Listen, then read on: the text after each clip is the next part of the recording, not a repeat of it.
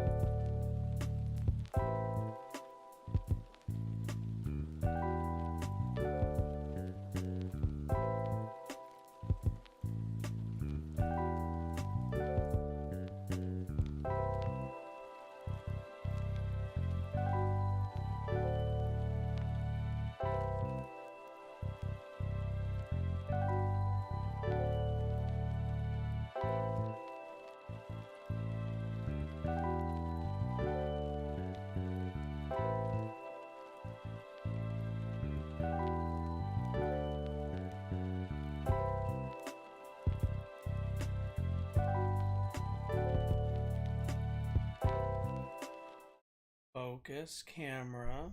Okay, that's it's working. Hello there. I'm back. I know. We had a whole bunch of days where I wasn't here. I feel like every time I take like any kind of, a stream or a couple streams off, like a whole bunch of stuff happens. Like what the heck? But what can I say? I'm back. Due to just kind of scheduling and other things, I've been gone for a little bit, but I have been lurking in the depths, in the caves of the internet, watching everything going on, and now back to do what I do, which is mostly react to stuff and talk politics. So let's do the intro really quickly. Good morning, good afternoon, and good evening whenever you might be watching this. My name is Josh, and welcome to my channel. On here, we talk news, politics, and current events.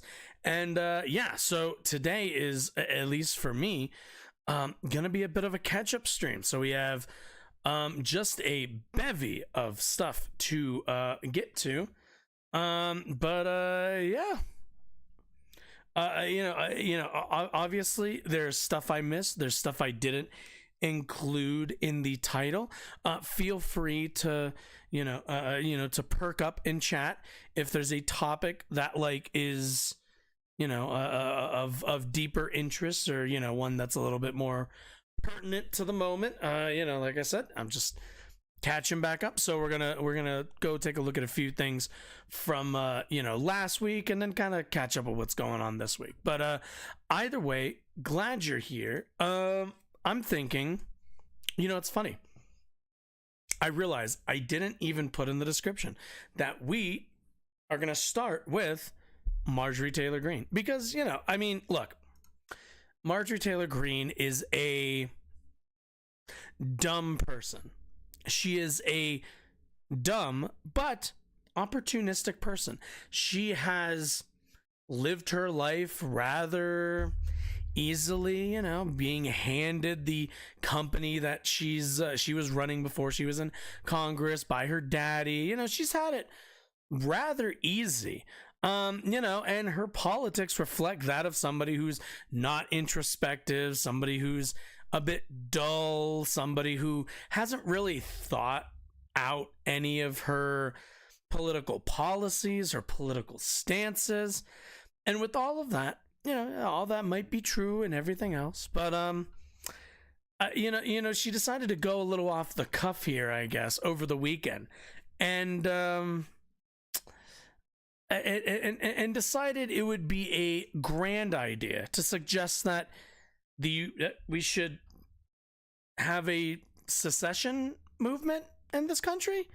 A little odd, to say the least, but let's start by let's be good faith here, and let's take her at her word, shall we? Let's go see what she had to say. So Marjorie Taylor Greene on Twitter went off with a tweet thread, which I guess, awaiting Elon to just make threads a feature that only people who pay $8 a month for a subscription can have access for. But until then, we have this version. So let's take a look.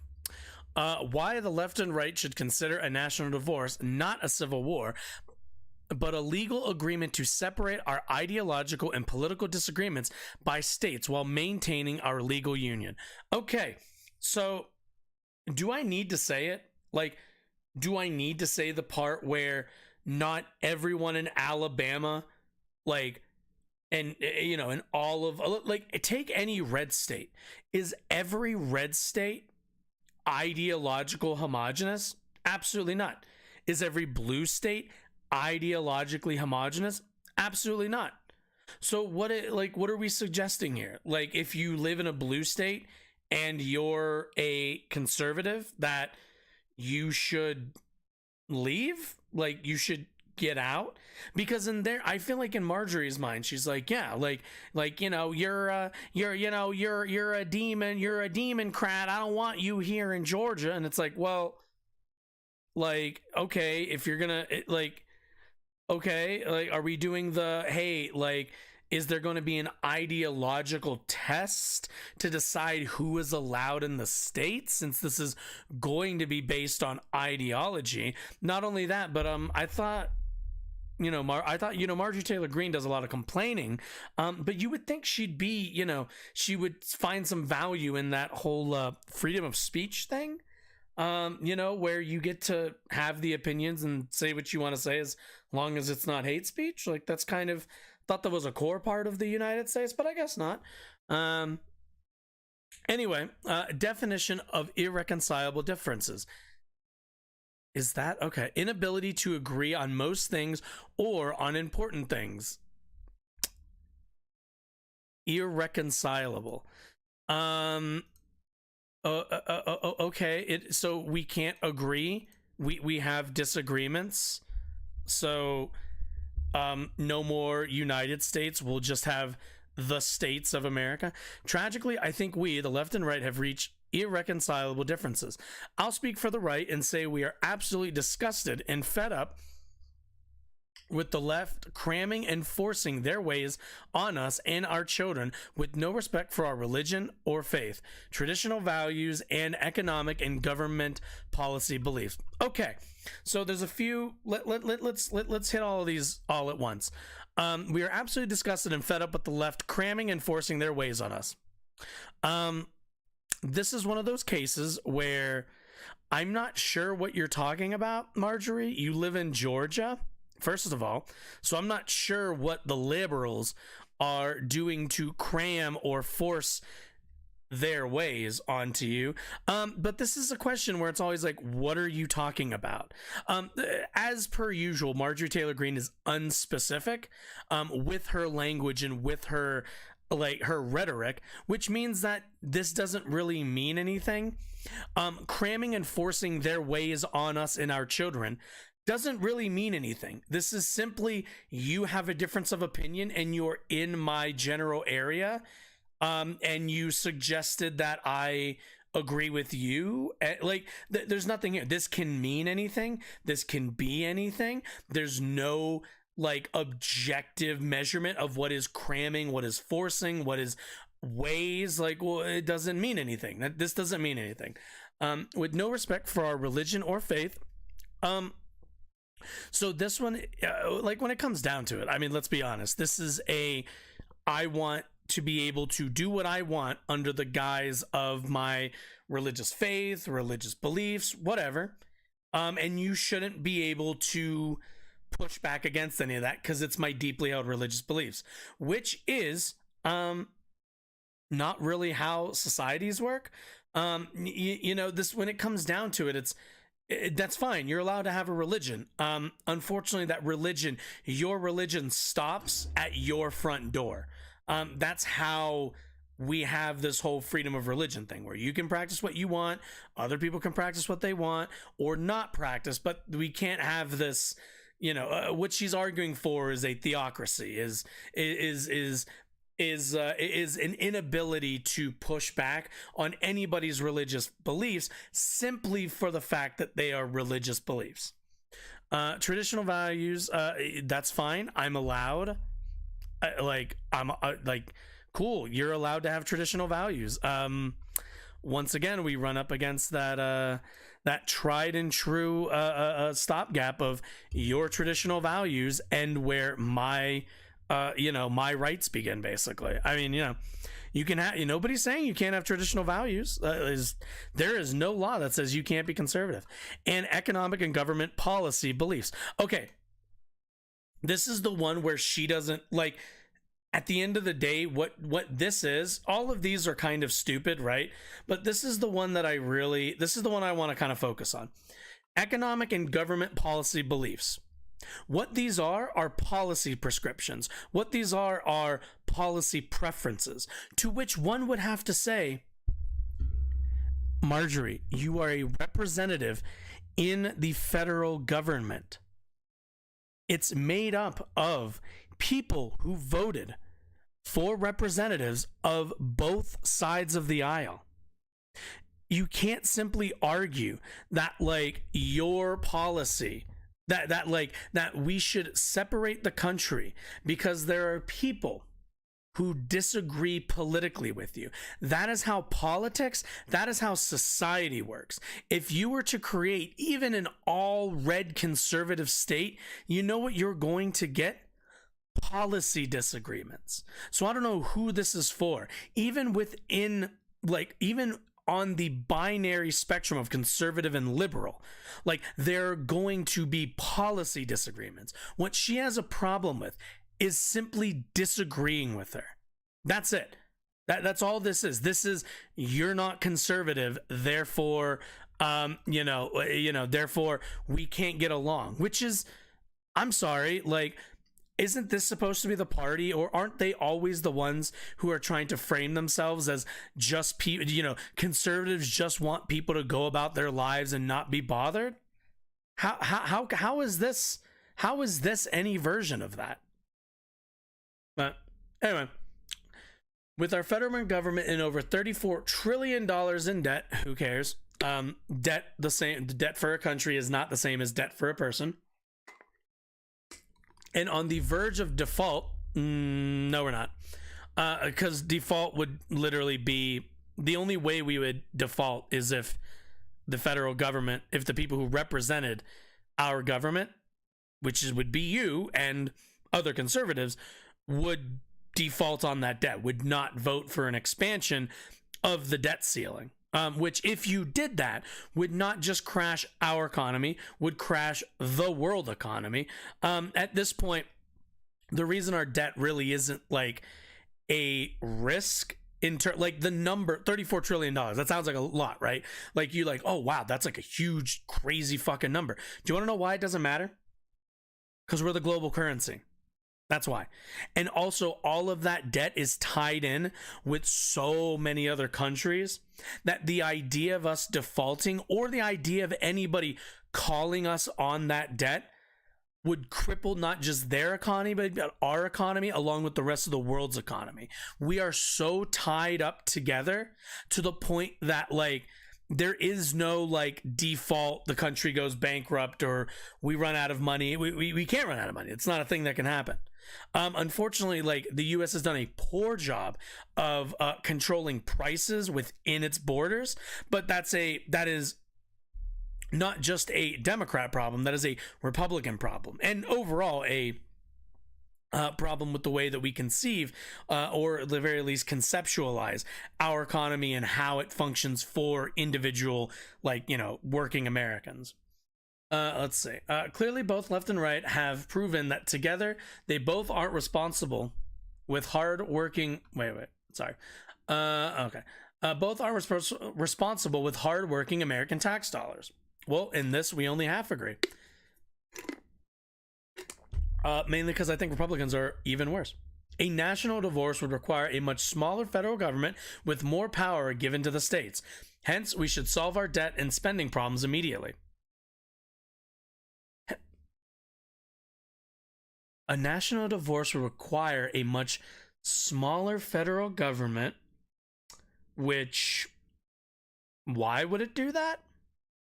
First of all, in the scenario where you have this split, there is no federal government that oversees both of these things. Like, I don't know if she's obviously too stupid to kind of understand that. But, like, in a world where we have a national divorce, what that would be called is secession.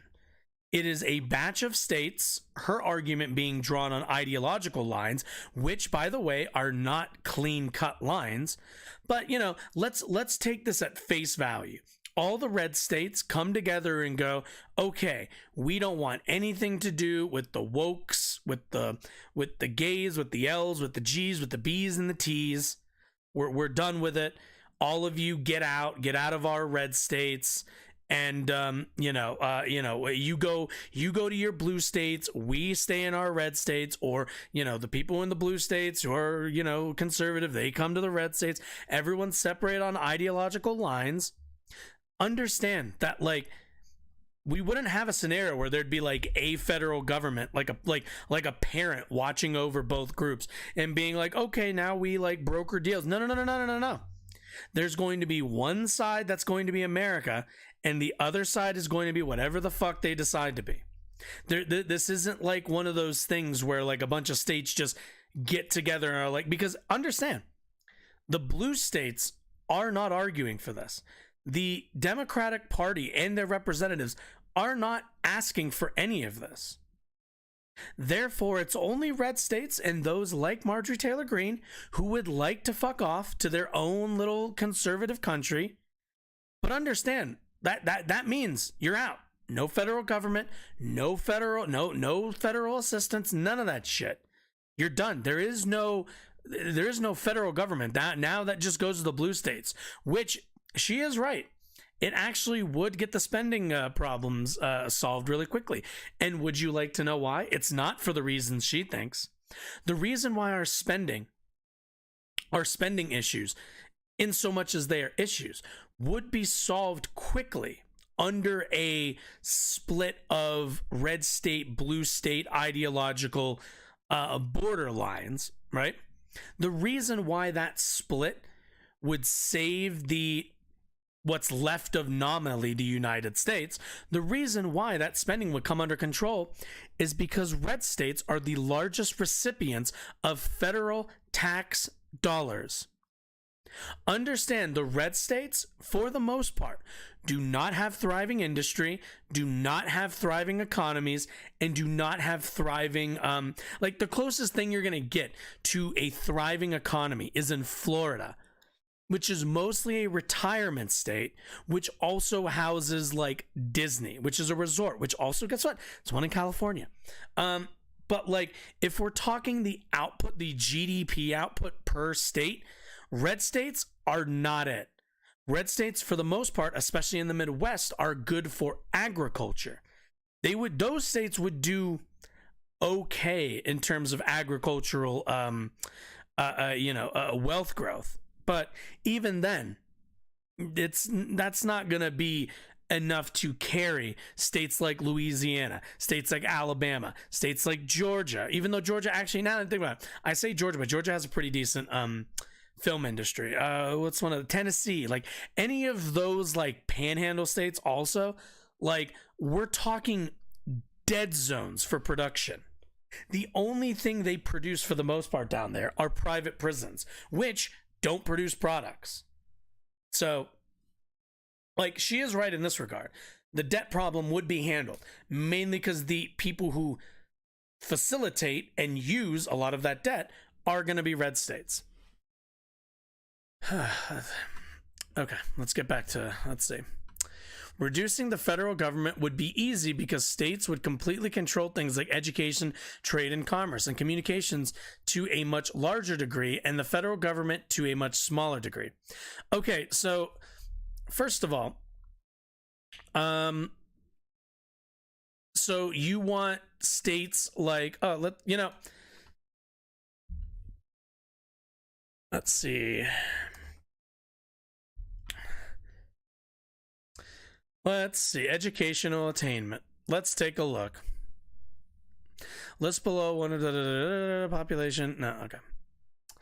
I want, where's the, what's it called? No, this is like, no, this is not the, where's the, here you go, ranked by education. This is what I want. All right, let's take a look. Why is this in not order? Thank you. Okay, let's take a look. Student success 44, 45. Okay. What? Can I put? Okay. Let's see. Ranking.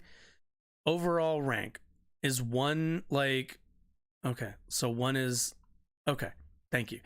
Let's see. We got Arizona, Nevada, and then what? Louisiana, Oklahoma, New Mexico, California, North Carolina, Alabama, South Carolina. Let's take, what is this? Let's take bottom 10 here. We got red state, red state, red state, red state, red state, blue state. I'm pretty sure New Mexico's blue. What's the... Oh, yeah, I'm pretty sure New Mexico's blue. Red state, red state. Nevada? Blue? Blue? Yeah, blue. Blue? Is Nevada blue? I think Nevada's blue. Yeah, like, school quality. Yeah, like, friend, I don't think you want the what's it called? The education to be determined by each state, mainly because you're going to get wildly different outcomes. Like, we see this a lot with like state budgets in terms of, like, you know, it's very obvious, you can tell which states do better in terms of education based on like how much money they're putting into that. And a lot of the southern states just don't put as much money into their education departments, which leaves them at the very least a bit behind some of the more well-funded education programs in other states. Overall across the United States, obviously, like, U.S. education is certainly not the gold standard. But if we're talking about like red states versus blue states, especially if we're talking some of the bigger blue states versus some of the like reddest of red states, like, yeah, like, come on, like, the education, you are not going to get a consistent education across this country with this system. Jade Volley. Hi, I want to offer promotion to your channel. Oh, hey. Why, hello, person. Ooh, we have an ad. Let's see. Wait, what are they on? They are on Twitch. There, that.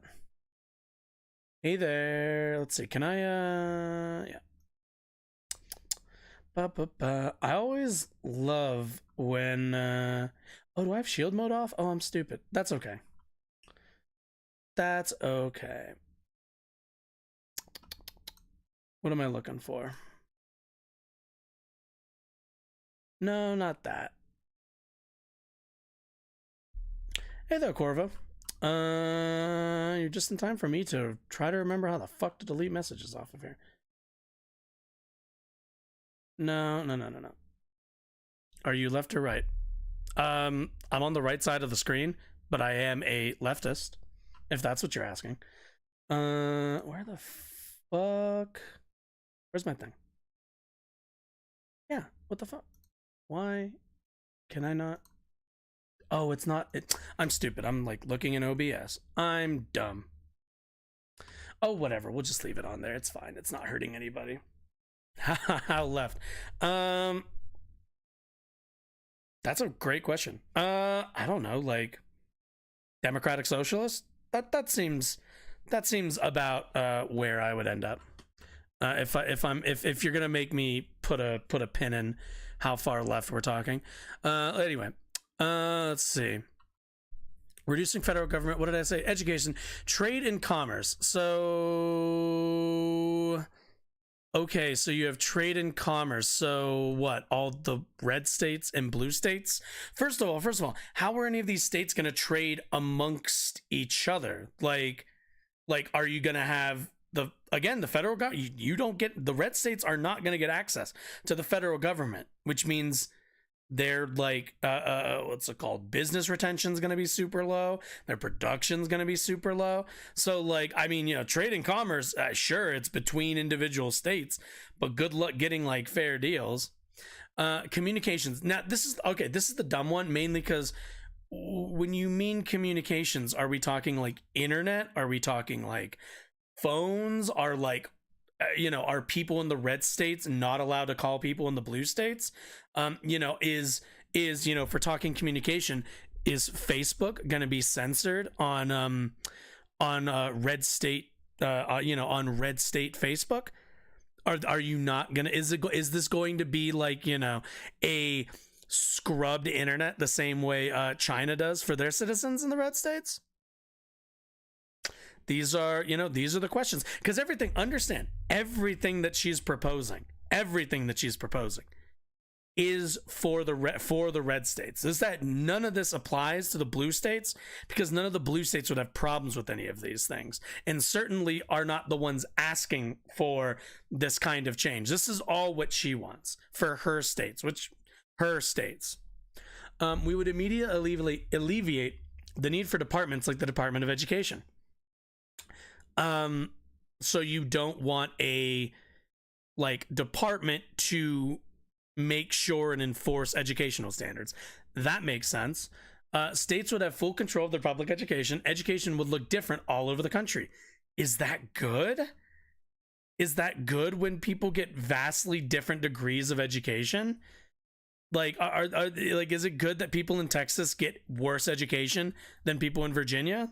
In red states, there would be varying degrees of more traditional public education, charter schools, homeschooling, technical training, and college and universities. So literally the way it is now, you can already go to traditional public schools, charter schools, homeschool, technical training, and college, and go to university, all in the states now. Red states would likely ban all gender lies and confusing theories. Cool. So educational censorship, got it. Drag queen story times, anti-freedom of speech, got it. And LGBTQ indoctrinating teachers, gotcha. Thought police, that sounds like freedom. And China's money and influence in our education, while blue states could have government-controlled gender transition schools. I love how Marjorie Taylor Greene always wants to be taken seriously, and then comes to every conversation with bad faith. First of all, I don't even know what China's money and influence in our education is. I literally don't know what the fuck she's talking about. And also, I'm not sure what gender transition schools are, unless that's schools in which people who transition are welcome. Yeah, they're Americans. They deserve an education even if they've transitioned. Red state schools would bring back prayer in school. Okay, an establishment of religion. That sounds nice. And require every student to stand for the national anthem. Ah, yes. Good old-fashioned nationalism. Pledge of Allegiance, while blue states would likely eliminate the anthem and pledge altogether. Sure, they don't really do anything for our society. And replace them with anthems and pledges to identity ideologies like the trans flag and BLM. Nope. Most likely we just would start the day and start teaching people. Perhaps some blue states would even likely have government-funded Antifa communist training schools. I mean, elected Democrats already support Antifa, so why not? Oh, that's always fun. So she does realize that not all Antifa members are communists, let alone all Antifa. All Antifa is literally anti-fascist. I am anti-fascist. That is it. There are other things, people are other things on top of that, but it's the thing that they're against. Man. Elected Democrats, fuck yeah, go Joe Biden's Antifa. Amazing.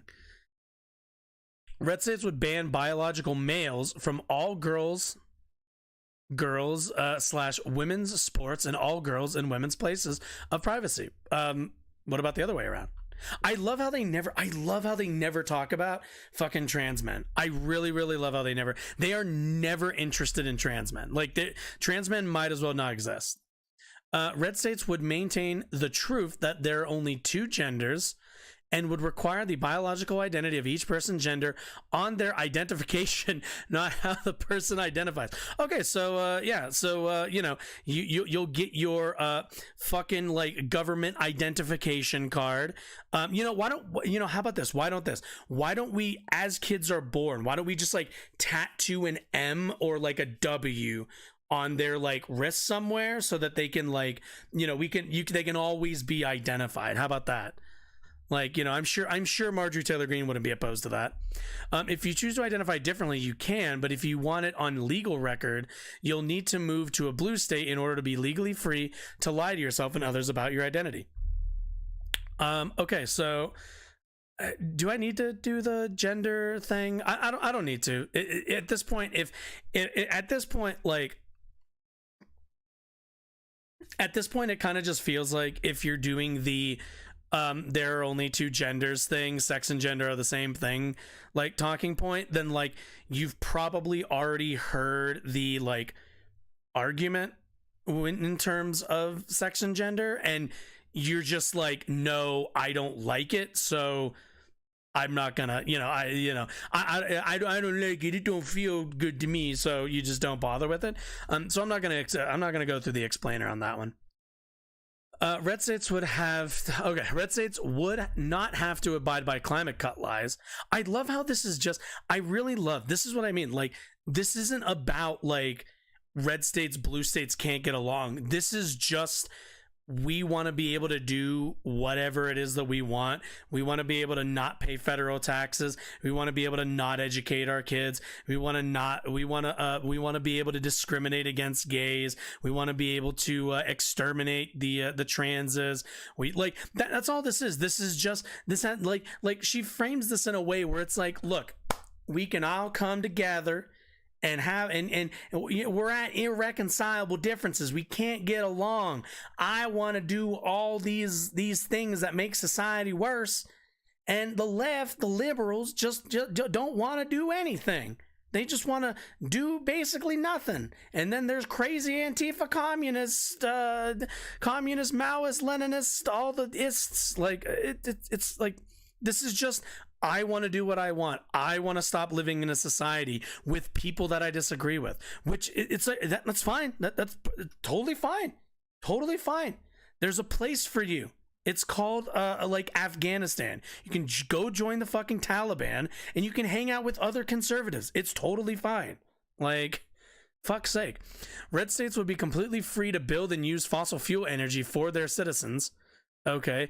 Oil, natural gas, clean coal. Okay. And nuclear power would very likely be growing strong energy sources for red states. The only actually one of these that's like not like an active joke is nuclear. Nuclear is actually one of those things where the science is pretty much behind that nuclear is one of the cleaner energies, since we're not quite there yet in terms of like solar and like wind. Like a combination of probably nuclear, solar, and wind would probably get you there with like a minimizing of like coal and oil, which it's not like those things don't have a place in our energy infrastructure, but we can't simply keep relying on them. They're just they're burning the planet dry, or I should say they're squeezing the planet dry. Let's see. States with let's see. Red states would be free from complying to Green New Deal regulations that aren't in effect, but obviously all states would still have to comply with certain environmental protection. Wait, no, whoa. You don't get the EPA, Marjorie. That's not how this works. You want to leave, go form your own little red state alliance. There is no version of this where you get the EPA. You figure out your own EPA. Your people, if you all want to drink from dirty ass water, I'm sorry, I feel bad for you, but like, this is the path you chose. We love freedom to consume the energy we choose, but not pollution. And just to be clear, clean carbon is not pollution. There is no, okay. Also, I love the like, oh, but not pollute. Okay, so you want to be able to, like, this is the hubris of like, man, I swear to God, it's like, I like using this thing that does have like a drawback to it. I just want to disregard the drawback. Like, it's like, I don't like pollution, but I like using this or that element for like energy production. It's like, well, you kind of have to deal with that. You can't have one without the other. That's not how this works. If you understand that pollution is a problem, then you would understand that like pollution on at a macro scale is going to create a larger problem. New science tells us that any gender can choose a different gender or both. Republicans need to get over it. Seriously though, it's so fake when people complain about their daughter seeing guys thing in a woman's locker room. Get over it. Also, like, I'm sorry, but like, For I haven't been in a lot of women's rooms, but aren't they all like blocked off? Like, there's not urinals in there. Being a man, all I know about women's restrooms is that there's usually candles, nice couches, and then a bunch of stalls. That's what I've been told. That's what I was led to believe my whole life. But like, even then, it's like, yeah, you're gonna see, you might like you go into a public restroom, you might catch a glance of someone's ding dong or hoo ha. Like, yeah, that would happen no matter what. Like, who cares? Like, it's not like it's not that, like, it's not like young daughters go into the bathroom, see, like, maybe they see like a flash of like some other woman besides their mom's hoo-ha and are like just fucking stunned. They're like, oh my god, I can't handle it. It's like, it's fine, it's fine, we're all humans, we all have basically the same two one of the same two like reproductive organs. It's fine, it's not a fucking big deal. Like, Jesus. Red states would throw out all environmental social governance regulations and require on corporations and requirements. Marjorie. Okay, so this is the actual thing she wants at the end of the day. Well, actually, no. I say that, but I actually don't think Marjorie Taylor Greene is a bot politician.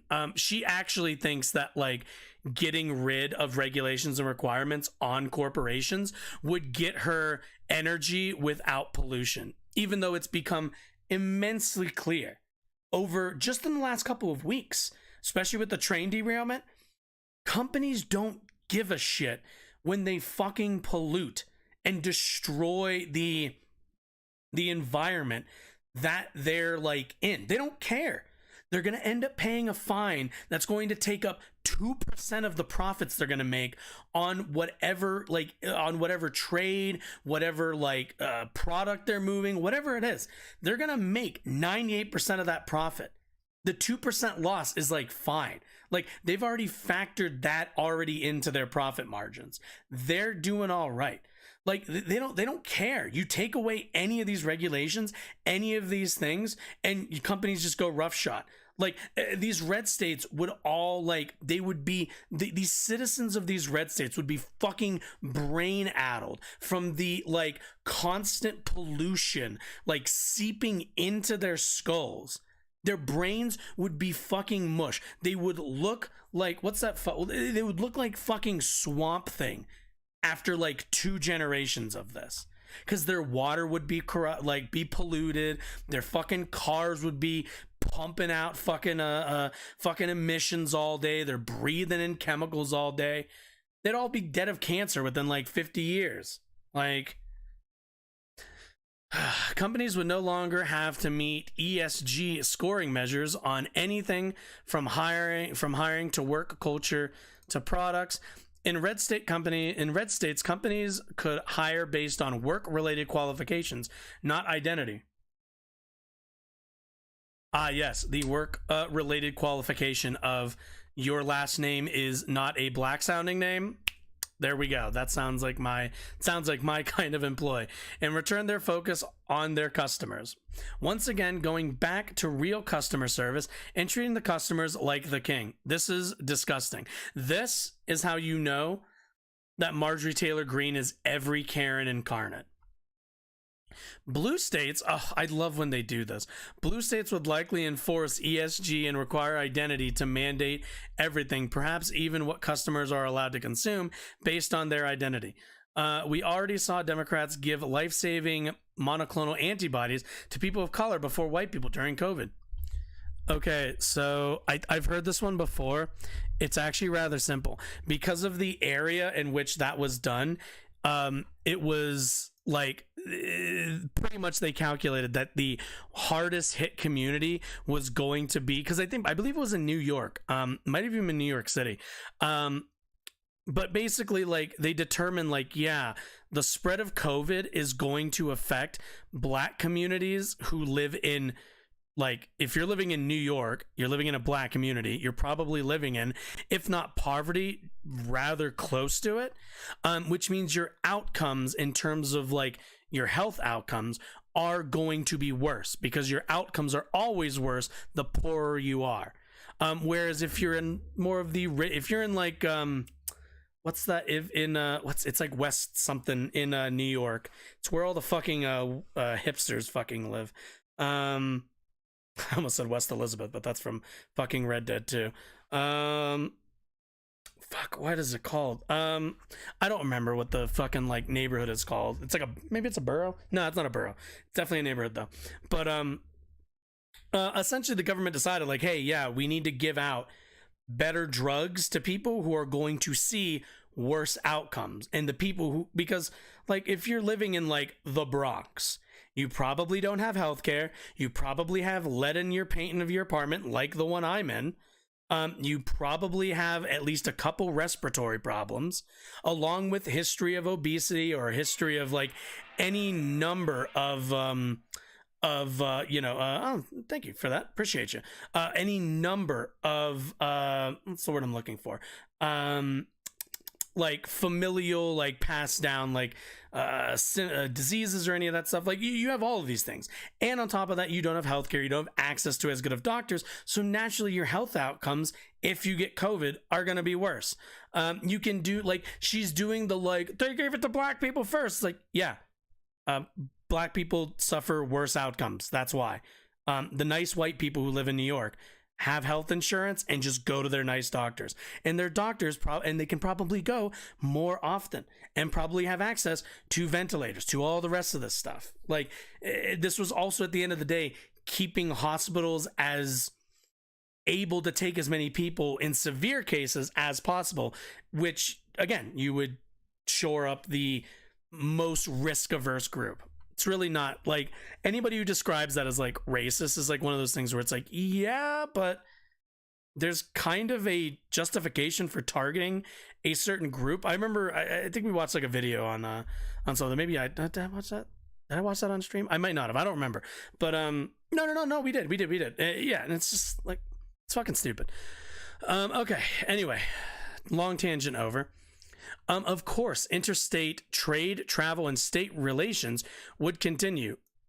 Why? Like, why would they? Why? What? Go ahead. Like, besides agriculture and like, why? Honestly, what's the what? Like, okay. However, in red states, they could have different rules about store product placement on national stores' shelves. In red states, I highly doubt Walmart could place sex toys next to sex toys next to children's toothbrushes. Is that where they're kept? I've gone past the toothbrush aisle before in my local Walmart, and I am in Colorado, a blue state, if there ever was one. And last time I checked, they didn't sell sex toys. You have to go to like a store for that sort of thing. But okay. Federal government would have to maintain. Oh, okay. The federal government would have to maintain the Department of Defense, but it would need to return to its original purpose. The United States border and our national security would be the border the DOD would defend. Why? You have your own red states. You deal with your own fucking borders. Like, no, seriously, like that's like I don't know what the fuck. Like this is again where her stupidity runs up against reality, because she's thinking to herself, oh yeah, like, you know, we'll have like, you know, this whole thing where like the federal government still does all the things that the federal government does, but it's also gonna they will get to do whatever we want, probably not pay federal taxes, and they're still going to defend our border. No, sweetheart, that's not how that's going to work. I'm sorry. If you're in a red state, you're on a border, especially if you're in the South and your border is Mexico or the Gulf. Good fucking luck. You all want border security? Totally fine. You deal with it your fucking self. Because again, we're not talking about blue states and red states going their separate ways. Blue states and most Democrats are not interested in this. This is only coming from the right, which means they're leaving. We're not, this isn't mutual. They're just leaving. The federal government would have to defend, the federal government would have to defend the states from invasion, not enable daily invasions. Nope, that's on you. Good fucking luck. Good luck holding that border in Texas. Good luck holding that border in Louisiana, Alabama, all the rest of those states. Good fucking luck. Dangerous international criminal organizations like Mexican cartels that are responsible for murdering Americans. Do they? I'm not a big, I don't read a lot of cartel news here, but like, from what I understand, most cartels operate outside of the United States, and the people who are most affected by that would be those in Central and like South America. No, like cartels know not to come into the United States in any like real heavy presence because we're the US. Our military is larger than cartels, and we have access to, like, this is like modern warfare to fucking brain right here. That's what this is. Marjorie's been playing a little bit too much COD. Let's see. Trafficking humans and drugs and operating deadly gangs inside our country would be dealt with by the United States military. Nope. Only those in blue states. Again, if you're in a red state, good luck. How long do you think Texas lasts? Like, in a world where Texas is on its own, how long do you think they last against the cartels? I genuinely mean it. Not they're a big state. They got military bases, but understand, if any of those military bases are federal arms, our federal armed, Army Reserve or any of those guys, they're out. They're part of the federal government.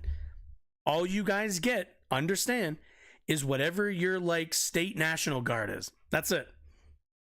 Are they going to be, it's pretty obvious. Like, Texas would just end up being a fucking narco state. Like, the large grants, let's see. No, not going to happen. The large grants and public funding at NGOs that fuel the worldwide migration to America would have to end immediately. Sorry, not sorry, George Soros. Funny, putting a Jewish person in there. Nice meme. Let's see. Also, what laws being broken? You're allowed to immigrate to the United States. That's like it's a whole thing. You're like allowed to do that. So don't know about that. Let's see. What is this? The Department of Defense is America's largest government agency, with our military tracing its roots back to pre-revolutionary times. Stop it. The department has grown and evolved with our nation. Our mission is to provide the military forces needed to deter war and ensure our nation's security. Oh, he's not wrong. That's not wrong at all. That is what their job would be. Unfortunately, red states would not be a part of the United States anymore. They would be they'd come up with their own DOD. Law enforcement would likely look different in red and blue states. Yes, it would. Red states, it will basically be the KKK, since we already know that the police forces across the country have already been infiltrated by white supremacist groups. Law enforcement would likely look different in red and blue states. Red states would likely have highly supported law enforcement, which is to say probably cops everywhere, specifically only in black neighborhoods, and well-funded agencies. Police officers would be well-trained, paid, equipped, and seen as heroes, once again, not portrayed as racist thugs. What is well-trained? So, okay, cops in 2023 in regular America are paid. They are equipped. Seen as heroes? I mean, Paw Patrol exists. It comes down to it that, like, the police have done, as an institution, a poor job in advocating for their own existence.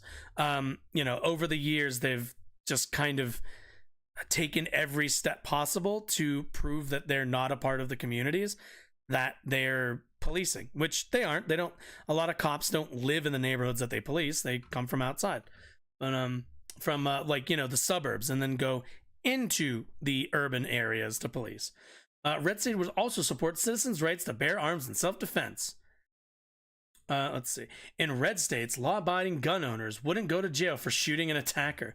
Their rights to self-defense and defense of... Wait, as opposed to now, where somebody like Kyle Rittenhouse was found not guilty? It's not really different from how it has always been. Crime rates would be very low. I bet they would, probably because most likely wouldn't report any of it. Crime rates, actual crime is one thing, but like actually being able to track that, sometimes the red states are not going to be very interested in reporting their actual crime statistics. Red state citizens would be safe. Criminals would be locked away swiftly. When they broke the law, justice would be served. Okay, which is to say, again, as opposed to now, people don't get locked up now. Okay. In blue states, who knows? Police could be anything from unarmed social workers to doing what Democrat lawmakers have been calling for all along: abolishing the police.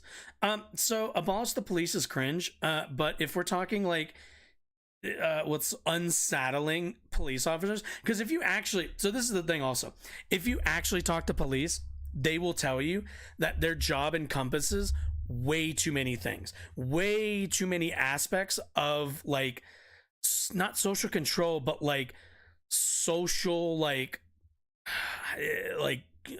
guards keeping, I guess. I don't know what the term would be, but like they do a lot of jobs that they are just not equipped for. Like they're not equipped to deal with people with mental health issues. They're not equipped for dealing with people with like serious drug issues. Like they're just not equipped for this. They're not given psychological training. They're not given like the kind of training that you would want and or need to address a lot of these less like black and white societal, like this guy tried to kill this person sort of scenario.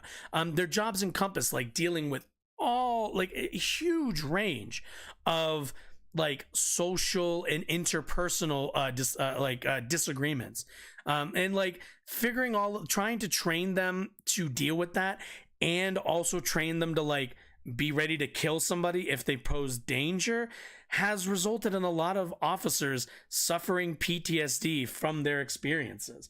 Like cops want more social workers. Cops want more like specialists, more people that deal with these very specific things. Instead, if you're an officer, you only have 3 real tools to handle every possible situation when dealing with a citizen, which is a baton to whoop their ass, a taser to electrify their ass, or a gun to fucking kill them.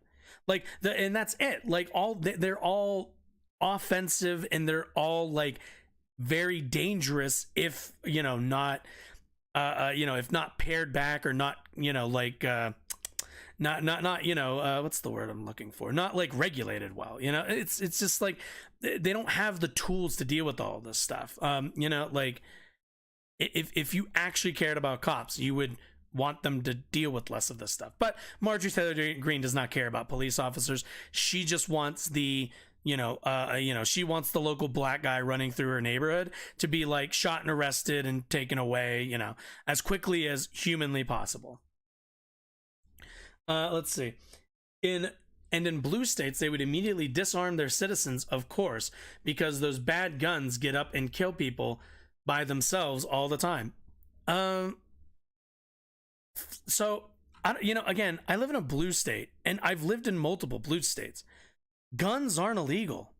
It's just there's restrictions. There are things that like those communities have decided, hey, like it's probably be better if like, this or that guardrail is put on the ability to use, operate, or own a firearm. They're dangerous. We have to do a lot to drive cars.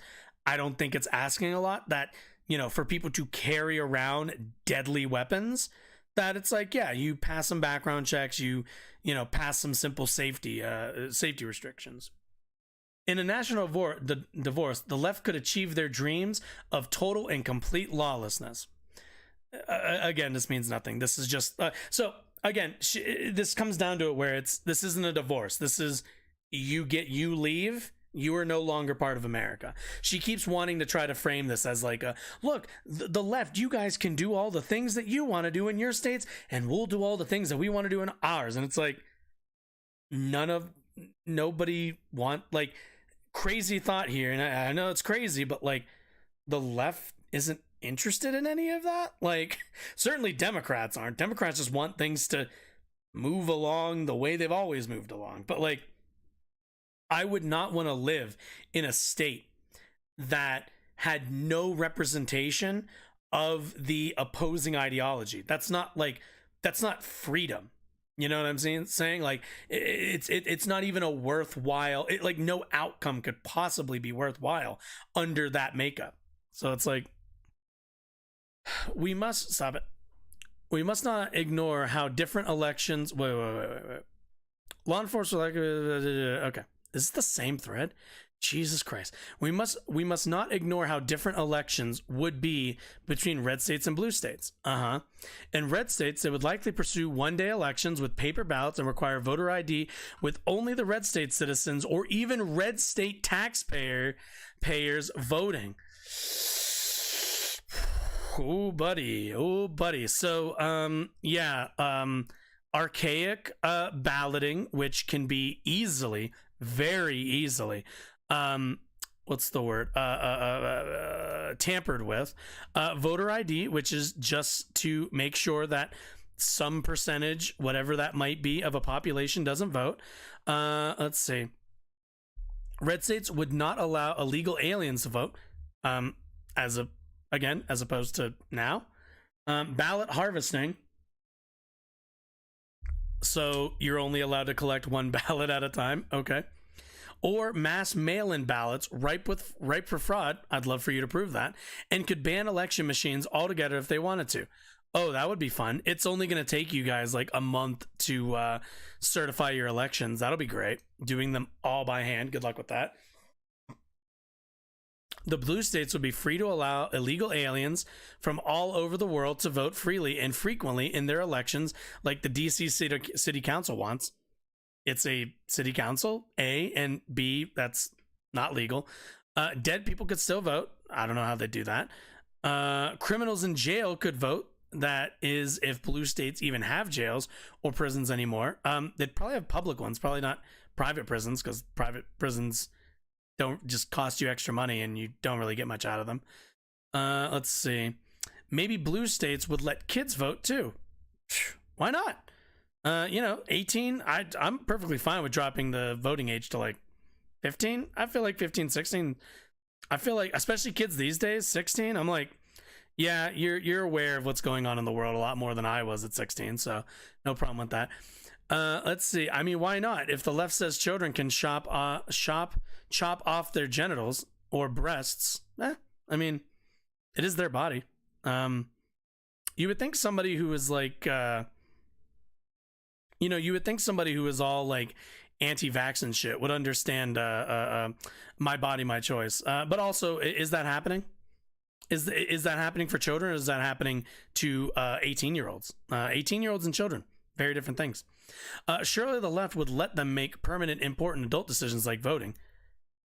Is voting a permanent decision? It's voting. I mean, okay. Things like this sheriff is talking about could be legal. Like apparently it must be in California.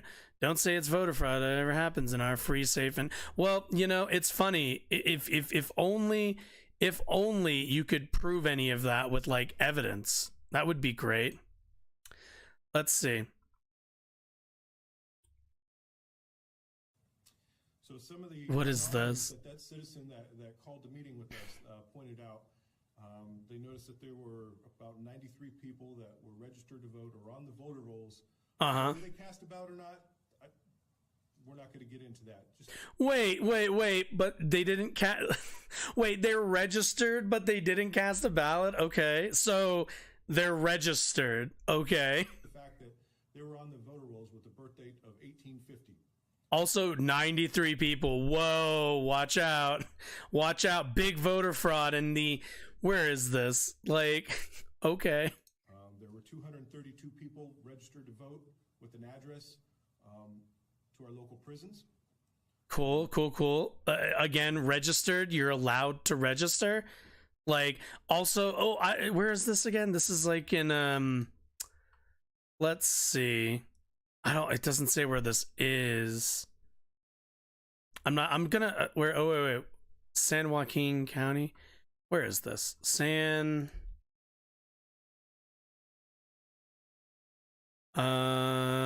Fuck, I never know how to spell Joaquin. Joa. God, that's such a weird spelling. Joaq. There we go. Okay, where is this? California. Okay, cool. Oh, that's why she had the California dig. Okay, cool. About 93 people that were registered to vote or on the voter rolls, whether they cast a ballot or not. Crazy. 93 people registered, but they didn't vote. They were on the voter rolls with a birth date of 1850. Whoa, crazy. 2 people registered to vote with an address to our local prisons. Are they allowed to vote? Because if they're allowed to vote, then that would be legal. I don't know what California's laws are, but 4,140 people that were 90 years old and older. Okay. There were 125 people registered. Wait. 4,000 voters registered over the age of 90. Okay. So what? You're not allowed. We're not allowed to have more than 4,000 people who are over 90. There's only 10,004 residents over 80. Residents over 80. What the fuck does that mean? There's only 10.3k residents over 80. Okay, in the county. This number would drop off significantly at 90. Okay. 125. Okay. Registered to vote or on the voter rolls that were registered to, or their address comes back to nonprofit NGOs and different businesses. Cool. 300 people, approximately 300 people with no first name. Whoa. Wild. Did those votes get counted? No, because you need to have your first and last name. So, doesn't matter? There were about 110 people that were possible double voters, basically the same name, date of birth, address, but 2 different voter ID numbers. Whoa, crazy. You know, they just get those fixed and then count their votes, right? People were registered to vote at various shelters and all that. And if they're citizens, whether they're homeless or not, they have a right to vote? We even found one person on the voter rolls by the name of Jesus Christ, which we found kind of interesting. Yeah, people are allowed to be named Jesus Christ. Like this is like at the end of the day, like this is like the conspiracy, right? It's like, all right, 93 people, cool. You know, let's do the math.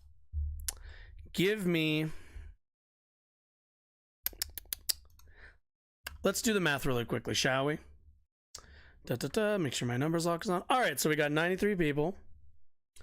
We got another 232. We got another 4,144. We got another 125. Crazy. Let's just go at 300. Another 110. Actually, no, we need to minus that because that's allowed to happen. And let's see. People voting at rare. Okay, so there's 4,894 instances of like voter roll stuff, right? So let's break this number down. 4,144 voters registered over the age of 90. Well, here's the critical flaw in this. It's called you're allowed to be over 90. So if we take that out, let's keep in mind, we're at, what are we at? We're at 400. We're at 4,809 in 94. So 4,000, what's that number? 4,144. Cool. We're at 750. 300 with no first name. Cool. Those just get thrown out until they're corrected. We already took out the 110 potential double voters by accident. Let's see. We'll keep the 125 for nonprofits. Registered in prisons. I don't know if you're allowed to vote if you're in prison, if you've done whatever, if there's some law, but it might be legal. It might not, but let's be fair. Let's be really generous to her point and not count that. So we can keep that in there. And 93 people registered with a birth date of 1850, to which it did not say that they actually voted. So we're going to take those out. So we're looking at a grand total of maybe 357 people that maybe had some discrepancies on their voting, on the voting rolls out of a, like, what, how many, what is the King County, what am I looking for? Population? there are 779,233 people in this county alone, and you're complaining about maybe 375 people, maybe 375 people if I'm being really generous. Let's chill the fuck out. Let's calm the fuck down. Jesus Christ. Fucking jokers, I swear. Okay, anyway. Last one, finally. Imagine if America decided to just go ahead and have a national divorce. Hollywood elites and celebrities and all the brainwashed leftist women who watch the nasty women on The View. Man, these guys have she has such like a self-centered like worldview. Like everything is about the people she specifically doesn't like. It all just revolves around her. As a woman and Democrat voters who suffer from the lifelong debilitating disease Trump derangement syndrome, they caught from CNN wouldn't have to see much less tolerate. Wait, disease Trump derangement syndrome they caught from CNN wouldn't have to see much less tolerate deplorables anymore. They could live in their safe space. I really fucking love. Democrats do not want a national divorce. Marjorie Taylor Greene and Republicans like her want a national divorce. And it's Democrats who want safe spaces. The woman who put a thread together talking about how much better it would be if she was just only surrounded by conservatives. And she says the other side is filled with snowflake, snowflake, safe space liberals. No, Marjorie, you have been screaming from the rooftop this entire thread about how you want your own little safe space. Let's be clear. Nobody else is saying this. You want the safe space. Nobody else does. They could live in their safe space, blue states, own nothing. Yes, because you don't own anything in blue states. Democrats are just like Soviet era communists. Right. Makes sense. Let their government decide and control everything. I mean, yeah, governments kind of decide and control everything regardless of whether you're in red states or blue states. And most importantly, protect their fragile minds from being shocked and insulted by those of us on the right who believe in life, liberty, and the pursuit of happiness. This is all like deep projection. Then Americans could choose which way, left or right, provides them with the best quality of life, and we don't have to argue with one another anymore. I am starting to feel like it's the right thing to do for everybody. Okay, cool. I'm glad. I'm glad I read through all of that. I've definitely lost a few brain cells. But. It's to be expected. You're reading anything from Marjorie Taylor Greene. It's kind of to be expected that you're going to lose some brain cells. But again, this is pure projection. This is I want my safe space when I don't want to be bothered by the liberals, but I'm going to constantly say that it's you guys. This is it's not me, it's you. That's all this is. That's all this was. It's not me, it's you. And it's like just go then. Marjorie, it's fine. Just fucking move out. It's fine. Leave America. Go start America 2 or something somewhere else. It's fine. We're not gonna miss you. We're fine. Like, we can all get along. I got no problem with conservatives living in my country. I got no problem with it. But Marjorie can't seem to handle it. Liberals exist, and she's just like, I can't handle this. But this side over here is the safe space group. But so after all of that, obviously, Marjorie Taylor Greene got dunked on. But what I'm interested in is, obviously everyone on CNN dunked on her. Everyone Fox News did maybe she has a point, or she's pointing out all of these, Fox News ran defense. All the other news, CNN, MSNBC, NBC, all the rest of them dunked on her. Basically, everybody's dunked on her on the left. Everyone's defended her on the right. I'm interested to see what the middle ground media take on this one is. To which we turn to breaking points. I'm kind of glad Emily Jasinski is here instead of Sagar. Even though I tend to, I think, agree more with Sagar. He usually has better takes, but I'm really interested in seeing kind of her and Crystal's take on this. Let's find out. I'm really curious to see what Crystal, because I'm wondering how much Crystal will validate any of this, if at all. I feel like she probably won't. She'll just make fun of it, but let's get into it. I'm kind of curious. From that side of the aisle. You want to set this one up, Emily? Yeah, absolutely. Well, Representative Marjorie Taylor Greene has called for a national divorce using that exact language. She was sort of mocked for this tweet yesterday. This is the quote: "We need a national divorce. We need to separate by red states and blue states and shrink the federal government." Everyone I talk to says this. From the second, it's like Trump. Right? I think this is like her main tweet, and then she went on a whole thread about it. But yeah, it's like, we need to separate, and then like she's like, everyone I talk to says this. To which it's like, do you think that might be like what's the word? Fuck, I'm trying to think of the term for it. Do you think that might be like selection bias? Like, everyone, all the conservatives, all the Republicans I talk to say the same thing I'm saying. Like, yeah, like, no shit. Many people are saying, from the sick and disgusting woke culture issue shoved down our throats to the Democrats' traitorous America Last policies. Yes, traitorous, says the person who wants to we are secede. Done. All right, so obviously somebody with now as much clout in the Republican Party as Marjorie Taylor Greene actually does have. This is true. She is in a position right now. I wouldn't have predicted this maybe a couple of years ago, but she is in a position right now You're where nuts. she does genuinely have that she has power. Republican Okay. Party.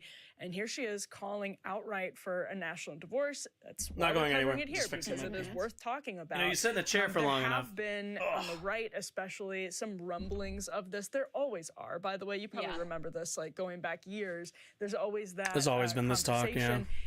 There's an interesting point to be made about the fact that we have sort of come apart, to borrow the language from the book Coming Apart, in socioeconomic ways, in that people who are at very different ends of the socioeconomic spectrum are basically living in different worlds within our own country at this point. Whoa. Okay. Let me go back really quickly to hear her socioeconomic part. Is that conversation?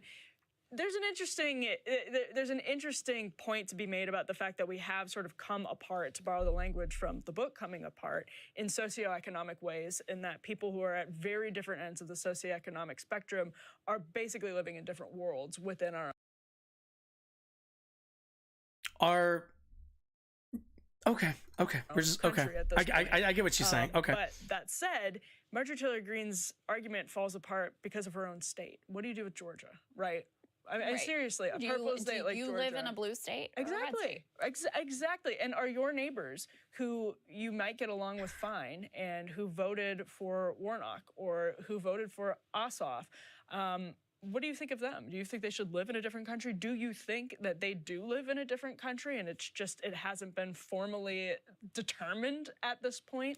And so I think it's an opportunity, I think, to really consider the impracticality, not just, I don't mean that like logistically, but just like actually philosophically, it makes no sense. It's an incoherent kind of idea. I mean, there's a few things to say about this. To me, it feels like a sort of... Damn, if you lost Emily on the plot on this one, then yeah, you're off the deep end.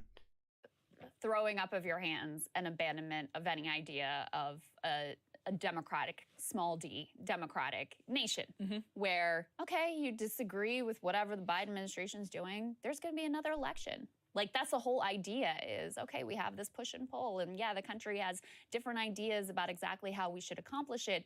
That's why we have a democracy, where you appoint representatives and where you elect representatives and where you run on a platform and you make your case for your ideas, and may the best ideas win. Also, yeah, this is like loser talk. This is like like Crystal makes the good point that it's just like, yeah, like if this is what you want, then you don't believe in democracy. You just want your ideology to just kind of be king for no reason. Like, You don't want debate, you don't want democracy, you don't believe in democracy. You're just like, no, I just want my thing. That's it. I don't want any of this voting. I don't want disagreement. You're just going to do what I say. That's the whole idea of what we're doing here. That's number one. Number two is, I mean, part of why I wanted to cover this, because we don't cover the utterances of Marjorie Taylor Greene all that often on this show, is because it's really the polar opposite I kind of wonder why. the view of the country that we believe in and are trying to promote with this show. I mean, you know, I'm sitting here with you. We have some different ideas about things. Sagar and I have some different ideas about things. And in no world am I like, this is irreconcilable. We must get a national divorce. And I think that the reason the show, I think, has been successful is because that is much more reflective of how people actually live in their normal lives than this like bizarrely fringe, ultra online take of Marjorie Taylor Greene. It is ultra online. It's only if you're like okay, she says like everybody I talk to says this. Are you only talking to the worst people on Twitter? Yeah. Because that's what the view of the world you would get is if you spend way too much time down a rabbit hole on like Twitter or Getter or True Social or whatever your social media of choice happens to be. But if you're actually like Isn't like Twitter now, in like... the world and living with your neighbors, many of whom may have different ideologies and vote for different politicians than you, like this is not the experience of the country that most people have on a day-to-day basis. I live in a county that is quite conservative and has been for a long time, voted for Donald Trump. I mean, this is where I was born and raised.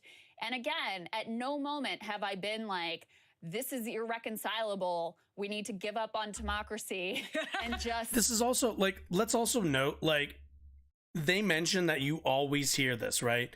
And, like, throughout my life, the Civil War talk from the right wing has always been present. That has always been there in their, like, in their politics. That's always been a thing that has been a possibility or been a, like, you know, something that they've always kind of talked about as a possibility, as a way to, you know, I don't know, like, I don't even want to say get along, because it's not like getting along. It's like a way to function as a country is to not be a country anymore.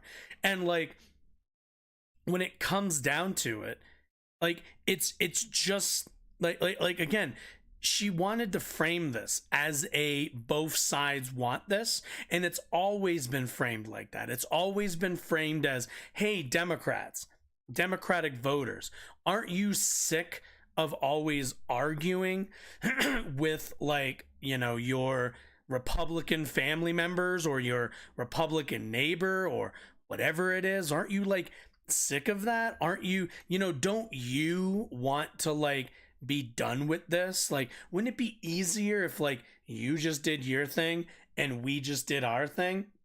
And it's never been like that. It's never been both ways. It's always been Republicans and conservatives wanting to forego democracy to be able to have their own little, you know, their own little ideological ethno-state. Like, that's all they want. They just want, and this is the easiest way that they see to gain power. They know they can't win elections, or they know that winning elections, especially winning elections nationally, is hard. It's not super easy. So what do? They devise a way to be like, hey, what if we, like, split? You guys take your, you know, you can have all your states, we'll have all our states, and we can be authoritarian theocrats, and you can be, you know, whatever it is you want to be, which would be democracies. And, like, you know, we both just go our separate ways. But, like, why would any of us take that? Like, what, now I can't go to Florida without going to a authoritarian theocracy? No, fuck that. Like blue state folks get nothing out of this because we believe in democracy. And red states, you know, politicians and red state business owners would love it because now all the regulations are going to be gone. Their, like, society is going to be centered around, like, you know, their industries.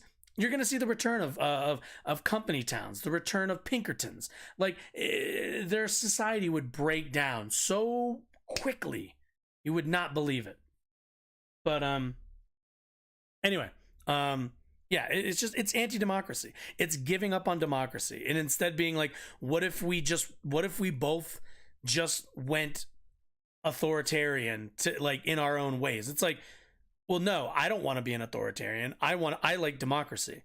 You're just appealing to, like, but then it'd be easier to get the stuff you want done. And it's an inability to understand that the people that you're opposed to have a very different worldview and way of going about politics. And this reveals a lot about Marjorie Taylor Greene specifically. Split at the seams. I think it's a very sad and very pessimistic view of the country ultimately. Yeah, and again, it is true that we are having a hard time agreeing on like very, very, very fundamental questions about, for instance, what is gender? What is truth? Well, I hate when they trot this out, because it's like, well, look, here's the thing. Here's the absolute utter, like, blowout of that question. Who cares? Honest to God. And I mean it. Who gives a fuck? You should not give a fuck, and you've never given a fuck about anybody's gender until 2021. You just haven't. You haven't thought about it. Didn't matter to you. You went about your life. If a trans woman walked by you, if they were like perfectly passing, you wouldn't know the difference. It doesn't matter. Even if you could know the difference, even if even if you were right, which they're not, about any of the differences between gender and sex and how many genders there are, any of that stuff, it wouldn't matter. Because at no point is this a basis for the second classing, for the stripping of rights for people. The thing we all have in common is we are people. Who gives a fucking shit? Honest to God, who gives a fuck? Like, what is disinformation? What is democracy? Like, we actually are. These having things a hard are time like coming to terms two of those is they're all provable. They're all provable. This is the thing. Republicans and conservatives all want to fight on lines of objective, provable reality, but they don't like it. So they just say, no, I don't like it. I don't accept it. It's woke. It's that. And that's it. And it's why their only solution is, fuck it. Let's just all go to our corners and go to our states and call it a fucking day. Like, these are things you can prove. What is a democracy? We have ways to measure functioning democracies. We have ways of understanding sex and gender. I don't remember what the third one was. What the fuck was the third one she said?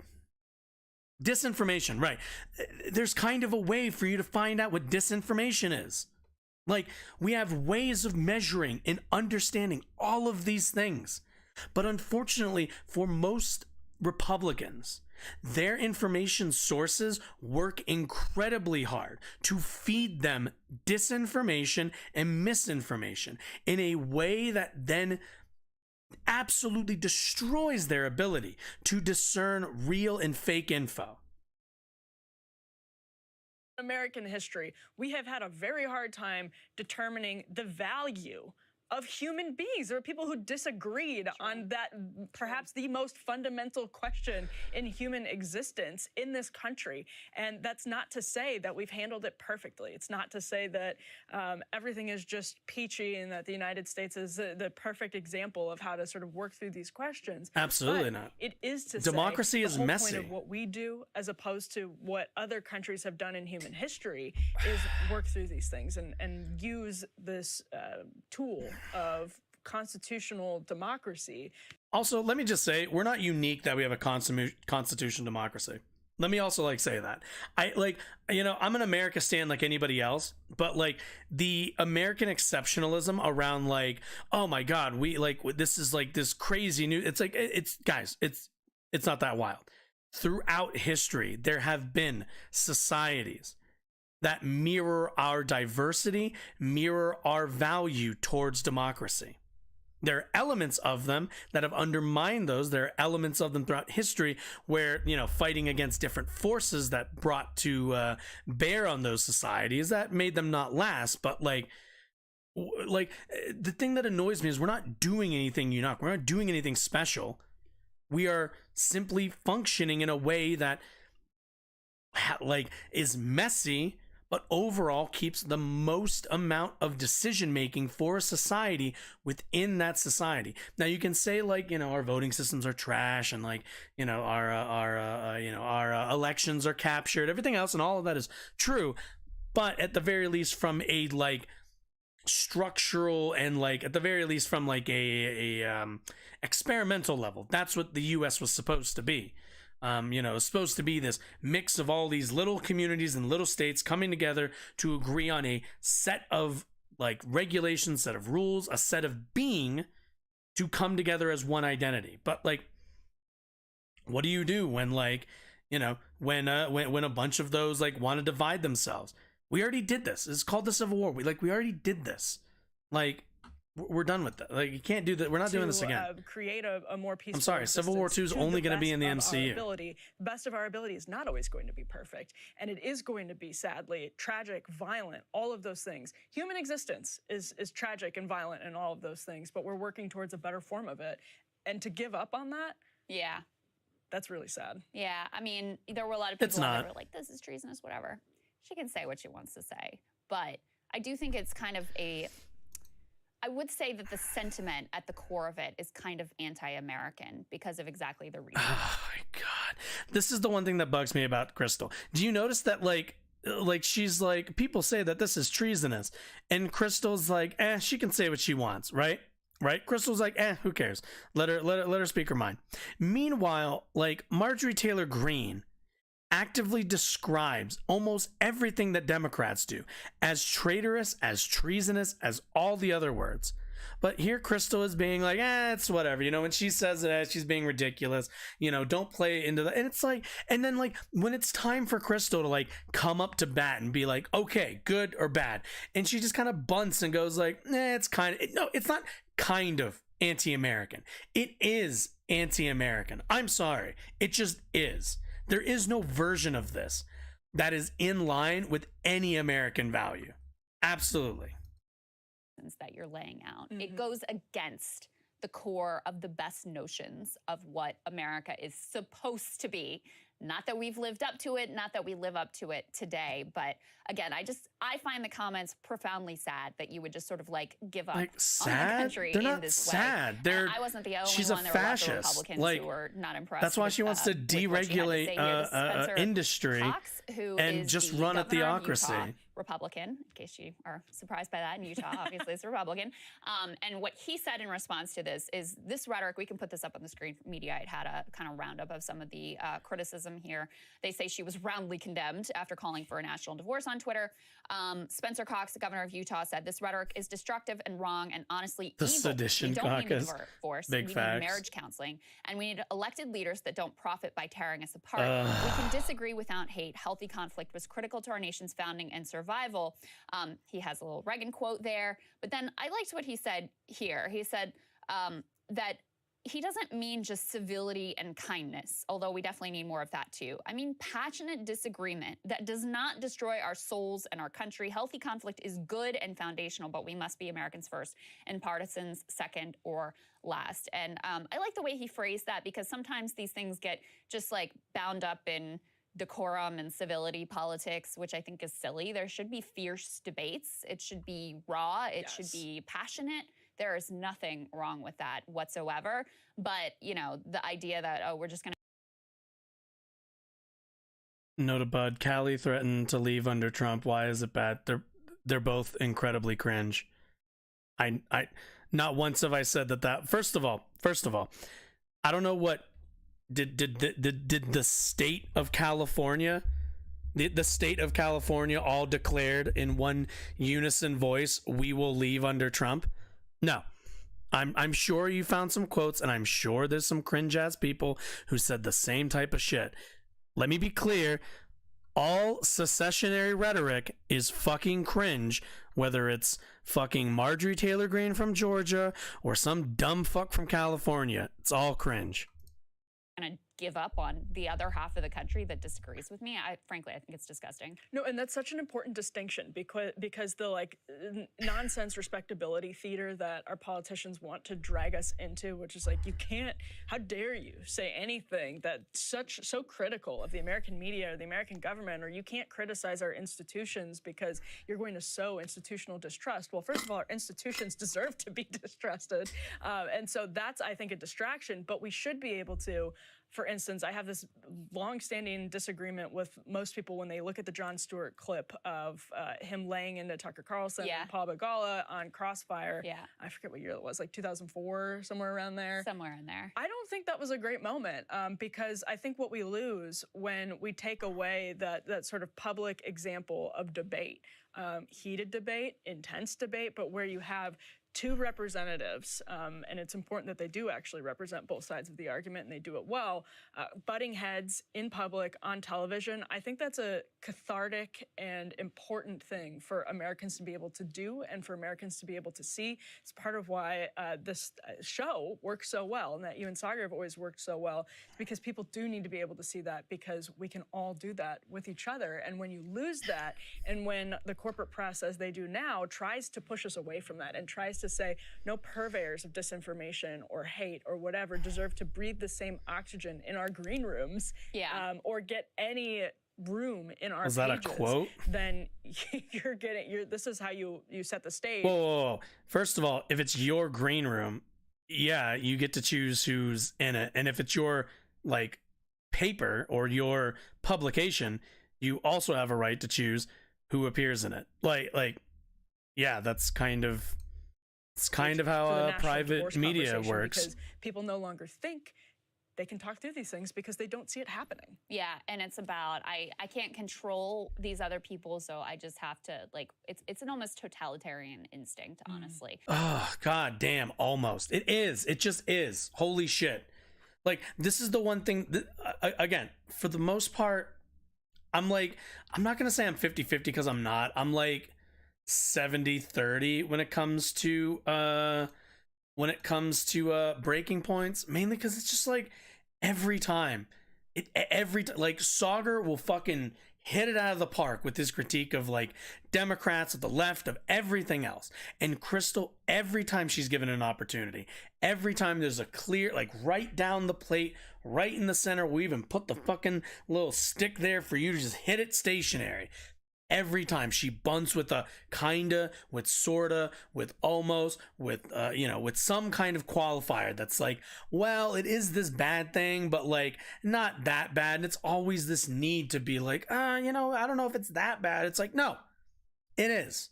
Like, she's calling for secession. It is. Just call it what it is. It's anti-American, it's authoritarian, it's fascist. That's all. That's it. We don't need to play the game of like, oh, like, do we need to be like really fair? Do we need to like, I don't know, like, maybe it is, maybe it is. Oh, well, is it even if it is it worse if I say it is, or if it's not? Like, just make your commentary and have some fucking balls. Say it with your fucking chest, for Christ's sakes. Anyway, okay. Let's see. What do we got next? Oh, right. CNN or the Fox News. Okay. We're gonna I want to take a look at the Fox News. I want to take a look at the Fox News leaks really quickly. Then we're gonna go on a quick break, and then we're pretty much just gonna go into as I'm looking at the list right now, we're gonna kind of just jump into the right's continued campaign against trans people. So let's get into the Fox News talk, shall we?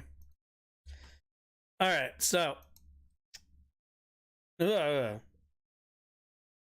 I hate CNN fucking news readers. Oh, you can't hear, so you can't hear his obnoxious voice. I hate them so much. They always sound like shit. I'm pretty sure the founding fathers would call for succession with the U.S. in its current state. Yeah, I'd say you're wrong with that. This sounds like a feels over reels. Like, you can say that, but like, so.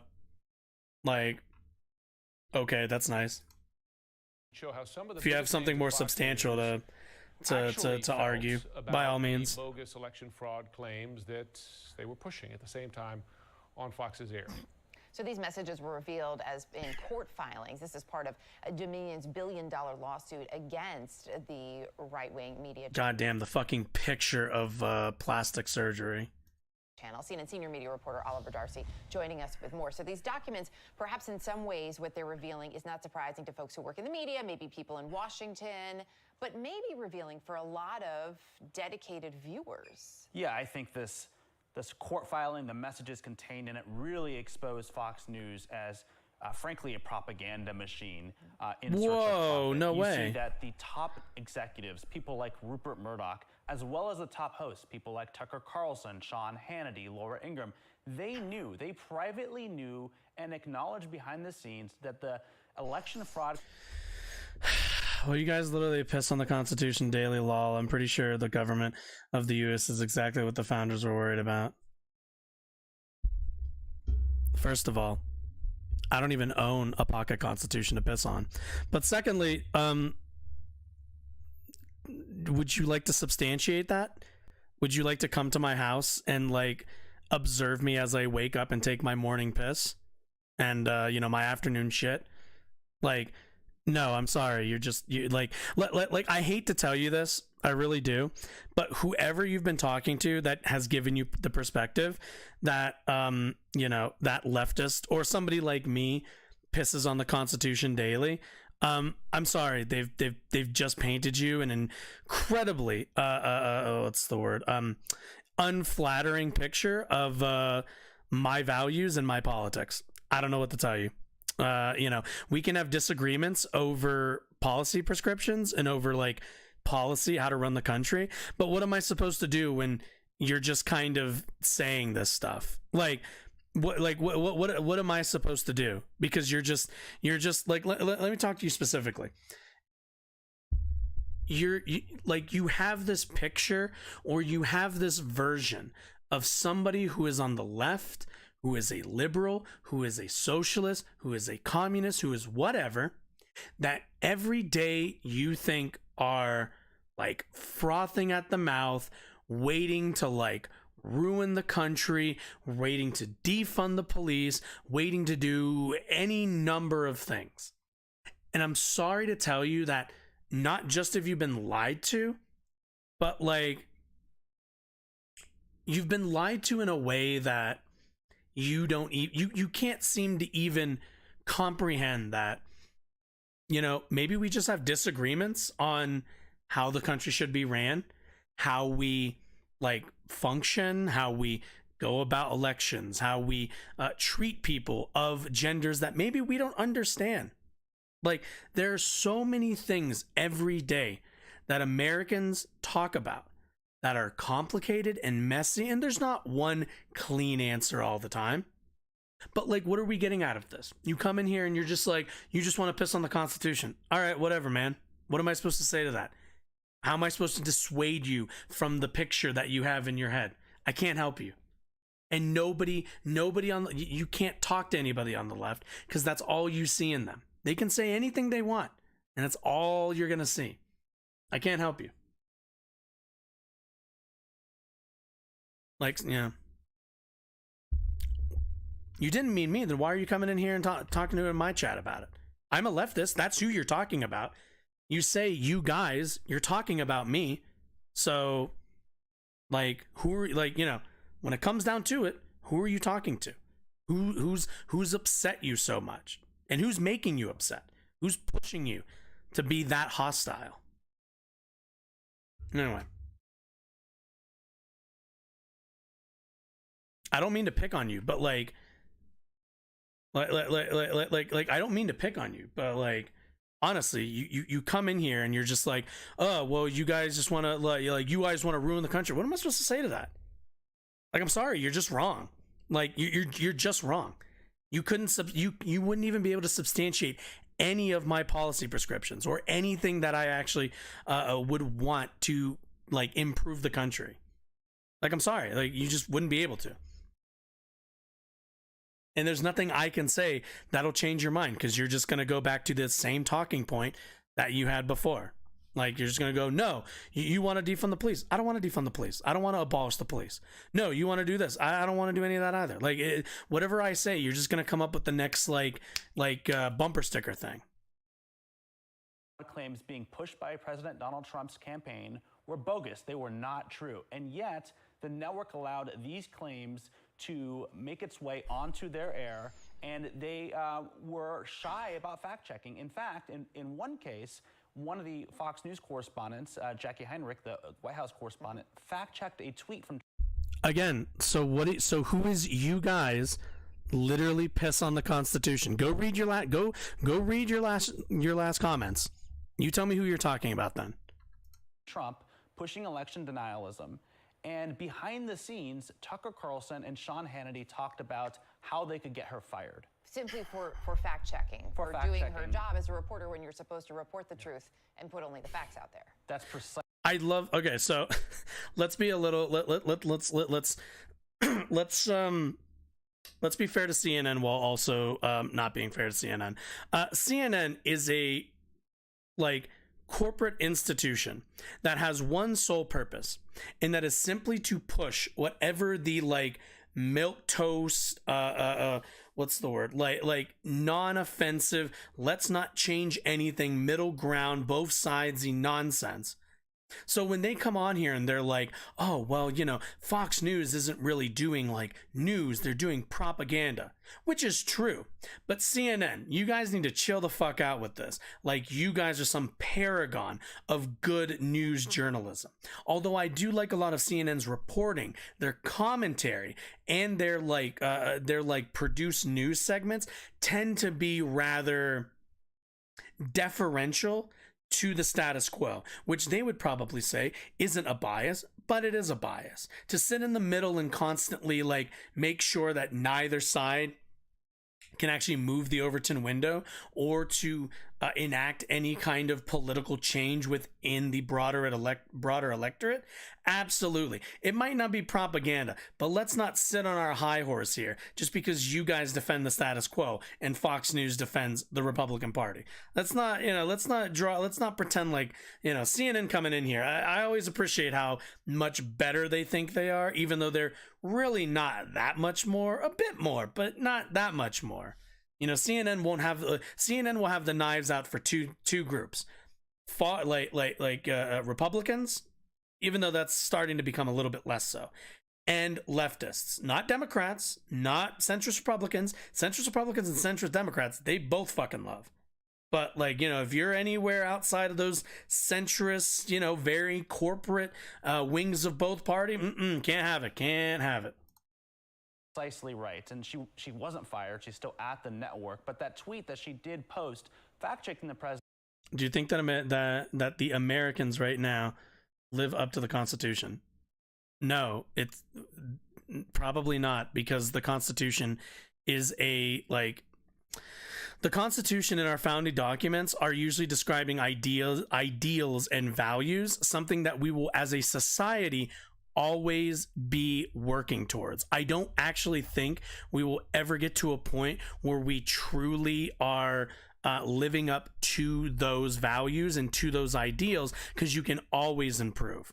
Now, there is a point where you can improve where, the progress you can make is minuscule, but there's always progress that can be made. The president did eventually come down. I think this shows how void of any journalistic ethics the people at the top of Fox News were. They were not caring about, what the right thing to do as a reporter is. They were caring about not alienating their audience. They were afraid of the audience and afraid of Donald Trump. And these messages, they're really quite damning, and they reveal it. Oliver, as these messages were revealed, has Fox News been covering those revelations in the last 24 hours? Well, okay. Guesses on whether Fox News covers it. I would say probably not.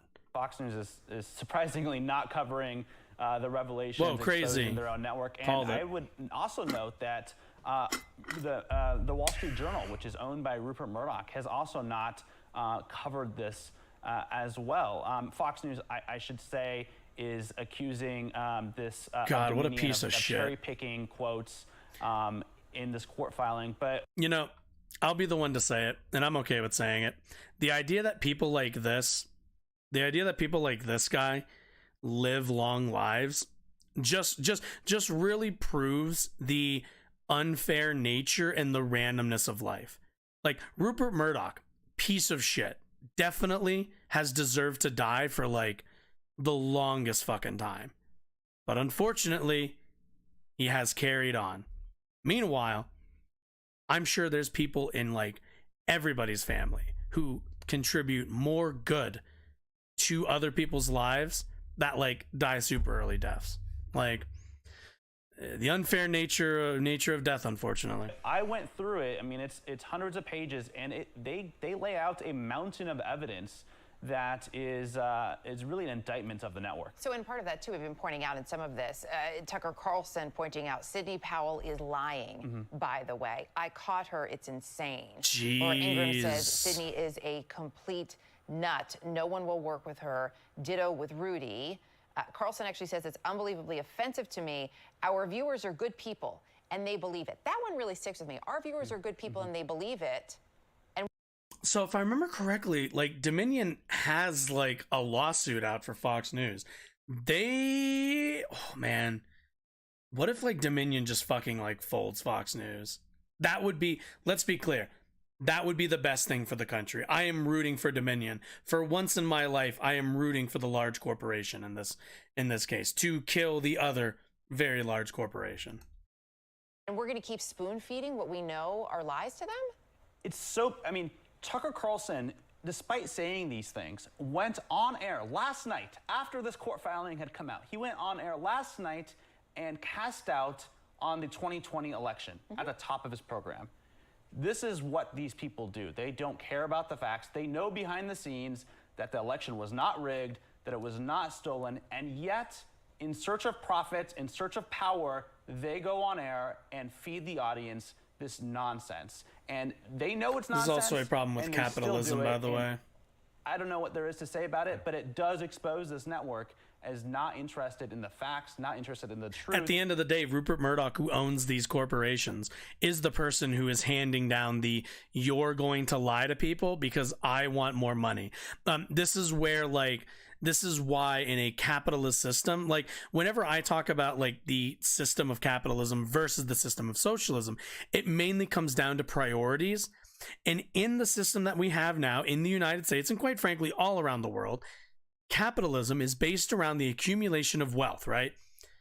Which means that when it comes to informing people, and when it comes to making sure that they're getting the correct information, all of that plays second place to wealth, to money.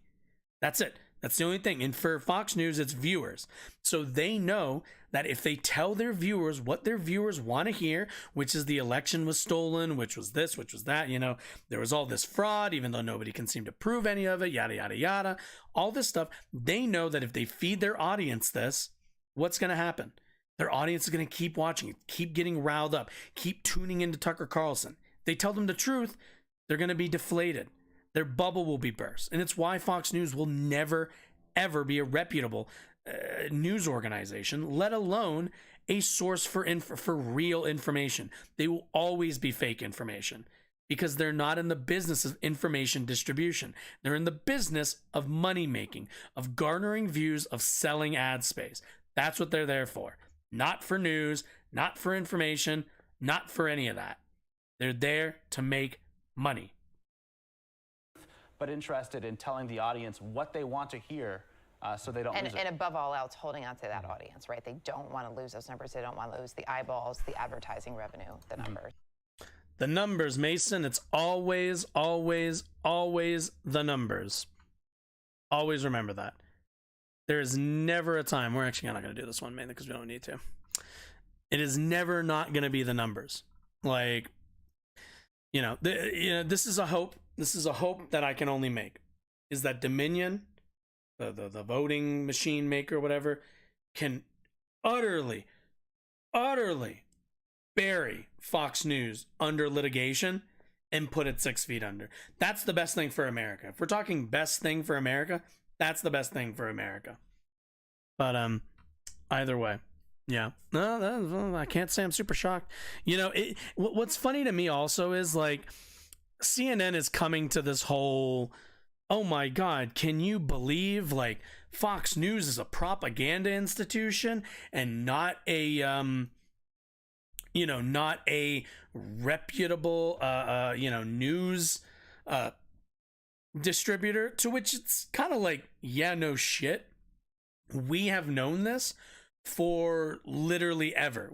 This has never been secret information. But leave it to CNN, who were like, never quite got it or never heard about it, and we're like, whoa, fucking crazy, right? Like, holy crap, can you believe that like Fox News isn't reputable? This is insane. Like, no shit, guys. Like, we all know, we all know that they haven't been a serious organization for basically their entire existence. But anyway, okay, so like I said, I'm gonna grab some water. We're gonna go on a break really quickly, and then I want to read the, oh shit, you know what I didn't add to the thing? Okay, I'll do this during the break. Then we're gonna read the defense of J.K. Rowling New York Times article, which, just saying that coming out of my mouth, I'm confident already saying is going to be dog shit. But stick around, hang out, enjoy the clip show a little bit. Let me do the thing. I've been a little bit out of practice. I've been gone for a week and I think 1 day. But if you're enjoying any of this, if you got any information, some catharsis, some enjoyment, if you just liked hanging out, I'd really appreciate if you go down, and if you're on Twitch, hit that follow button, really helps out. And if you're on YouTube, go down and hit the subscribe button. That's where all these segments and all the VODs can always be found for these. And it just helps me out. I do this 3 times a week, every Monday, Tuesday, and Thursday at 7 o'clock Mountain Time. But if we get enough people, we get enough followers, get enough subscribers, get enough this, get enough that, then it turns into, maybe Monday through Thursday. Just all, they do Wednesday as well. Maybe Monday through Friday. Maybe, who knows? But, can only do that if you hit that button and help me out with that one. Either way, we'll be right back. Hang out. Take a chill pill. Do what you gotta do.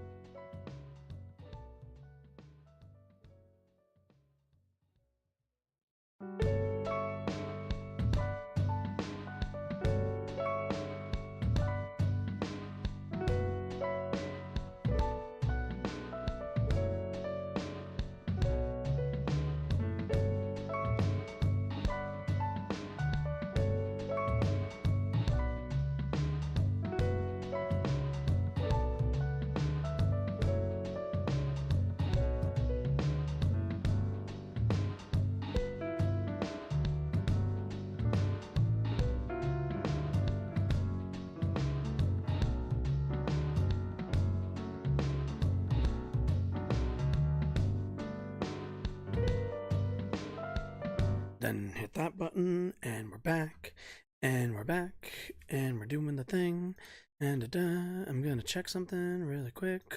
Am I checking this? Yes. Okay, cool. Okay. Anyway. Okay, so have you heard the news? Hogwarts Legacy came out. Now, I know. I realize you might be saying to yourself, Josh, didn't you talk about this already? To which I did. We already talked about a lot of this. But what I want to talk about really quickly, and we're only going to spend a little bit of time on this, because I want to talk directly to the left on this one. So, come in closer. Let's have a chat for a minute. So,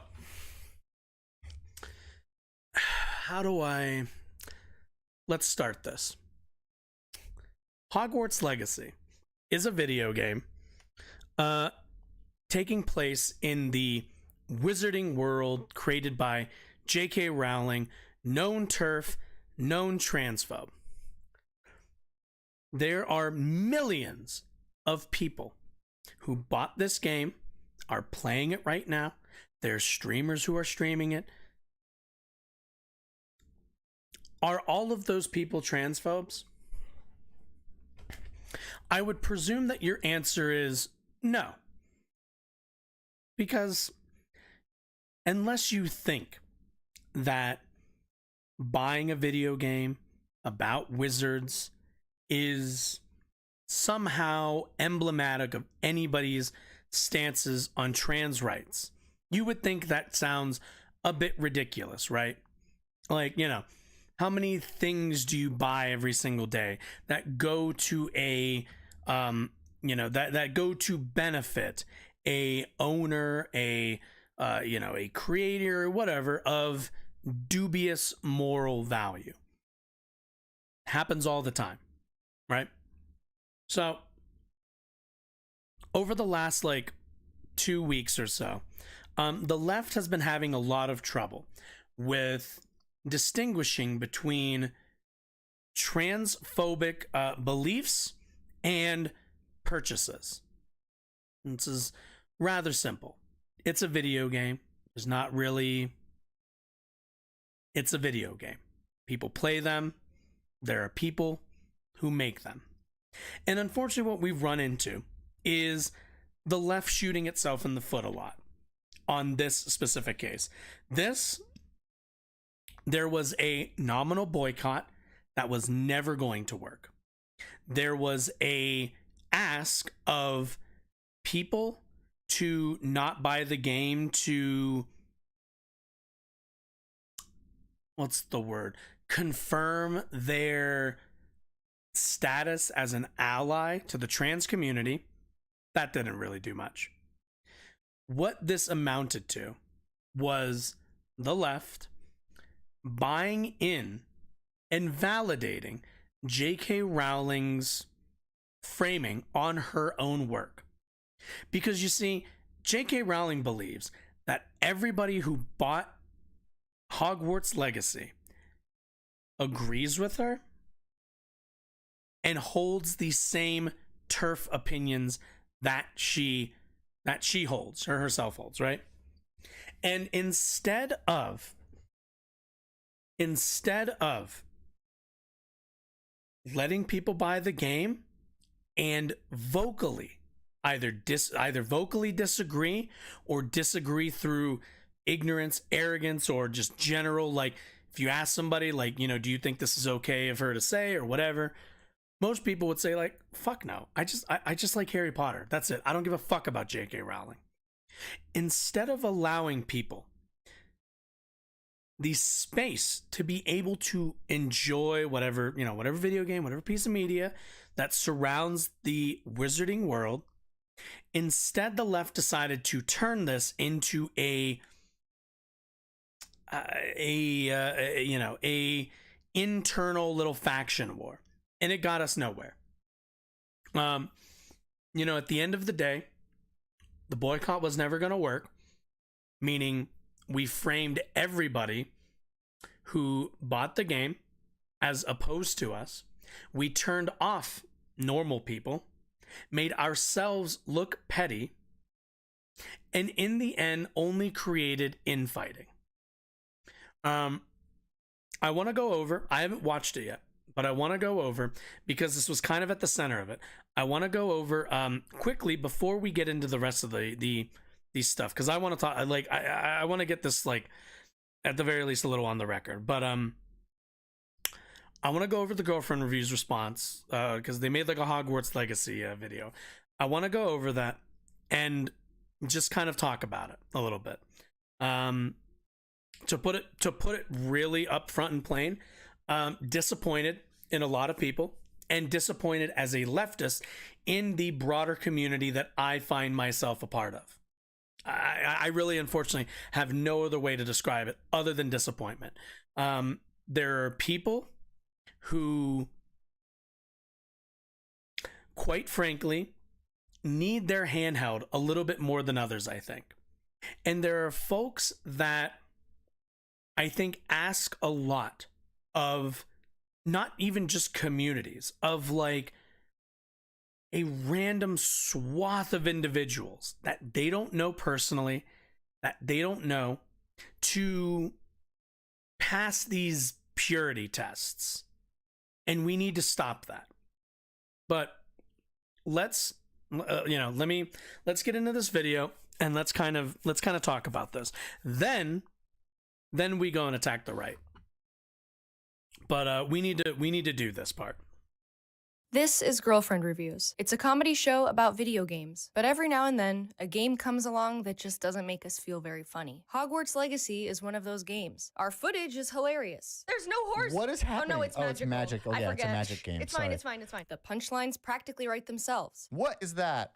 Oh, it's part it's of it. magic. It's Every time we magic. think there's a bug, it's just it's magic. But the biggest joke is the one about how our decision to review the new Harry Potter made headlines after a clip of me getting quote-unquote bullied off stream went viral. So I need to set the record straight about a few things. First, I didn't cry, I just got a little verklempt. And even if I was brought to tears, how is that news? I cry every day. Second, not all of what happened that morning on Twitch was bullying. There were a lot of hateful messages deleted by our mod team, but it's Twitch chat, so we're kind of used to that. Many viewers were simply voicing their disappointment. Disappointment based on the fact that buying Hogwarts Legacy puts money in the pocket of J.K. Rowling, a woman who funds anti-LGBTQ political acts. So, off the bat, I gotta ask, for the people who like went about all this, and like, you're allowed to be disappointed, and I'm appreciative that they took the time to be like, there are trolls, there are people with reasonable disagreements. But this is the part of it that I don't get. If you're a leftist and you are doing the like, you know, oh, why, you know, like this isn't, you know, doing the performative offense to somebody just playing a video game. What part of this is praxis? What part of this is movement building? What part of this is egalitarian? What part of this is equality? What part of this is any of the values that we purport to believe in? It's none. It's none. Because although there are people who were being reasonable and being disappointed, that's not who I'm talking to. The people who are absolutely being abusive and being and actively harassing streamers, because it was happening from the left. What was your goal in this? What part of this, what value are you practicing in that moment? Because we always talk about movement building. We always talk about building coalitions. What part of this was coalition building? When this video gets made, which is most likely going to mention and criticize J.K. Rowling for her turf takes, and you got on a streamer's chat and other streamers' chats who would agree with you to bother them about it, about playing some wizard game. What about this creates a strong movement? Nothing. All this creates is infighty, bickering bullshit. Activity. That is as valid an argument as any to vote with your wallet. So if you're one of those edgelords going around saying, "No, I'm gonna buy 2 copies," you are being mean and weird. On the other hand, most consumers struggle to keep track of all the unspeakably evil people their daily purchases endorse, and nobody wants to be labeled pro-child labor for tweeting from their iPhone. So, whoever sent this, let's assume, like, we'll make the assumption they're not a troll. Is this really the line you want to draw? Is this the small, insular community that you think is going to deliver you rights? Is this the political movement that you want to build? One of again, bickering, insular, interpersonal drama bullshit? It's not. This is not progress. It's not progressivism. It's not leftism. It's not socialism. This is not helpful and not tenable. Any more than they want to be labeled transphobic for downloading Hogwarts Legacy, especially if how they vote on election day says something different than how they vote on the PlayStation Store. And then there's me and Matt, 2 video game critics who received a review copy of Hogwarts Legacy for free. It is our job to appraise video games while providing commentary on any controversies surrounding them. And if you've ever watched our show, you should know that we don't hold any punches when it comes to calling out injustice. This channel has always been committed to creating a safer space for women in the gaming community. The best thing about a David Cage woman is the derogative to take a little punch And despite what J.K. Rowling says, trans women are women. Even the Hogwarts Legacy stream in question was trying to raise money for a charity that I'm really passionate about. Fuck, I totally forgot about this also. I forgot about that detail. And let me say, you fucking idiots. I'm getting really aggressive about it because we saw a lot of this last week. I didn't stream that much last week just because of other reasons. But watching all of this take place was incredibly infuriating. Mainly because we had people who were actively trying to shift the narrative and shift the framing of like the wizarding world in what small little way that they could to push back against J.K. Rowling's bullshit framing. Meanwhile, we had leftists going out there and actively validating, legitimizing, and pushing her version of what it is to be a Harry Potter fan. Being a Harry Potter fan is fine. You're allowed to do that and dislike J.K. Rowling at the same time. We should be a community that allows the grace of our members, the ability to enjoy the media and fiction that they do without guilt and without shame. But no, what are we?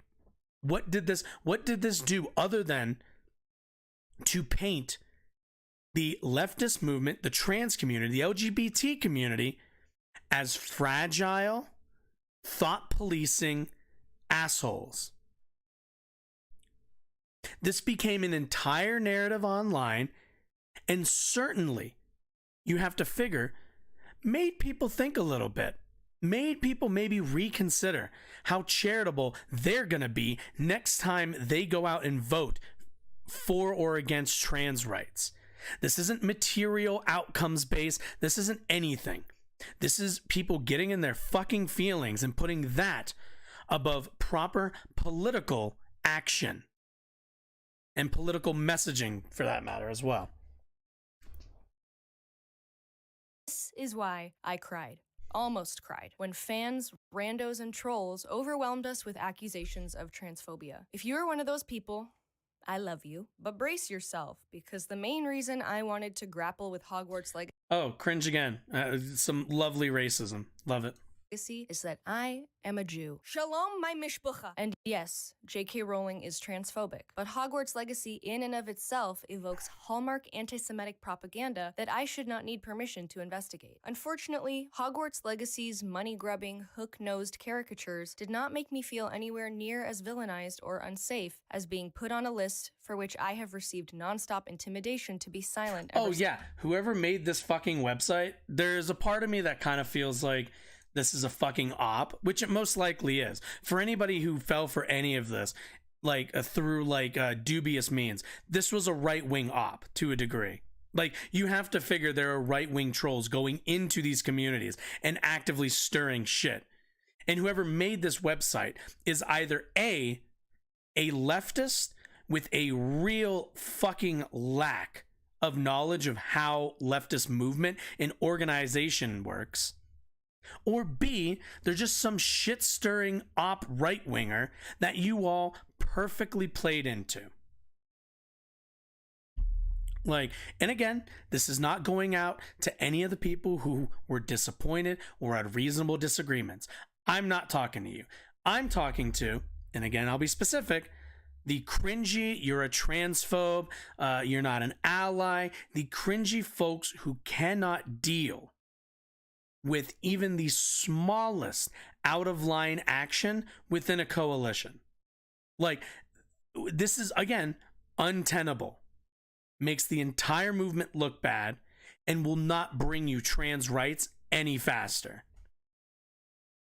Which I have received nonstop intimidation to be silent ever since. Trying to speak out against racism and transphobia has cost us an entire platform from which our voices could be heard. The Girlfriend Reviews subreddit has been locked indefinitely, and both of our accounts have been permanently suspended after false reports claiming we were promoting hate and even threatening violence. I very much disagree that doing my job as a comedian, video game journalist, and Jewish woman, all while fundraising for LGBTQ charity, is promoting hate or threatening violence. But congratulations, I guess, because the last time an online community put us on their list, we had to ignore them for over a year before things escalated into false accusations of violent threats. This time, it took less than a week for that to happen and caused measurable damage to our livelihood by revoking our access to an essential website for content creators. Not to mention all the blatant lies and misinformation slandering our personal reputations.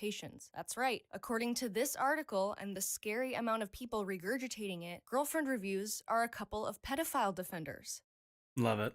Every now and then, a video game comes along that just doesn't make us feel very funny, and Hogwarts Legacy is the least we've laughed in our entire career. Between the transphobia, the anti-Semitism, the harassment in pursuit of political aims from both sides, and the fact that even without those things, we genuinely think Hogwarts Legacy is aggressively mediocre, there is simply no way to review it without making more people dangerously upset at us than there already are just for trying to review it at all. So, this isn't a review of Hogwarts Legacy.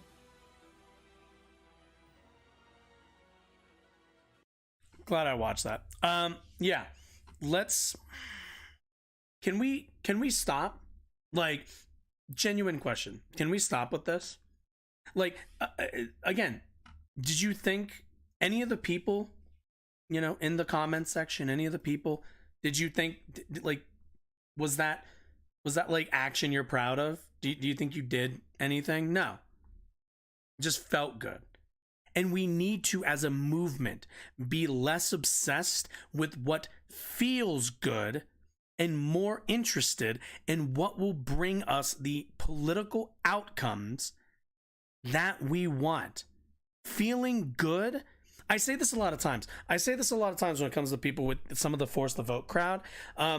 Because, like, there's this desire that, like, you know, oh, like, you know, if it was just like, you know, like, you know, if there were people to, or, you know, if only we could do it like right now, if we just did this, and this action right now, if we had like a general strike right now, like, you know, all this stuff. And there's always these like feel good, quick, like shortcutty ways to get to the thing that we want, which is a better society that's freer for more people.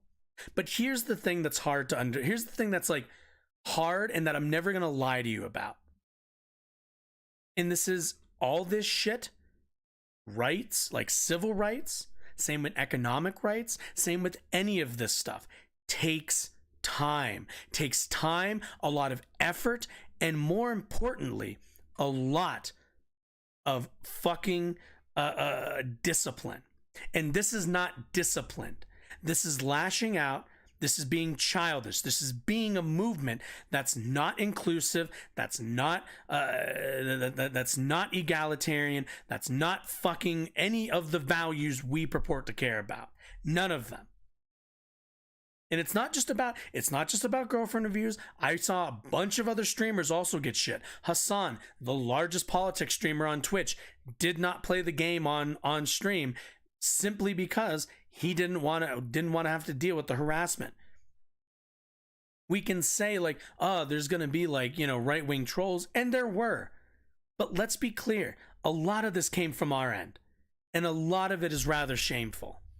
It's an inability to understand and an inability for a group that is supposed to be centered around systemic critique. It's an inability to define where the problem in this relationship with the public, the wizarding world, and J.K. Rowling's views intersect. And the fact that we are not at the point where we are able to allow people to buy a simple video game in a fictional universe without throwing stones at people. The fact that we're not there means we are not living up to our values. We're not forwarding the communities that we think we are. So, anyway, that's my I'm disappointed speech. I don't want to dwell on it past that point, but like, let's not next time, all right? Fucking Jesus Christ. All right, now, some water, actually. All right. So, next. Okay. So, from one Harry Potter topic to basically another. The New York Times published over the weekend. Was this the weekend? When did this get published? Thursday. That's kind of the weekend. But towards the end of last week, the New York Times published a opinion piece by somebody named Pamela Paul, titled "In Defense of J.K. Rowling." So, I've not heard good things about this. Let's take a look, shall we? All right. Okay. Quote, "Trans people need and deserve protection. I believe the majority of trans identified people not only pose zero threat to others, but are vulnerable.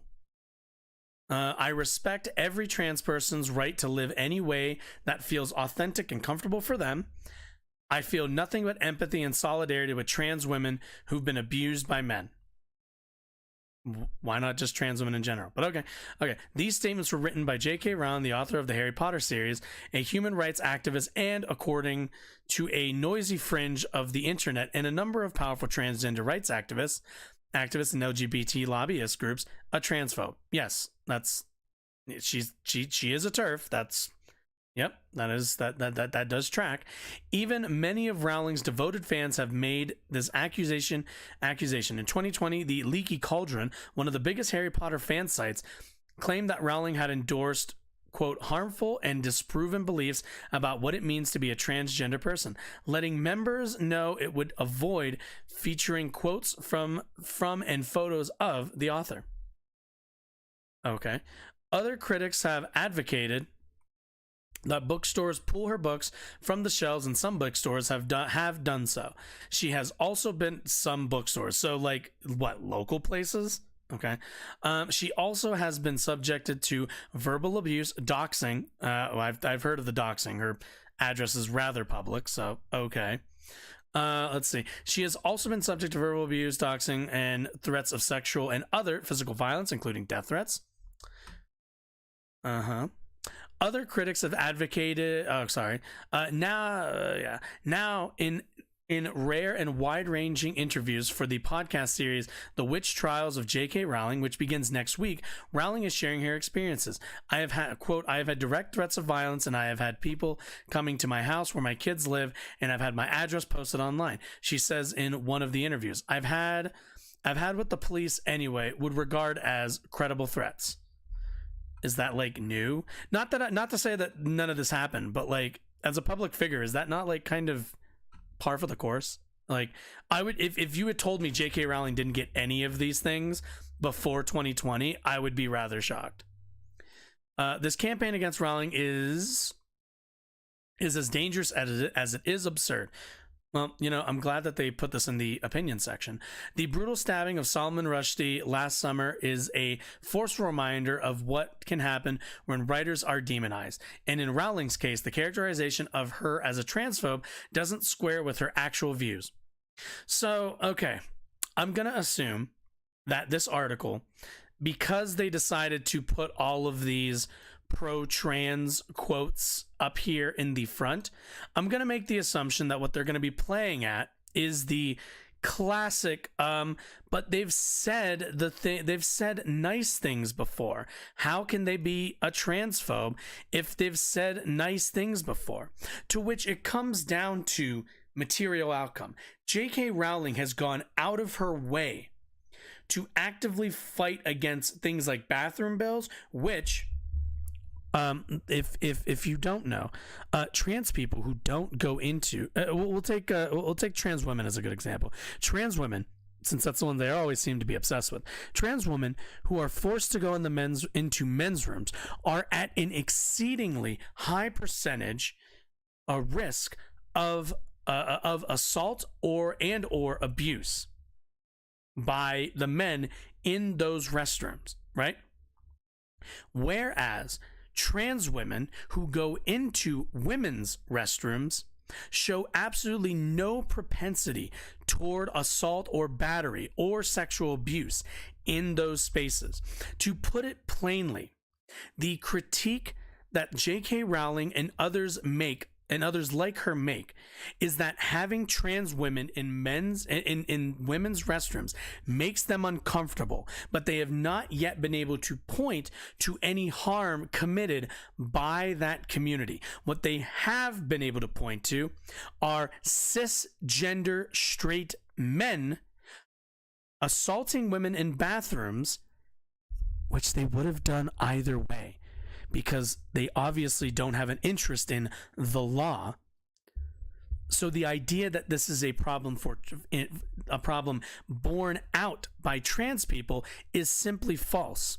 And the solution for J.K. Rowling would be to make sure that trans people go to the bathroom that they were biologically assigned to, or the one that they biologically align with, I suppose, which again would cause an immense amount of harm, abuse, and assault for that community. In and of itself, that policy is transphobic. That policy will do nothing but harm trans women, and the enactment of that policy does nothing to harm cis women. That is why it's transphobic. Along with J.K. Rowling's and let's be clear about this, factual misunderstanding of the differences between sex and gender, which, by the way, is a lot of what trans identity hinges upon in terms of one's identity, also transphobic. She can say that she thinks trans people are, they have rights and everything else, but if those rights don't include going to the bathroom that you align with in terms of your gender, or being able to go into the prisons that you align with, or any other case where trans people just want to be treated as the gender that they identify with because it's the one that they fit into in our social structures, then yeah, there's no space for them in your society. Like, you can't do this. You can do I think trans people are totally fine. But then when the rubber hits the road, when it's time to validate and give them rights and write them legally into your society, that's when you balk. That's when you're suddenly not super interested in defending their rights and giving them the resources and the ability to exist within your society. That's when we say, it doesn't matter what you say. It doesn't matter if you have quotes saying that, I think trans people are perfectly fine. None of it matters. Materially, you have created conditions that harm this community simply based on their identity. There's no room for this. We like at the end of the day, we all understand this with every other group, and the person who writes this understands the phenomenon I'm speaking of, where you say one thing, you vote another way. You say that you don't have a problem with this or that. You say, how many times are there racists who are like, look, I don't have anything against black people. I'm just saying, isn't it odd that they they commit 50% of the crime while only attributing to 13% of the population? Meanwhile, the goal of that rhetoric is to obfuscate the fact that, what they're saying is racist because they're drawing an implication that black people in and of themselves are just violent. That's how implications work. We can already see in this article that this entire opinion hinges on the idea that in this one case, we must not abide by the obvious implications that J.K. Rowling has made with her policy prescriptions. It's rather obvious. Like, I don't mind gay people. I just don't think they should be able to get married. That's what this is. So like, you can't do the they're okay with gay people. No. It's rather obvious. Gay people, they think, do not have the same rights, meaning second-class citizens. Like, doesn't matter. We understand this in every other context. But again, this article is just gonna do the nope, I can't understand implications. I can't understand material outcomes to rhetoric and or actual advocacy and activism. The brutal, yeah, I know. Okay, so why would anyone accuse her of transphobia? Surely Rowling must have played some part, you might think. The answer is straightforward. Because she has asserted the right to spaces for biological women only, such as domestic abuse shelters and sex-segregated prisons. Right.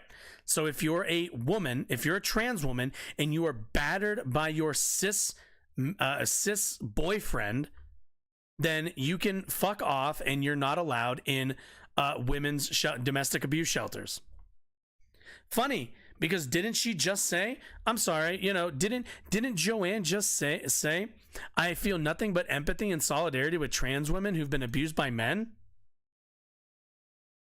So she feels empathy and solidarity, except when the time comes to have for those trans women to go to those shelters, to be in the space that makes them the most safe.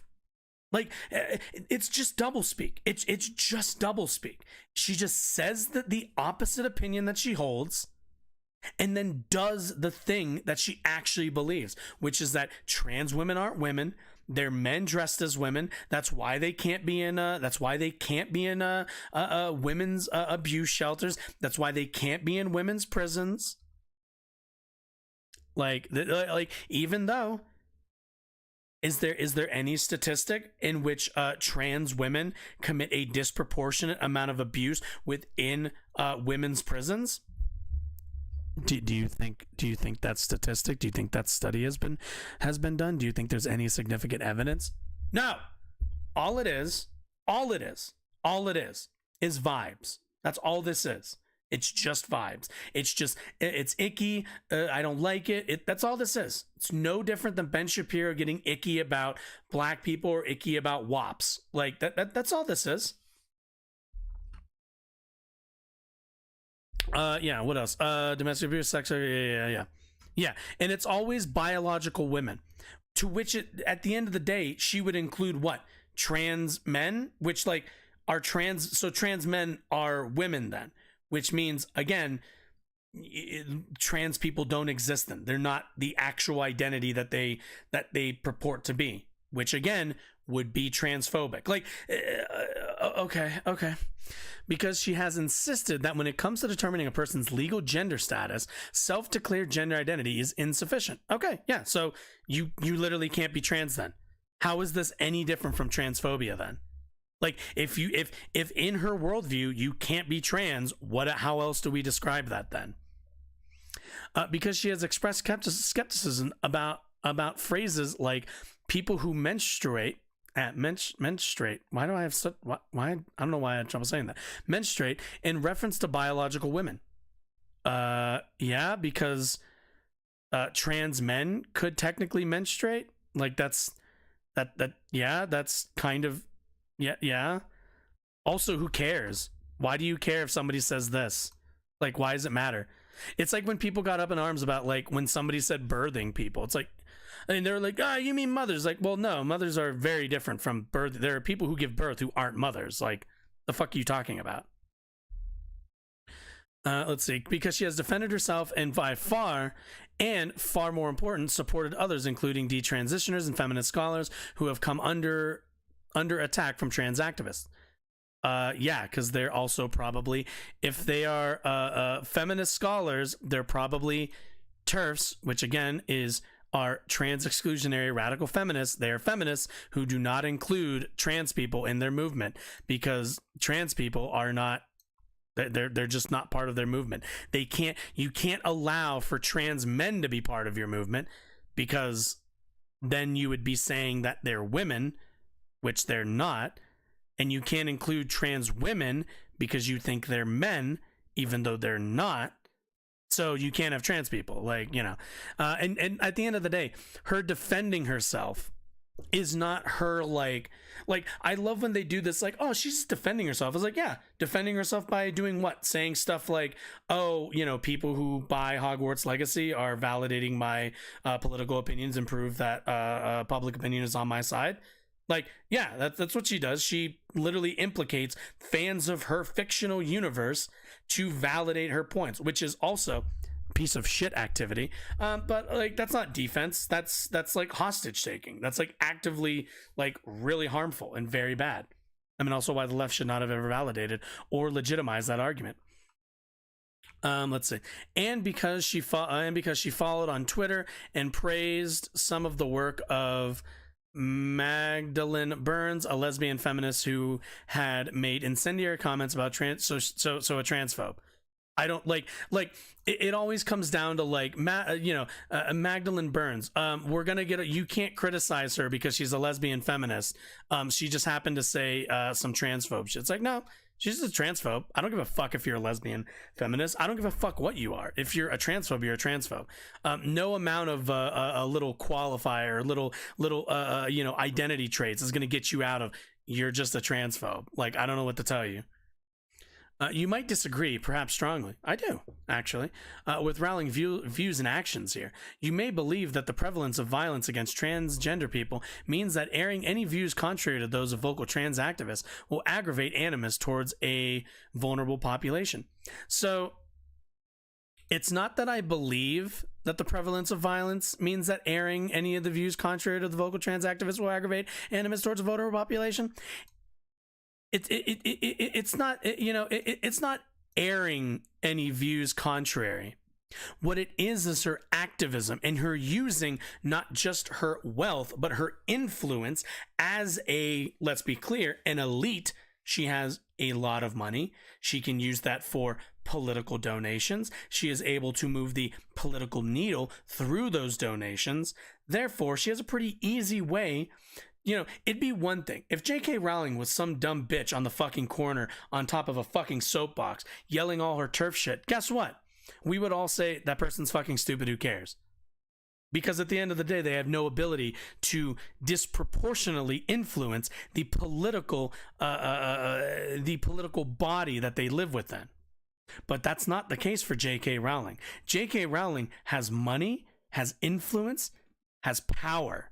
And she uses that not to air views views contrary to vocal trans activists. She uses it to actively fight those people and strip rights away, or more accurately, keep rights away from a community that she does not respect, simply for the fact that she doesn't believe that they're valid. It's not, they always want to do this like game of like, oh, well, you just don't like her because she disagrees. I don't give a fuck. You can disagree all you want.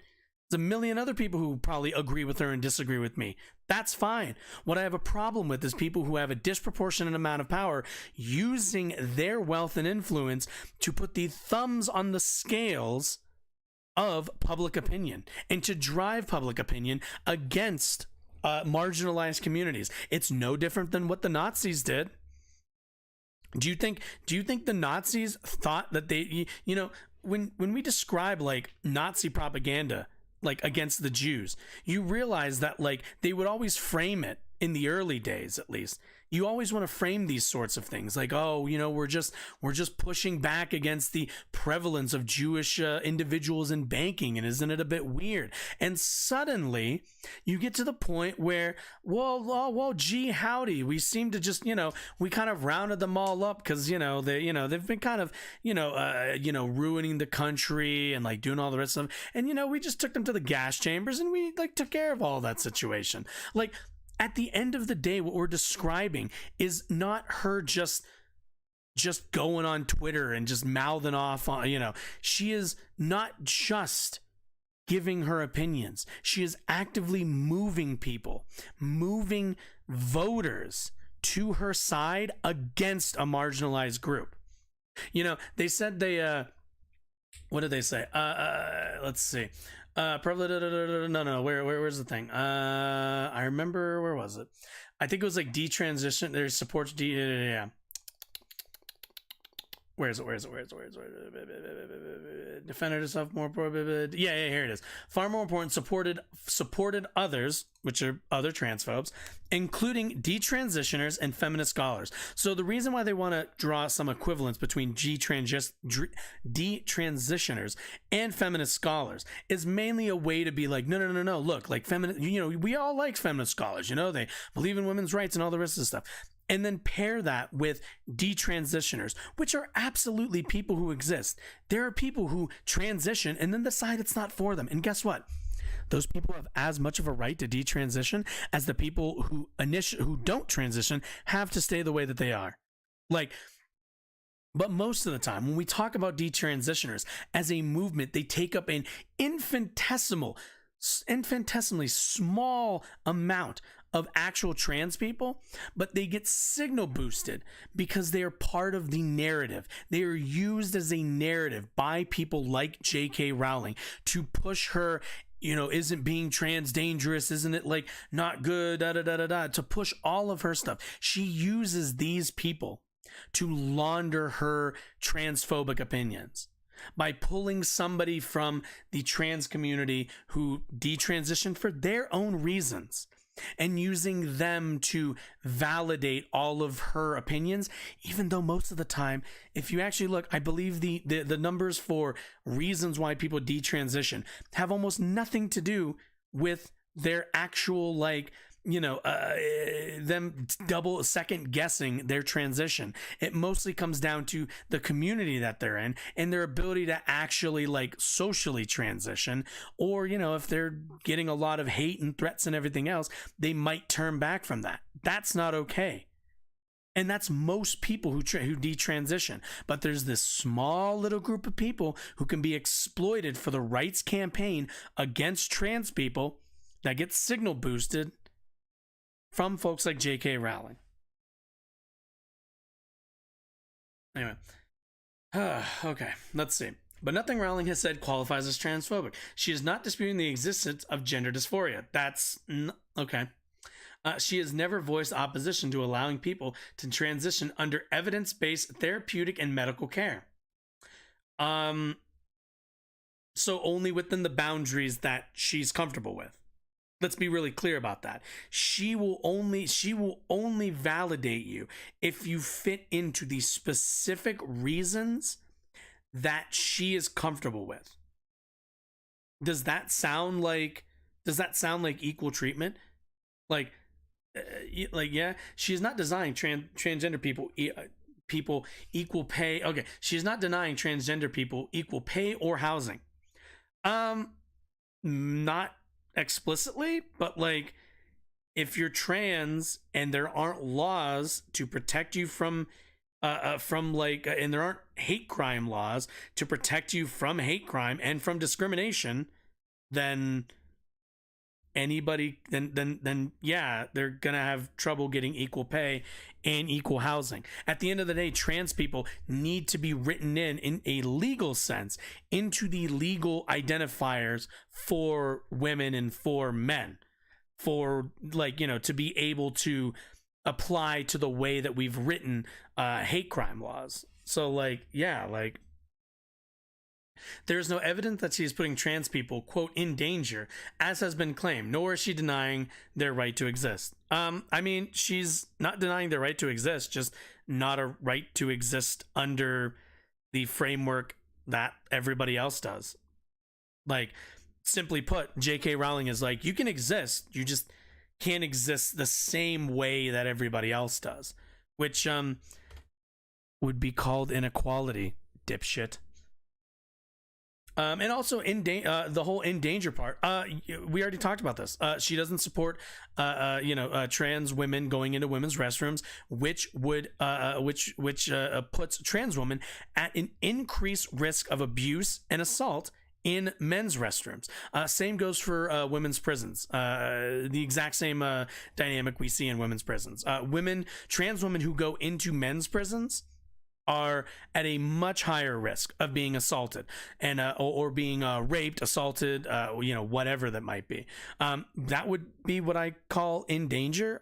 Also, like, not treating these people with equal rights in your society will, like, put them in the crosshairs of people who are assholes and who like picking on people who they think have less rights. That's just kind of how that works. There was a time in America where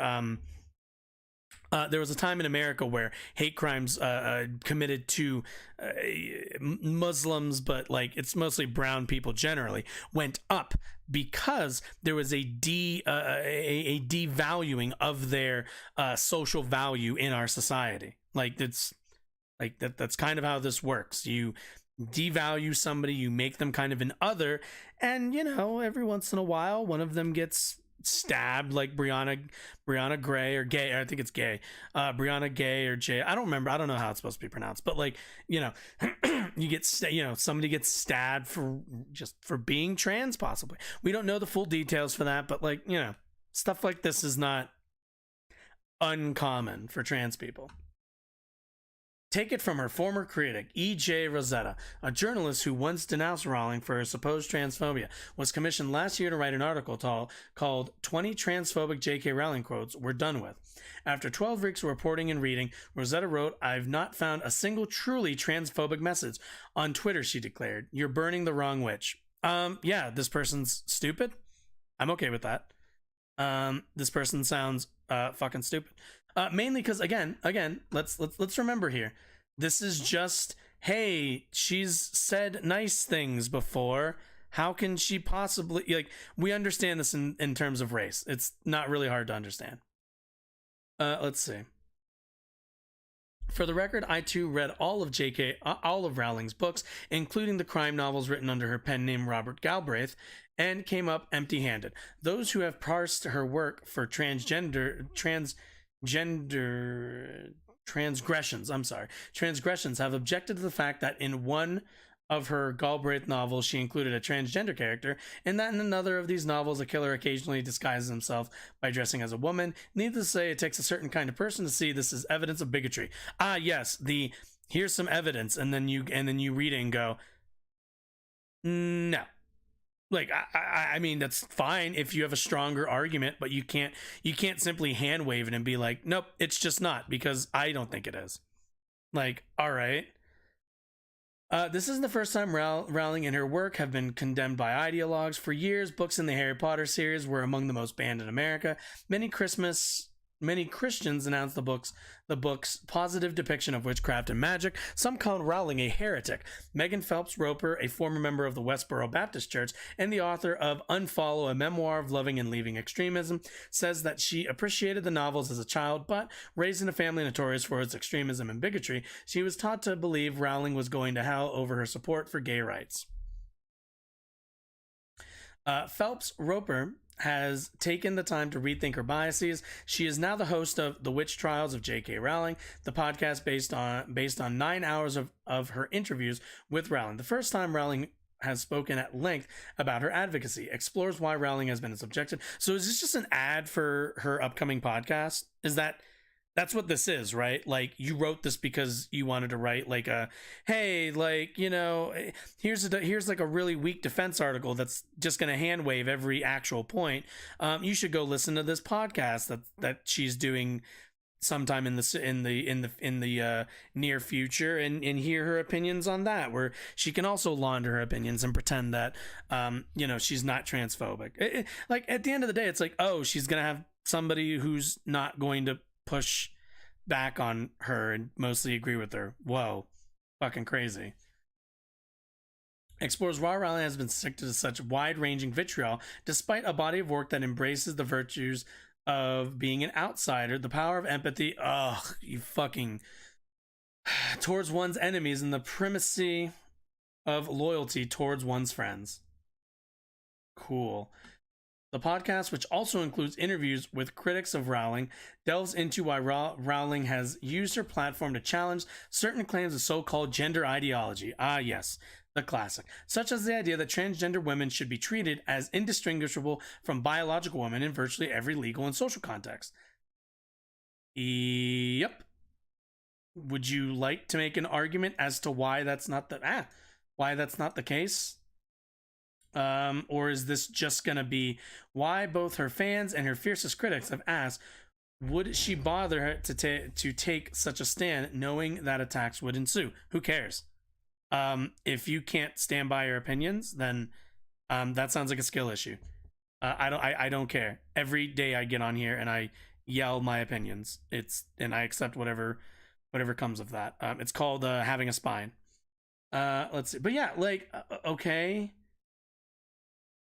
In virtually every legal and social context. Like, when it comes down to it, it's like, okay, yeah, legal and social context. Like, how would you like them to be identified? Or how do we enumerate their rights? Like, is there a way that we do that? The pushback, quote, the pushback is often, you are wealthy, you can afford security, you haven't been silenced. All true. But I think that misses the point. The attempt to intimidate and silence me is meant to serve as a warning to other women. Nope, just other transphobes.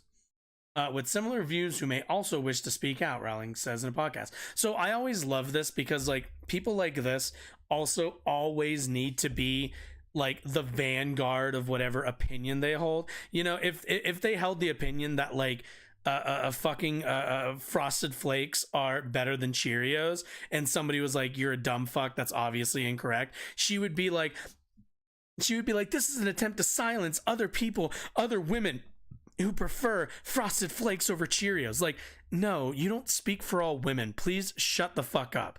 Like, stop centering yourself with fucking everything. People disagree with you and they tell you you're a dumb fuck and to shut the fuck up. Like, this has nothing to do with women. This has nothing to do with anybody else but you, J.K. Rowling. Like, you're a dumb fuck. You hold transphobic views. You have all the right to. It's perfectly fine. I just wish you wouldn't use your platform to convince people to marginalize further a group that's already rather marginalized. Silence meant to, yeah, and this is always I'm always the victim in some form or fashion. And I say that because I have seen it used that way. Rowling continues. She says, other women have told her they've been warned. Look at what happened to J.K. Rowling. Watch yourself. Don't be a transphobe. If you want to go out there, say transphobe shit, then it's called consequences. I don't know what to tell you. Like, I'm not in support of death threats or doxing or any of the rest of that stuff, but I don't know what to tell you. You know the environment you're in, you know the response you're going to get. And especially at the end of the day, all the things we're describing are rather normal parts of being a public figure on the internet. So it's like, I can't say that I hold a special amount of sympathy for any of this stuff. I don't think anybody should have to deal with any of it, but it's just not unique. Like it's not this unique thing that's happening to J.K. Rowling that doesn't happen to anybody else. Recently, for example, Joanne Cherry, a Scottish National Party, Party lawmaker who is a lesbian and a feminist who gives a shit, publicly questioned Scotland's passage of a self-ID law that would allow people to legally establish by mere declaration that they are women after living for only 3 months as a transgender woman, and without any need for a gender dysphoria diagnosis. I'm sorry, is there like a... is this one of those the government needs to like confirm you need to go do government mandated doctors before you're allowed to transition? This would be one of those like freedom things of like no, I have no, there is no legal or a reasonable ask that anybody should have to submit themselves to government inspection. Let's see. She reported that she faced workplace bullying and death threats. She was also removed from her front bench position in Parliament as spokeswoman of the Justice and Home Affairs. It's called politics. Deal with that one. I think some people are scared to speak out in this debate because when you do speak out, you're often wrongly branded as a transphobe or a bigot, she said. Yeah. When you actively fight the equalization of rights for trans people, because let's be clear. Let's be really, really clear here. How do we, is this any different? Like, let's see, law that would allow people to legally establish by mere declaration that they are a woman after living for only 3 months as a transgender woman. Now, let's think about this for a moment. Let's think about this. You are a Scottish woman. And we have a Scottish woman and a Scottish transgender woman, right? Both of them need to use the restroom, right? How do we ensure that both of them, in 2023, right now, how do people like identify which bathroom they're going to go into? How do both these people do it? And how do people who might be in the same space figure that out? Is there a person at the door in women's rooms that they have like a little book or something, or maybe where you go to, the women go to the restroom, they hand them their ID, they scan it, they're like, all right, and they have a little QR code maybe that goes straight to their birth certificate that's like, born female, go ahead. Is that the thing? Because let me tell you, self-ID, that's how we go to the bathroom now. Oh my God. There we go, that's better. That's how we go to the bathroom now. There is no identification process you have to go through if you're a trans woman or a trans man to go to the bathroom. And that's the same case for if you're just a man or just a woman. Self-ID is kind of already how we decide a lot of this stuff. Self-ID, for the most part, is how you decide any of this stuff. Society would break down if we needed to identify people's biological sex to do literally anything, to use the restroom, to play in a sport. Like, it would be here all day. And I'm sure they're always going to do the prison thing, but that's why you have the 3-month part of it, because any man who gets arrested and then suddenly wants to pretend to be trans, that'll kind of fall apart rather quickly. So like, like self-ID is how we already do everything. You're not proposing a change. This change is just legitimizing what we already do. Like, this law wouldn't even change any part of society. Trans women will still go to the bathroom, and there still isn't going to be a person standing there to identify whether they truly are a trans woman or if they're just a man attempting to enter the space of women, which, fun fact, they will do either way, because if they want to like rape you or something, they're just going to do that. because they're rapists. Like I don't know what to tell you. Okay, she reported that she faced workplace. Yeah. Okay, yeah. Phelps Roper told me that Rowling's outspokenness is precisely in the service of this kind of cause. A lot of people think that Rowling is using her privilege to attack a vulnerable group, which she is. But she sees herself as standing up for the rights of a vulnerable group, which would be what? Like, when it comes down to it, the question becomes, what vulnerable group? If J.K. Rowling says women, the question is, what threat do trans women pose to women? To which she would say, well, they're men. Which it's like, they're women. Like, this is the central critique. They trans women perform the role of women in society. So what about that makes them a man?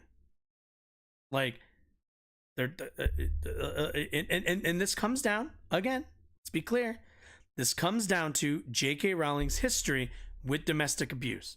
It is all from feels. It has nothing to do with logic. It has nothing to do with sense. It has nothing to do with facts. It has everything to do with, I was abused by a man.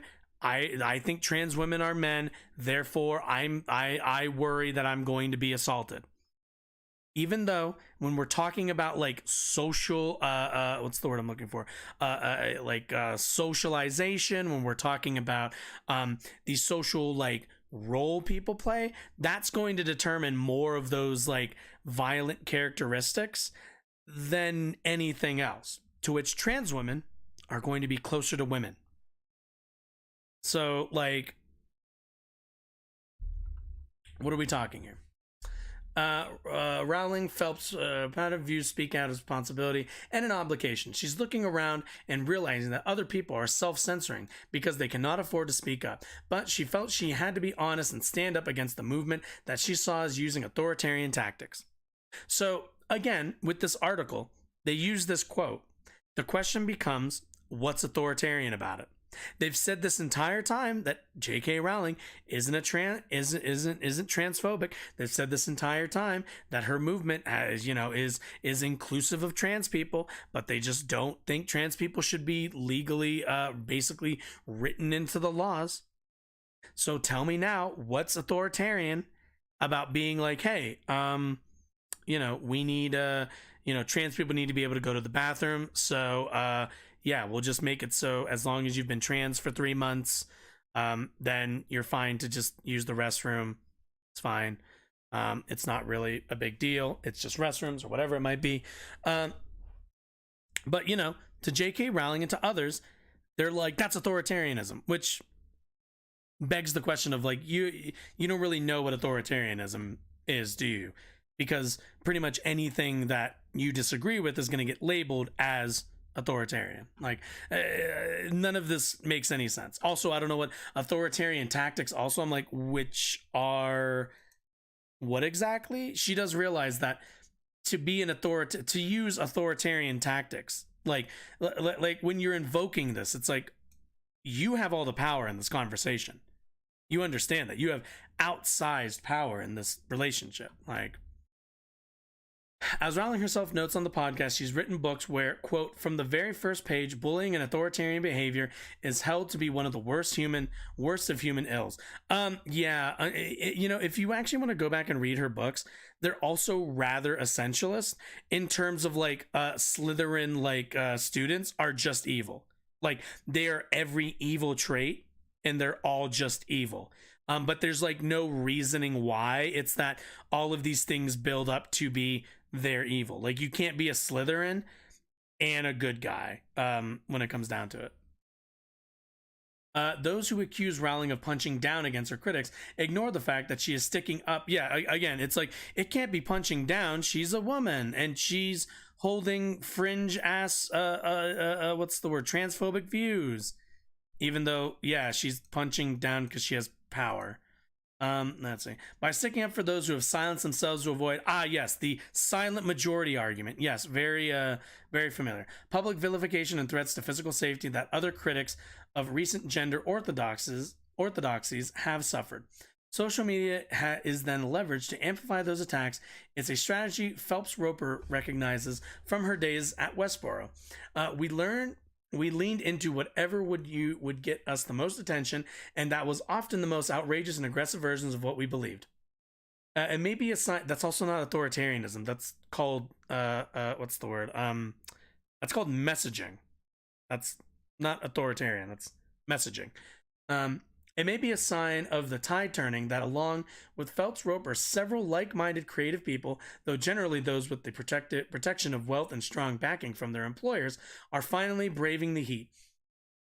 In recent months, and after silence or worse from some of the young actors whose careers Rowling work helped advance, several actors from the Harry Potter films, such as Helena Bonham Carter and Ralph Fiennes, have publicly defended the author. That's unfortunate. Oh yeah. Also did you also notice how it's like, oh man, these poor, incredibly rich, what's it called? Actors with a lot of power and influence.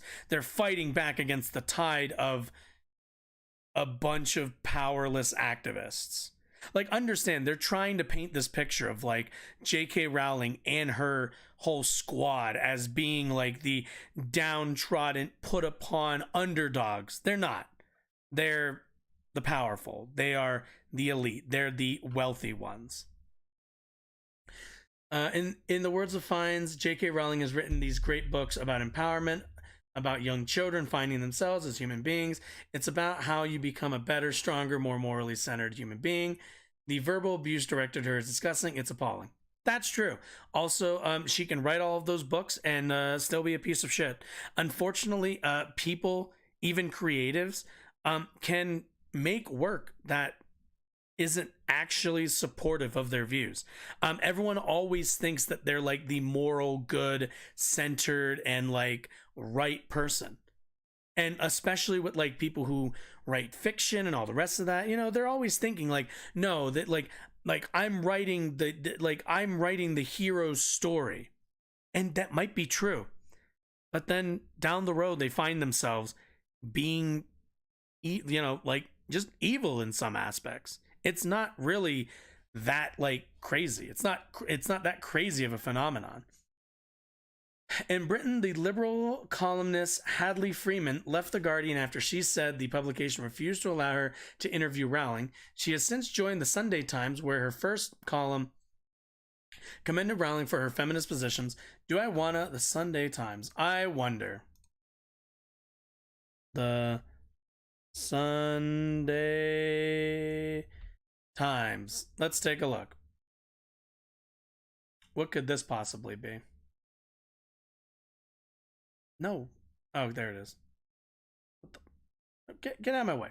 Get out of my way. I want to see if this is like a reputable source. Is it? No, that's the Times. That's the Times. I want the Sunday Times. Okay, here we go. Fuck it, we'll take Wikipedia. Is a British newspaper where circulation makes its large News Corp. Oh boy. Owned by News Corp. Oh boy. Who owns News Corp? Oh boy. Murdoch family.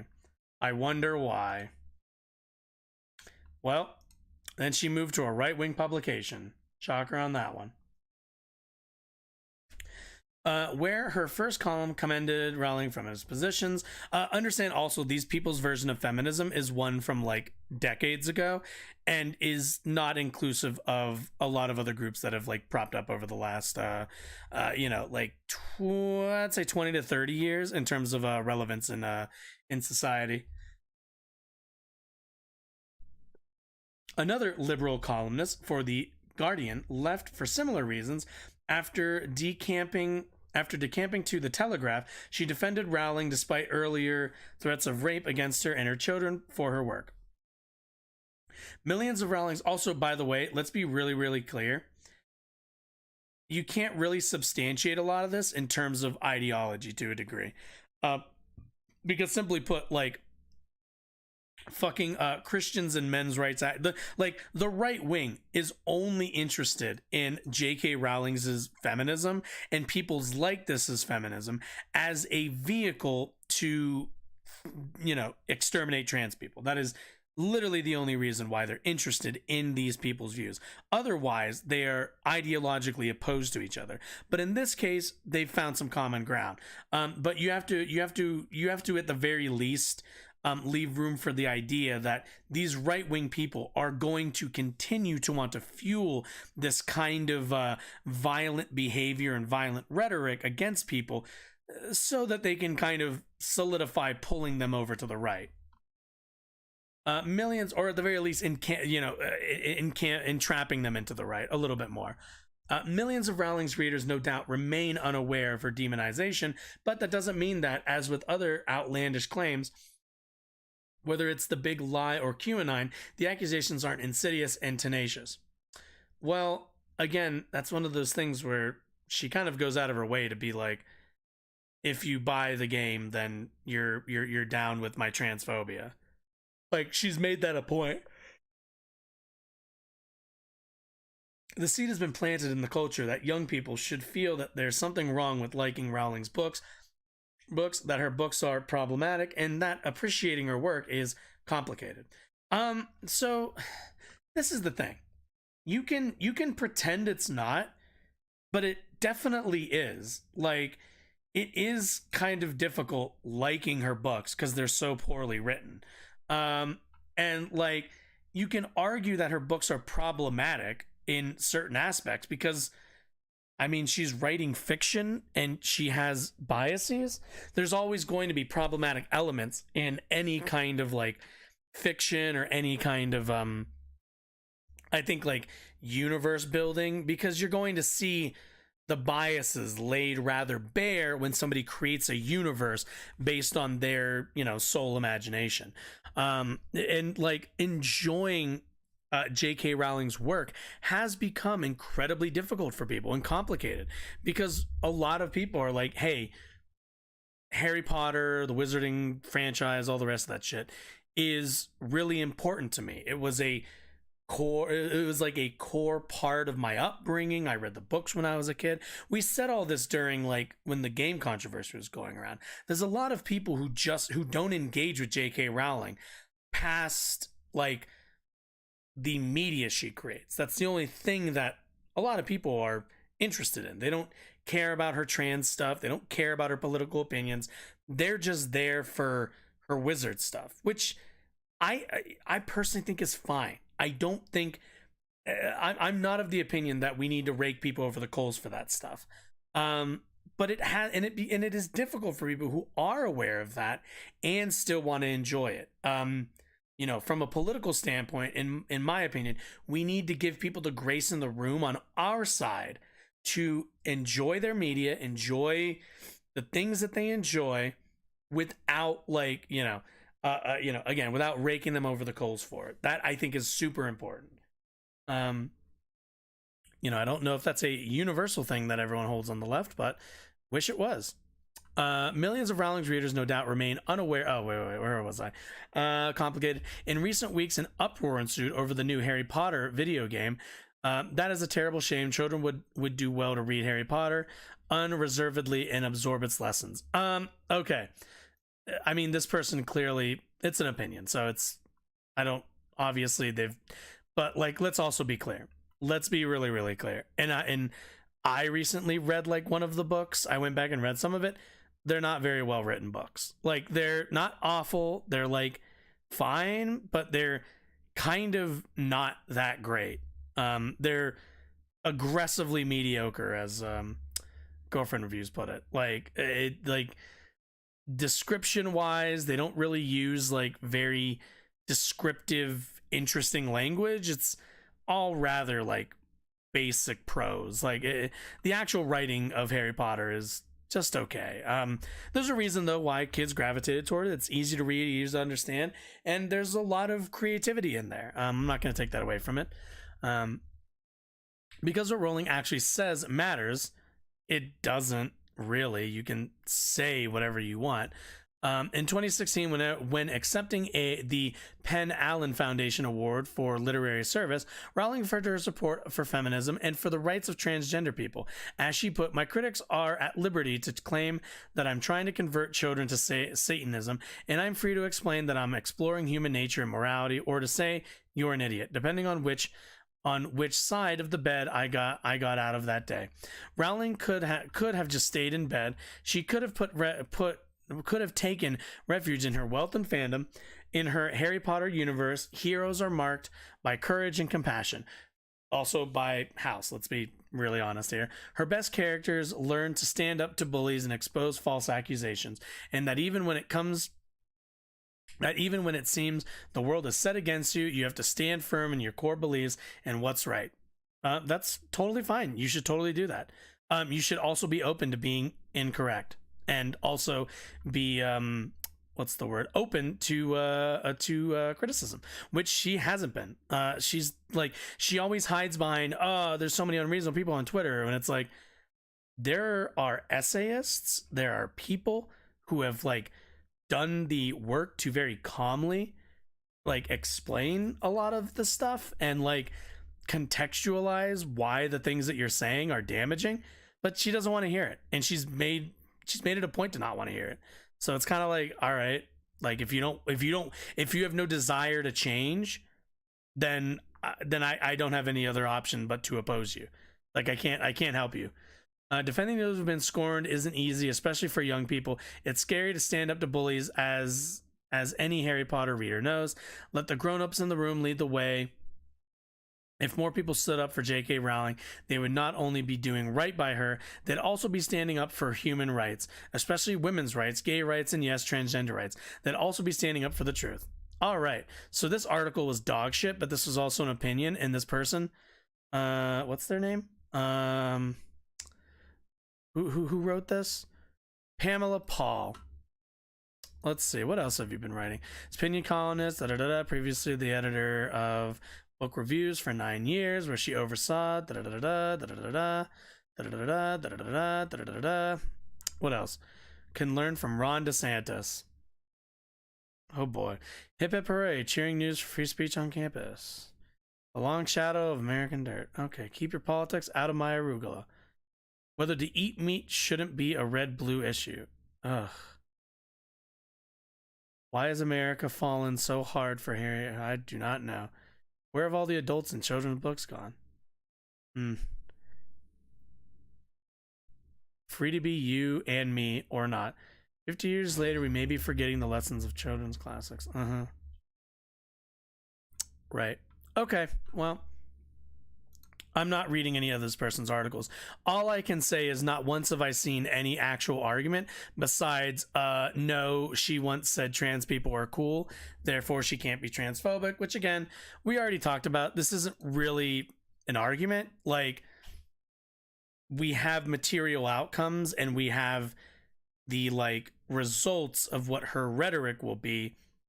I don't really care what she says. I don't care what J.K. Rowling says.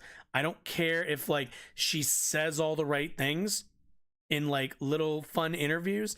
At the end of the day, she advocates for systems. She advocates for a format of society which harms trans people disproportionately. There's just no getting around that, unfortunately. And yeah, it is what it is. I mean, you know, this person's a dumb fuck and obviously shares the exact same opinions. She clearly just kind of buys into the same stuff and was like, oh, let me write an article about how J.K. Rowling's actually not like a transphobe or whatever. There is a and TikTok it's like, that went viral. hey, I didn't say start yet, Michael. Chill out. And it's just like, all right, you can say that, but it, like, do you have an actual, like, are you going to are you going to like pay attention to any of the outcomes, or is this just, you know, it just comes down to like, no, they said they support trans people while advocating for every policy that would be detrimental to that group. So it's just stupidity. I don't know what to tell you. It's just being fucking stupid. But oh, good gravy. You know, I'll tell you, man, the right, they're really obsessed. I'm not sure why. Like, to a degree, I understand why, because life is war for them, and they see. It seems like they kind of just see everything as like this big, just cultural push pull and this cultural war that they have to fight. But like, boy howdy, I'll tell you, they are obsessed with the trans issue. But well, Luigi, we stay vigilant and we respond. Either way. Okay, so next up. So after after that topic, I think we're sticking with the same topic for the most part.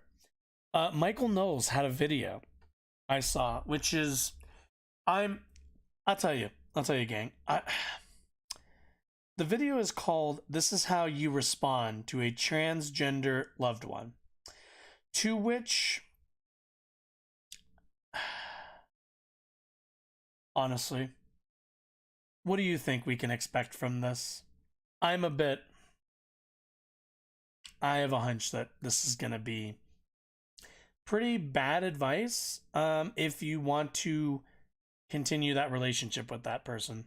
But let's take a look at what is the right wing's vision of how you engage with your trans what's it called, with your trans loved ones. Like I said, Lord only knows how this is gonna go. Yeah, I'm gonna move this a little bit real quick. Maybe go here. That looks good to me. That looks good to me. Sorry, I'm just moving chat a little bit. Okay.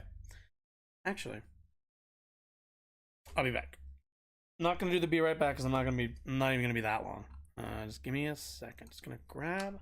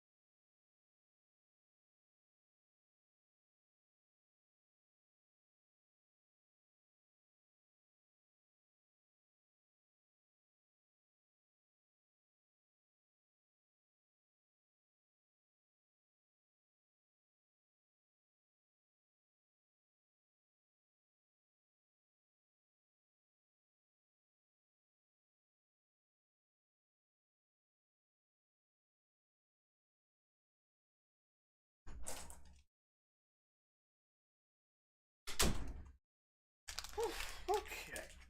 Ugh. Sorry, I mostly just need a snack. Just something kind of small carb. I'm not gonna lie. I hate doing the reading segments. Mainly because I find it very draining to be reading that long. It's just never been a big reader. I just never have. Okay. Anyway, Michael Knowles, dumb fuck. Let's go.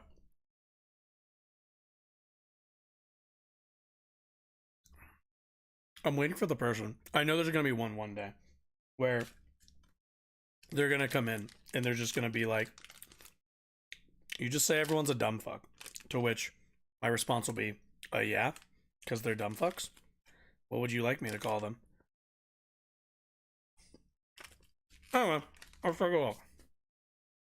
There is a TikTok that went viral yesterday that is so beautiful. It's heartbreakingly sad, but it's also really, really beautiful. We cover on this. You guys are such fucking losers. Spend all your time on TikTok. I'm sorry. Show every conservative covers on every single conservative show these TikToks of crazy young people pushing their radical gender ideology. Imagine. And we usually make fun of them. Sometimes we have pity for them. This is my favorite one of these videos I have ever seen. It is of a young woman who is confused about her sex, who thinks that she's a man, reading a letter that she got So you mean gender, right? All these videos only hinge on one thing, which is the misunderstanding that sex and gender are the same thing.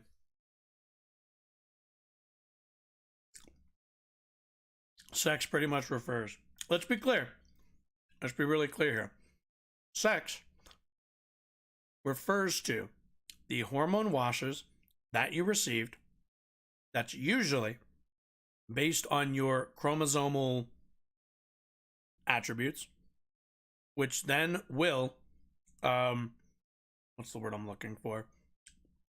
Will develop you into, a certain list of traits. If you get the I always fucking, god damn it, I always fucking forget. What was it? XX or XY? I always fucking forget. I literally never can remember which one's which. Fuck Christ, I never. Okay. XXXY. Fucking Jesus. I don't know why. I've never been able to remember the XXXY thing. It always fucks me up. I'm always like, fuck, which one is which? Okay. So if you have XX chromosomes, you are going to get, come puberty, you are going to get hormones that will give you certain like a list, a big old list of attributes.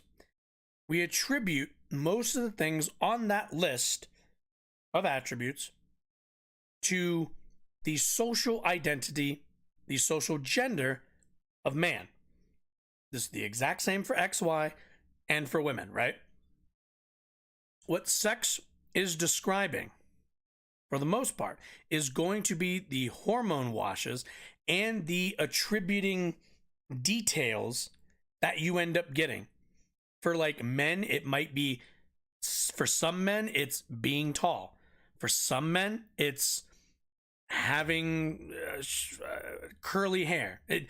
Like all of the traits, there's a very large variety that you're gonna get.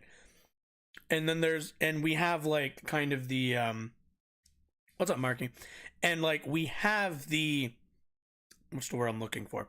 We have the gender identifier that kind of like picks that out and goes, okay, if you're like in these if you're hitting these broad strokes, you're gonna be like a man. So you can be a man and have long hair like me, or you can be a man and have short hair like I don't know, one of my coworkers or something. But both of these type of men can exist under the category of man determined by your, the hormones that you ended up getting because of what chromosomes you have, right?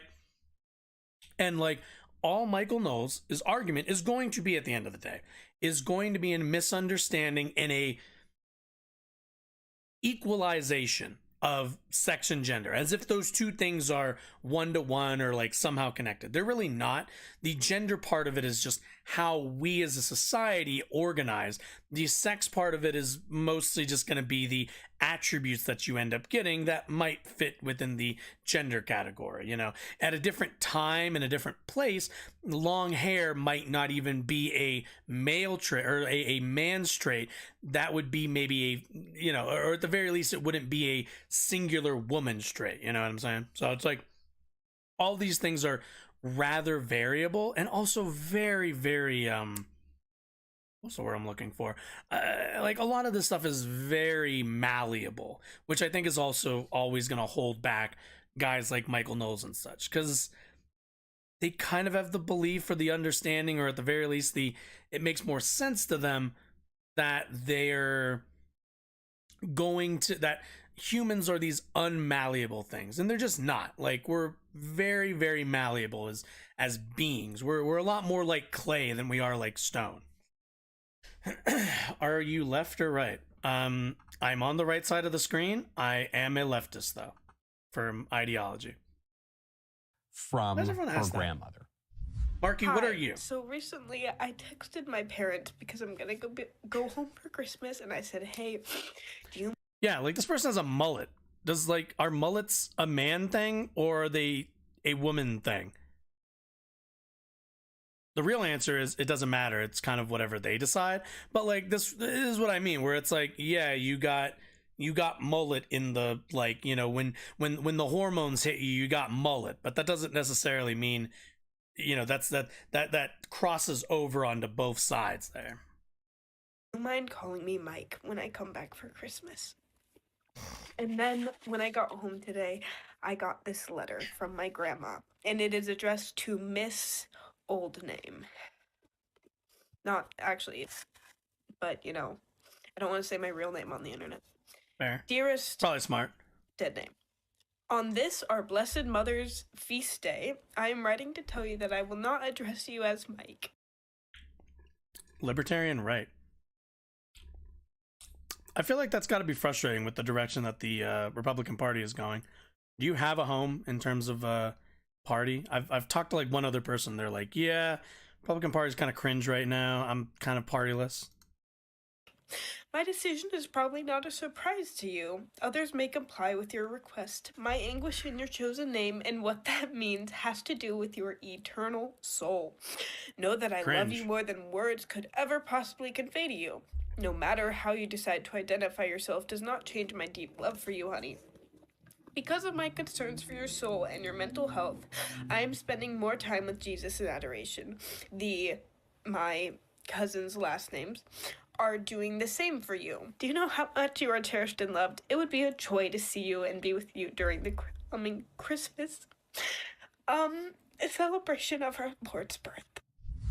So let's also remember there were gay people who went through this exact same thing when they wanted to bring their husbands, their boyfriends, their girlfriends, if they were a female. Like, this is no different than that.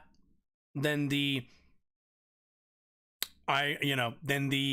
you might have a conception of yourself, but you know, I you know, maybe as your family member, I have a conception of you that I find more important, that my version of what I see of you is more important than your version. It's selfish. There's no real way to describe it. It's selfish. It's like you're not that person.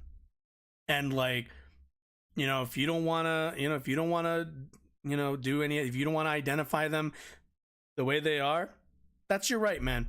But like, don't sit here and don't be shocked when they're not interested in having you in their lives. I previously believed that the perfect response to the transgender madness did not exist. So you vote right, but both parties are bad. How did you come to voting right? I'm super curious about that. While I think both parties are pretty fucking cringe and captured by corporate interests, I could not possibly see an argument for voting right in that case. Under I knew those that there were some circumstances. responses that were better, some responses that were worse. This grandmother just showed us the perfect response. This is it. This is how you respond to any loved one, any family member, any friend who tells you that he or she is now transgender and says they don't want to go by their real name and they want to go by some new fake name and they want you to pretend that they're the opposite. All names are fake. There's no such thing as a real name. Names aren't in nature. Is the response absolutely flawless. Names are social And constructs. the girl, who's clearly in a lot of pain and confusion and has all sorts of mental and spiritual problems, I would imagine, too, she gives away the game. At the classic, there's no love like, there's no hate like Christian love. Not wrong, not wrong. Very first part of the video. Did you hear that little bit? She did so unwittingly, but she said, I want to be called Mike. But my grandmother addressed this letter to Miss So-and-so. I'm not going to tell you what that name is because I don't want to use my real name on the internet. What'd you call it? I thought Mike was your real name. I thought that other name. If they've only just made this decision, you could find them under their current legal name. They weren't talking from a semantics point of view. They were talking about sharing their identifiable name that you could find, like, what's the word? If they gave out their real name, kind of like I do, a lot of the times, you can easily find people and harass them, and it's the internet. It's the internet. You don't want your legal name to get out there, because then people who want to cause you harm have a free range to find you, free range to bother you. It wasn't a mistake, Michael. I'm sorry to say this isn't the own you think it is. That you were born with, christened with, raised with your whole life. I thought that name was dead and gone, but you just admitted that that's your real name, because deep down that is your real name. And you recognize that wanting to deny your real name is wanting to deny your real identity. And it might give you some kind of pleasure or temporary euphoria in escaping whatever problems that you have in your life, but it isn't real. And there's nothing compassionate about. Marky, let us come together in this. You don't like the identity politics and racial division coming out of the left? Neither do I. There is a faction, not even a faction. There is a stripe of leftists who is terminally obsessed with identity and what's the word? Sexual identity and racial identity, which is cringe. I'm not part of that. So you're not going to find any of that cringeness here. Anti-taxes. I'm pretty pro-taxes. I like being part of a society. But we can come together on pro-gun. So we probably agree on a few more things than you would expect. But indulging fantasy. What the grandmother is demonstrating is some of the purest compassion I've ever seen, because compassion means to suffer with somebody. And she's saying, I have anguish, and I'm just going to kiss it up, and I'm going to spend more time with our Lord in the Blessed Sacrament. And the video goes on a bit longer. I had to cut part of it out just to fit it into the show. In part of it, the grandmother writes, some of your cousins are making personal sacrifices, to sort of kiss it up and to also have compassion with you. It's absolutely perfect. Dog shit. That is real compassion. And I know it's very tempting. I've thought about it myself. Oh my gosh, what if, God forbid, one of my kids had to deal with Is it compassion? Mental problem. What's compassionate about it? How would I react? And I know I would be very, very tempted to call my kid whatever name he wanted to go by and pretend he had whatever pronouns he wanted to pretend he had. I would be very tempted to do that, because you just want to give your kid whatever he wants. He does know pronouns aren't real either, right? My little boy. They're also social constructs. They're just a way for us to identify people. Want chocolate? And I say, structure. No, you can't have chocolate. Want chocolate? No, seriously, you want? Okay, here's some chocolate. This is very hard to say no to your kids. But that grandmother is the one exhibiting true compassion. Trans people, just like chocolate wanting children. Right now, head on over to Express. Holy shit, you guys don't know how to not do ads. Jesus Christ, how many sponsors do you guys have? So many sponsors. Okay. Okay, so let's was that compassionate? What about that was compassion? Like this is what I mean, because that grandmother, whatever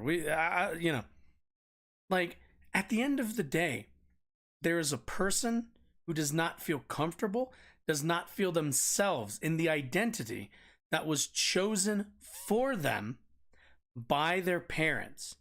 Do you ever know people who aren't really into their names, who are kind of my name's Jerry, but I'm not really into it?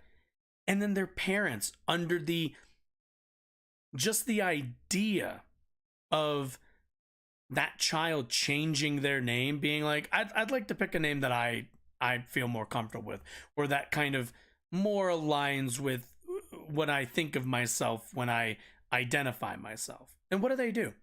They get offended. They get really in their feelings.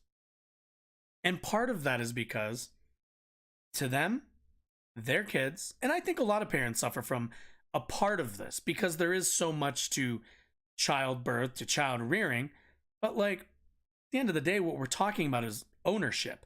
What they're upset about is the idea that this human isn't something that they can own and control to an absolute level, that they're just, they are getting to choose what they want to do. They don't like the name that I picked for them. And they get in their feelings about that and get offended. At the end of the day, to any parent, I would say you don't own your kids. They don't owe you really much of anything. It was your choice to bring them into this world, and it's your choice to do all the rest of the stuff that you do. But you don't own these people. And it's that ownership that I really don't like. And it's that kind of ownership that, like, that grandmother in that scenario is kind of performing there. Because in their mind, their granddaughter is whatever their name was, right? That's their granddaughter. And their granddaughter is not going to choose to take that away from that grandparent. It's just selfish. It's really, really just selfish. And I mean, that grandmother's probably old, comes from a different time, and I'm sure they think they mean well. But no, there wasn't anything compassionate about that. It was just, I own you. I own your name.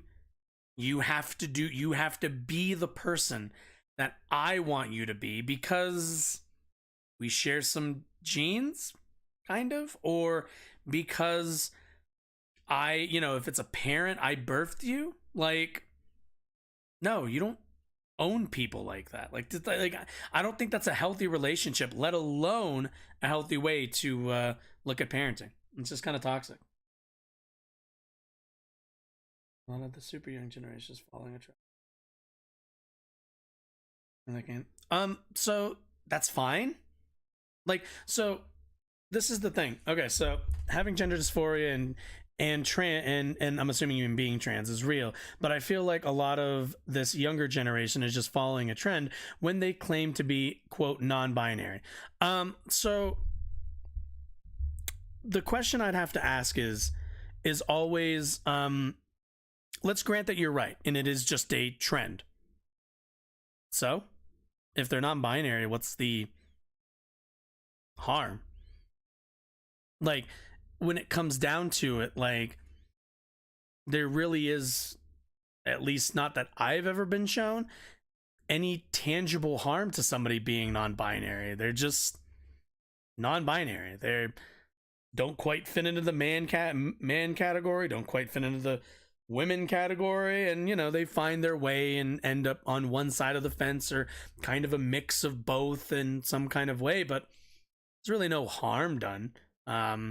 There's not harm being created. So, like, to me, I'm just kind of the opinion where the same way, like, kids like to wear certain clothing or, follow whatever trend, it's for the most part rather harmless.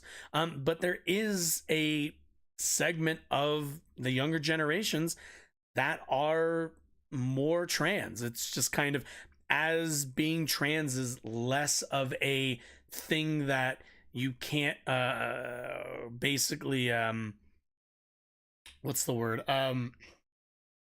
that, like, you can't, like, outwardly in public acknowledge yourself to be, as that becomes normalized in society, you're gonna see people just kind of raise their hand to play that part in society, to be that person. They don't have when there's not as many barriers telling me you can't do this, you can't do this, you can't do this. There'll be more people who we're always going to gravitate towards being trans, and they'll just live their lives freely like everybody else. It's the harm part of it is kind of where I'm always like, there's not really tangible harm we can point to, so just hasn't been what's it called, substantiated for me yet. ExpressVPN.com/Michael. God damn it. Just as important. The only VPN that I trust is ExpressVPN. It's like one button. How? What? Are there two ads? Am I fucking insane? Wait, are there two fucking ads? Or to miss No fucking shot. Cousins are making. No, I would be. One with a VPN. Choosing a VPN. Okay, no. It's just one really, really long one. And kids. Okay. Speaking of women of a certain age and kids, Chelsea Handler also went viral yesterday. Oh, are we doing? Okay, I don't care about that. I don't care. Who cares about Chelsea Handler? Chelsea Handler hasn't been interesting in years. Yeah, that wasn't. I'm not sure what about that was compassionate. If you have transgender loved ones, my only real advice to you is to talk to them, try to understand their perspective, understand the the place that they're kind of in. And I mean, at the end of the day, you're either going to choose to be a positive force, a supportive force for them, or you're not. I can't make that choice for you. I can encourage you that you should be supportive of those people. You should be, you should be trying to be as supportive and inclusive and understanding of them as you can. But, I'm sure there are going to be people who say, I would never. And you know what? If you're that selfish, if your ego's that involved in it, if, you don't want your kid choosing if you wanted a boy and your boy now wants to be a girl and you're all in your feelings about that, I can't help you with that one. That's an ego thing. That's you being insecure. But speaking of insecurity, let's go take a look at easily one of the most insecure people I've ever seen on the internet, Matt Walsh. Let's see. I agree with your point somewhat. Personally don't care. Personally don't care if someone wants to identify. It doesn't affect me. But I feel like we should encourage people to accept the way they were born and not try to switch to something else. It can lead to depression if you don't accept you. Okay, so I understand what you're saying. So you're pretty much okay. So I feel like we should encourage people to accept the way they were born and not to switch to something else. So the thing that's giving them depression is that they're filling in a social role that they're not comfortable or happy in. That's what's creating a lot of depression. When we reference depression in trans youth specifically, it's usually centered around their inability to socially transition or socially take on the gender role that they feel more comfortable in. I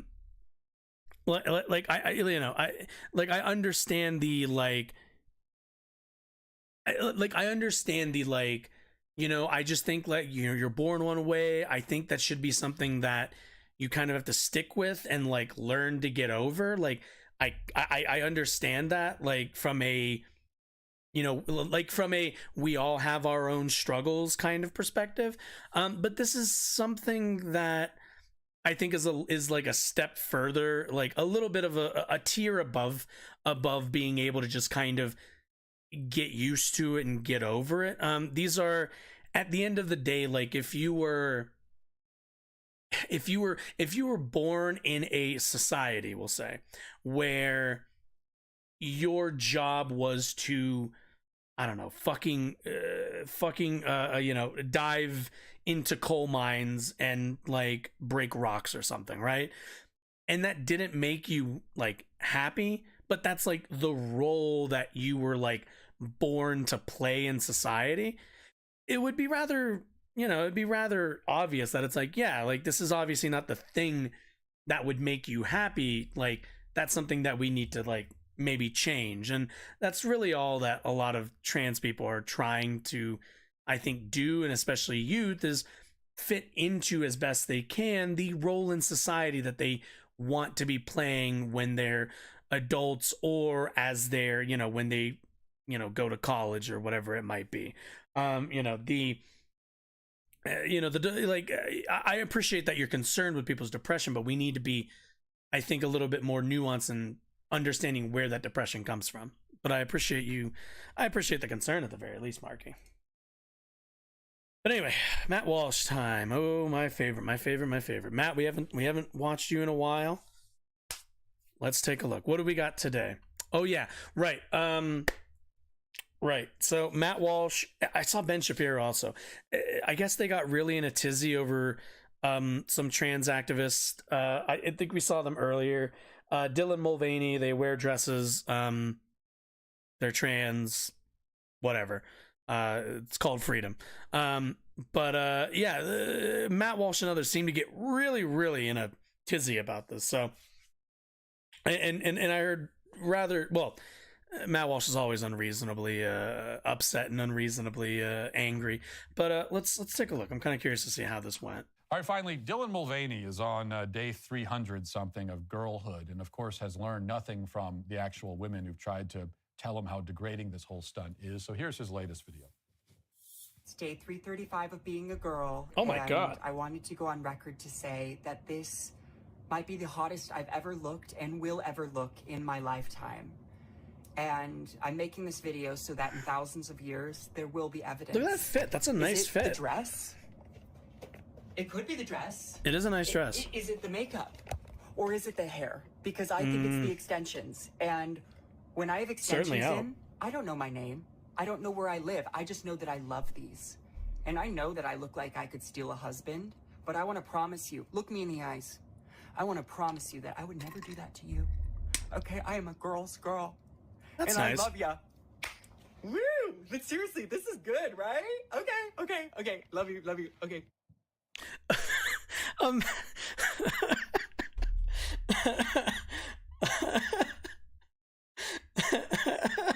Matt is so distraught right now.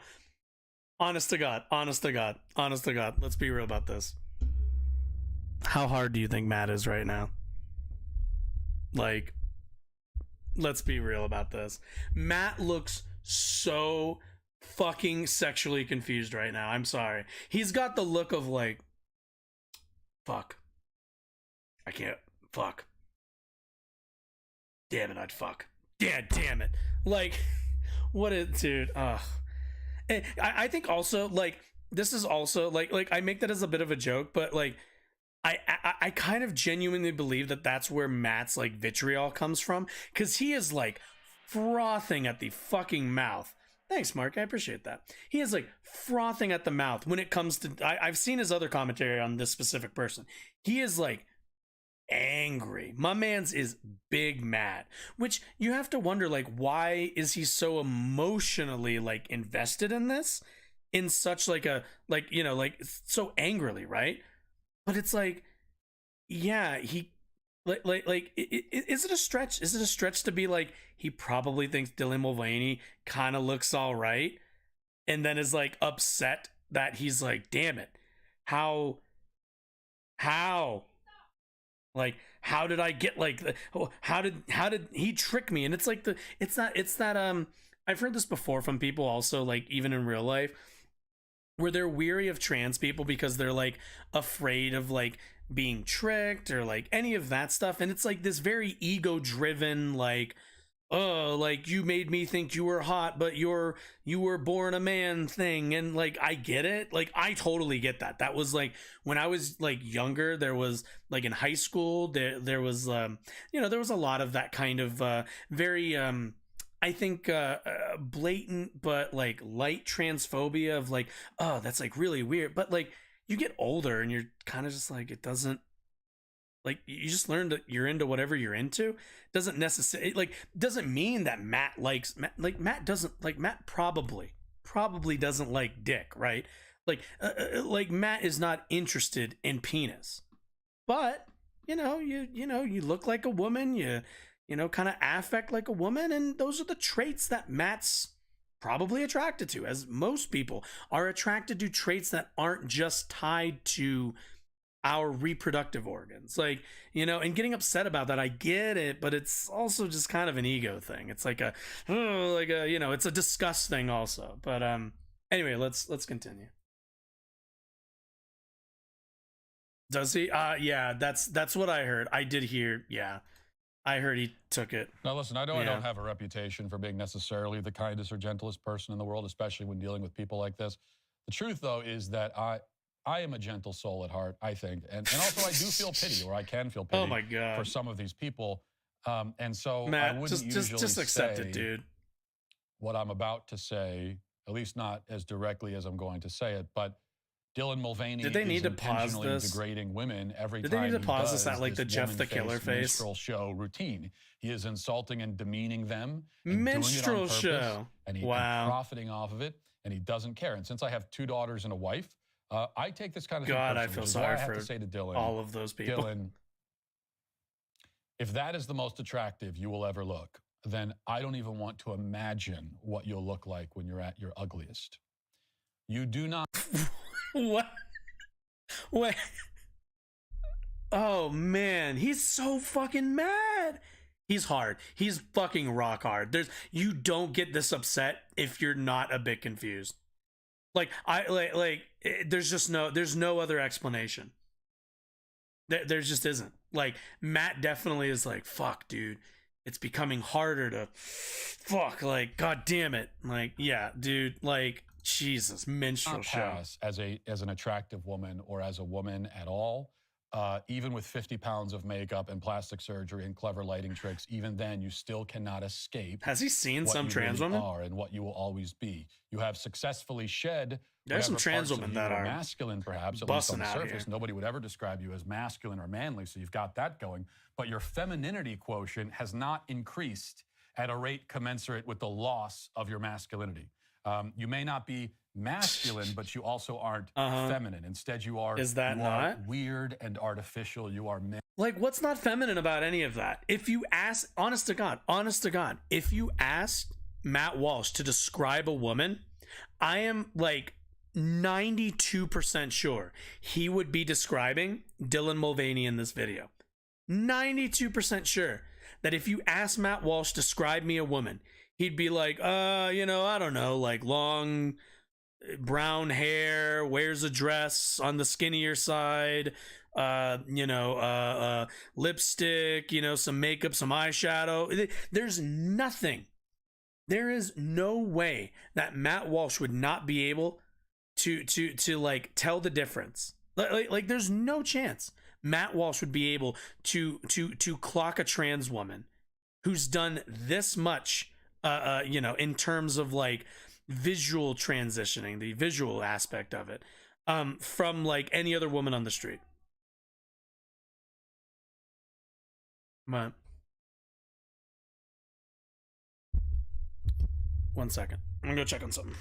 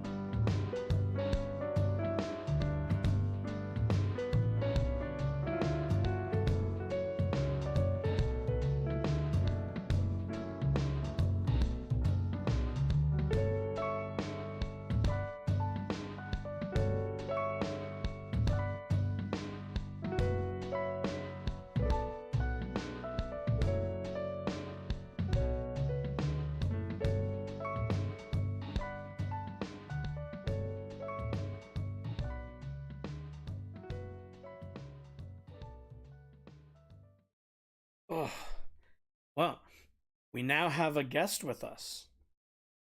Ugh. It is the big chunky boy.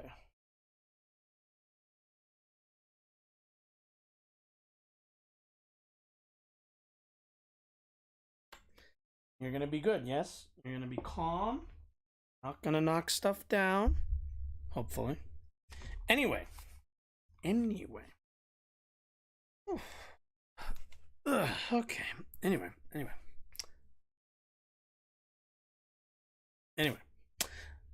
Let's get back to it. Okay. Manufactured and lifeless. You are unearthly and eerie. You are like some kind of human deep fake. That's what you are.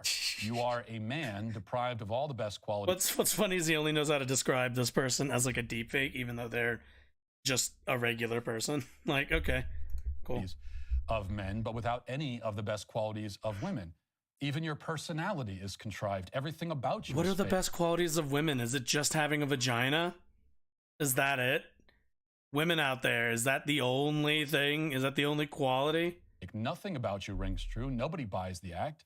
You'll never be accepted as a woman by anyone. Never by anyone. Even the people who pretend to accept you as a woman are only pretending because they're afraid of being lectured if they don't. Nah. Or because they want to use you as a platform to virtue signal. But everyone who looks at I just you believe will in human see rights. something pitiable and bizarre, something utterly unfeminine in every way. You will never be able to actually have the identity that you're trying to appropriate, nor will you ever be able to fully escape what a the salty identity that human. you're fleeing. The best you can hope for is some kind of limbo, the worst of all worlds. And yet, even in that limbo state, you will still be a man. Just not one that any of us can respect or take seriously. But other I love the idea that, like, so Matt Walsh reveals a lot about, like, in this rant, because when it comes down to it, I thought we talked about this, Miso. When it comes down to it, Dylan Mulvaney doesn't dress like this for Matt Walsh. Dylan Mulvaney doesn't dress like this for me. Dylan Mulvaney dresses like that and is the way that they are for them. It's curious that Matt Walsh, somebody who purports to be this, man of men and, all this shit, and, constantly astroturfs, not only with his full beard, but with his smoky voice, that he's the real man, that all of these manly traits are because what, Matt? You do all of this for what? Other people, maybe? Does any of this, is this all just a facade? Is all of Matt Walsh's everything just for everybody else? And it's sad. It's honestly sad. The idea that Matt Walsh thinks he's relevant to Dylan Mulvaney, or quite frankly, any trans person's life, in terms of, like, validating their, like, personhood, is just delusional. Matt, nobody cares about your opinion. Now, I shouldn't say that nobody responds to it. I certainly respond to Matt Walsh all the live long day, mainly because he's, just very easy content, and he's a piece of shit. But, like, every time I get on these videos, every time, it is this disgust response.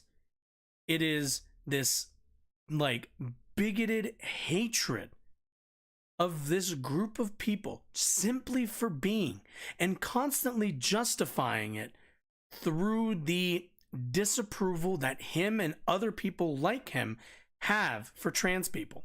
Here's a fun fact. Trans people are not interested in your opinion of them, Matt Walsh. They're not interested in whether you think that they are valid, that they belong in society, or anything else.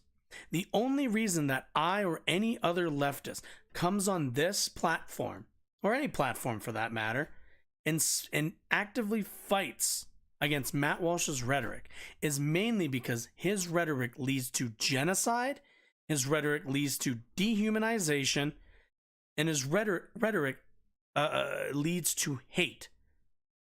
Because those are the only things you're getting out of any of this. He's just a hateful, very miserable, very self-centered, and outwardly concerned person. Somebody who is small and knows they're small. And it's why he flails at so much of this. He flails trying to be this important truth teller, even though nothing he's ever said is ever really truth. It's all just feelings. It's all just his emotions. Even though to him, he would probably say that he's ruled by logic because he's a real man. Like, it's pathetic. Other than that, champ, you're doing great. And that'll do it for this portion. Well, glad I finished up when Matt did. Nobody did that. But okay, so let's also hit up another fun one. Like I said, I'm catching up with a bunch of stuff, so we're just hitting segment after segment.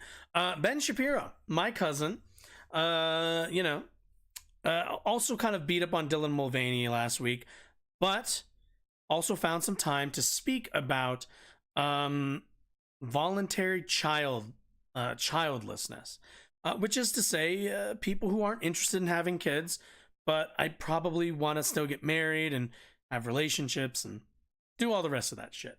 Ben Shapiro is not a fan of this, I take it. I think he's talked about it before a little bit, how he's not the biggest fan of people who don't have children. I don't know why. I don't know why other people's children are of interest to him, but what can I say? The right wing has a penchant, a history of being really concerned with what other people do in their households and how other people exist. So let's go take a look, see how he's doing.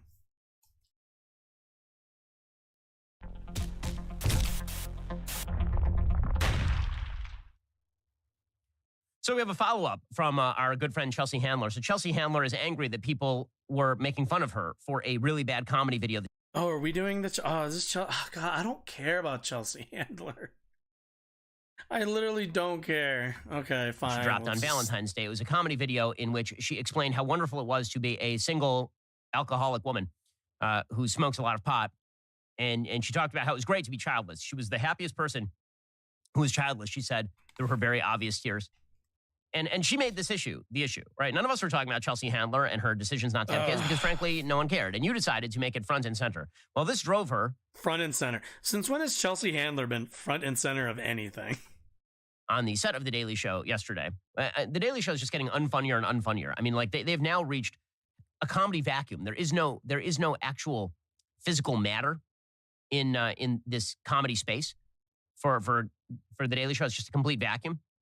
That's why and you nature should abhors watch a vacuum, so apparently they put Chelsea last Handler week tonight? there. Yeah, the John Oliver Chelsea one. Handler had another monologue about how happy she is. She's so happy, you guys. She's so happy. She's the happiest person. Why are you calling her sad and a wine lady? Why are you? She's so happy. Wait, is that? There we go. Is that going to be the joke? Like, is the joke? I really hope we don't watch this, and then the joke is like, yeah, she obviously says it with a straight face because that's the joke. I have made abundantly clear is that I do not want children. Cool. I say it on stage. I say it in interviews. It's the first thing I say to myself in the mirror when I wake up each morning. Right before I tell myself, God, you're a dynamic woman. Kids don't respect me. And quite frankly, the feeling is mutual. And the fact is, there are millions of women just like me, but for some reason, every single one of us at some point in our lives is shamed by society for not wanting a baby. These Fox News trolls are right about one thing. I am miserable. In fact, I was just scrolling through my Instagram feed the other day, realizing how miserable I am. I'm miserable on the beach. And then here I am miserable on the top of a mountain. And then here I am miserable scuba diving. And then I'm miserable again. You know, really, the joke of this is like the actual beginning of the joke of like the segment is pretty much doing like the I'm totally happy not having kids, even though society that's what they tell me I should be doing is my like societal role. But like deep down, I am like kind of sad, but like not really. Like that's kind of the joke is that you're playing kind of a parody of that person. I mean, again, I don't know that much. Well, I remember Chelsea Handler from like the 2000s, but like Christ above, I didn't even think she was still kicking around like on as an influencer or whatever. I don't know what she does now. And smoking a joint in a hot tub. Cool. Well, I mean, she's going to tell you how not miserable she is. Does she look like a happy person to you? Does she seem like a very, very happy person? She's so overjoyed. You do realize, Ben, this is the equivalent, this is the mirror opposite of people whose Instagrams and Facebooks just turn into me and my kid in every location I can possibly think of. Trust me, there are people who I am friends with in real life who are fucking obnoxious with the amount of like, look at my child pics I have to see. Like, I'm like, I get it, you have kids, I don't care. Like, get a scrapbook or something, print them out and put it in a physical book. But Jesus Christ, like, why are you sharing all of this on the internet? But you know, people, honestly, that's a phenomenon that everybody does because everybody overshares on the internet these days. Like this isn't unique. Like, okay, so here's the thing: people with kids do whether this. she chooses to have kids or not, you know, frankly, I don't care. What I do care about is that society actually should favor the choice to have kids over the choice not to have kids. It's very important that people have kids. It makes them better people. Obviously, I mean, I don't think Chelsea Handler is anybody's idea of a saint. Does having kids automatically make you a better person? Ben, have you ever met some of these parents? You know, have you ever met like children of abuse? Those parents weren't made better by having kids. But beyond the individual fulfillment that comes from having children, a society that is not built around the future generation is a selfish and stupid society. And that is precisely what we have constructed for ourselves. Not only that, it is a society that is demographically doomed to destruction. And so when you change the norm... Is this a society problem? Because this is like one charitably D-list celebrity who doesn't have kids. It's fine. From, it is good to have kids, to, we are utterly indifferent as to whether people have kids. What you end up with is a dying civilization. And that is precisely what we are seeing today. Good thing we have that thing called immigration. Pew Research Center poll from November of 2021. And it shows a growing share of childless adults in the United States don't expect to ever have children. Quote, a new Pew Research Center survey finds that a rising share of U.S. adults who are not already parents say they're unlikely to ever have children. Their reasons range from just not wanting to have kids to concerns about climate change and the environment. So, I mean, this would be the giveaway. Who doesn't want to have kids? Lefties. Wait. What's the range on that? So, okay. Do you think they put do you think they put it in the description? Of course they didn't. We'll let this run. That is the giveaway. Because the reason, if you're not having kids because you're worried that it's going to be hotter in 100 years than it is today, let me explain to you the vast span of human history when temperatures change fairly radically, and also when we have air conditioning and people can expect to live 8 decades. I mean, like, to pretend that your kids are in some innately greater danger because of gradual changing of the climate over the course of a century, and so you shouldn't have the kids, is insane. It's totally crazy. And then there are the people who just say they don't want to have kids because obviously they want to be like Chelsea Handler and be able to take Instagram photos of themselves for the pleasure of strangers. Well, it kind of depends, doesn't it? About like what percentage each of those are. I find it interesting, and I mean, you know, I say interesting, but it's really more like I find it really convenient that Ben has constructed a argument here around not presenting the numbers, where, like, you know, the number of people who just don't want to have kids is probably a trackable number that, if is rather consistent, is harmless in any society, right? Whereas if you have problems in terms of economics or even with climate change, those are much different concerns. But yeah, okay, let's take a look. When did he say this was? 2019? Is that what he said? And also, when we have air conditioning and parents say they're unlikely to ever have children. Their reasons range from just adults in the United States don't expect to ever have children. There is a Pew Research Center poll from November of 2021, and it shows... November of 2021. Okay, 1 second. November 2021. Let's see. And Is it this one? This one? Is it this one? Is it this one? No! Where is it? Pew research. Oh, damn it. Research topics. Let's take a look. Gender, politics, policy, family and relationships? Yeah, probably in there. Child? Maybe? Let's try child. Here, I'll include you on this so you can see what I'm trying to Google. Let's see. December. Let's see. February 2020, 2022, 2022, 2022. He said 2021, right? November 2021. I'm like super curious about this. No, damn it! What the fuck? What is this? Rising share of adults living without a spouse or partner. Unpartnered married. India's no.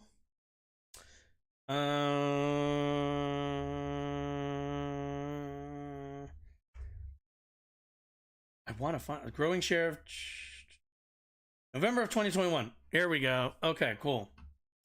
Let's see. Share of non-parents younger than 50 who say they are not likely to have children is up from 2018. Some 44% of non-parents age 18 to 49 say it is not too or not at all likely that they will have children someday, an increase of 7% points from the 37 who said the same thing in 2018. Majority of childless adults say the reason they probably won't. Let's take a look. Let's see. Among non-parents 18 who say it is not likely will have children, percent saying because those who some other reason. Okay, so we got 56. They just don't want to have kids. Oh, okay.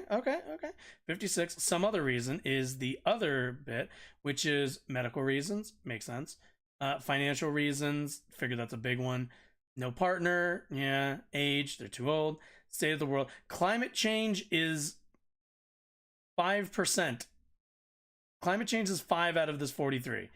So the actual largest reasons, outside of people who just don't want to have kids, are medical and financial reasons, followed by not having a partner and then having like some kind of age thing. Age, medical reasons top the list of why some parents don't expect to have more kids. Yeah, they don't want more, and they're getting older, and medical reasons. Medical reasons so far seems to be like if we're talking about other than people who like aren't having kids, not because they just don't want to have kids.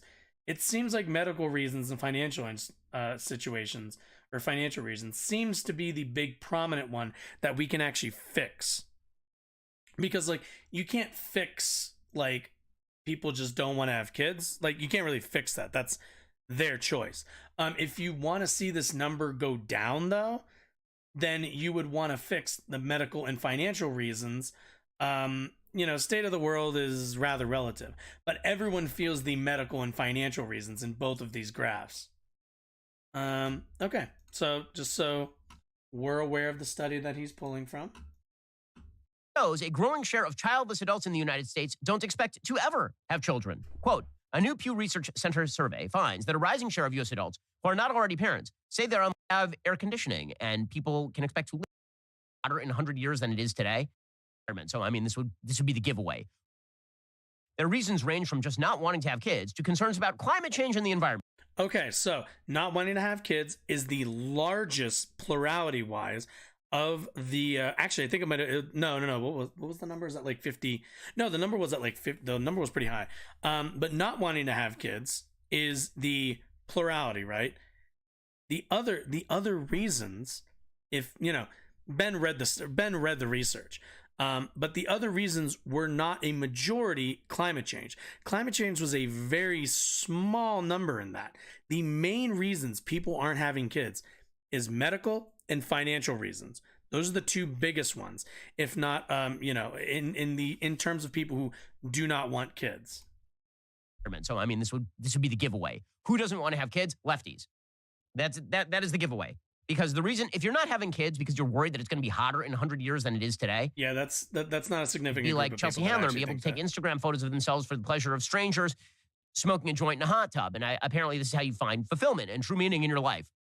As you get topless into a jacuzzi, the way that Chelsea Handler would, and you smoke a joint and you put it on your Instagram and then randos cheer for you. And it makes you feel really good for a second before you drink a bleep load of wine, as I said yesterday, and then fall asleep on your couch while drooling into your cat's fur. That does sound like If what you she don't would wish do. to talk about... God damn it. You guys have so many fucking sponsors. Like a sponsor on every video, aren't they? Have children someday, that's an increase of 7 percentage points from the 37% who said the same in a 2018 survey. Meanwhile, 74% of adults younger than 50 who are already parents say they are unlikely to have more kids, virtually unchanged since 2018. So what does this mean for society? Well, it means that we're going to go bankrupt. I mean, let's say that you're a big fan of the social welfare state. Well, congratulations on having trashed the entire pyramid scheme that you guys rely upon, the demographic pyramid scheme. One of the things that is very obvious is that countries that enter He does know that the welfare system is not an MLM. demographic decline because of a values change have a very tough time reversing that demographic decline. There's an article in the New York Times from Andrew Jacobs and Francesca Paris titled, "Can China Reverse Its Population Decline? Just Ask Sweden." And they point out that China's population has now begun to decline. And they say even places that have not begun to lose population yet, like Australia, France, and Britain, have been grappling with demographic decline for years as life expectancy increases and women have fewer children. History suggests that once a country crosses the threshold of negative population growth, there is little its government can do to reverse it. As a country's population grows more top-heavy, a smaller, younger generation bears the increasing cost of caring for a larger, older one. Yeah, it's called boomers. They've been around too fucking long. Also, again, like, the top two reasons. Keep in mind, the two reasons he has not mentioned are medical and financial reasons.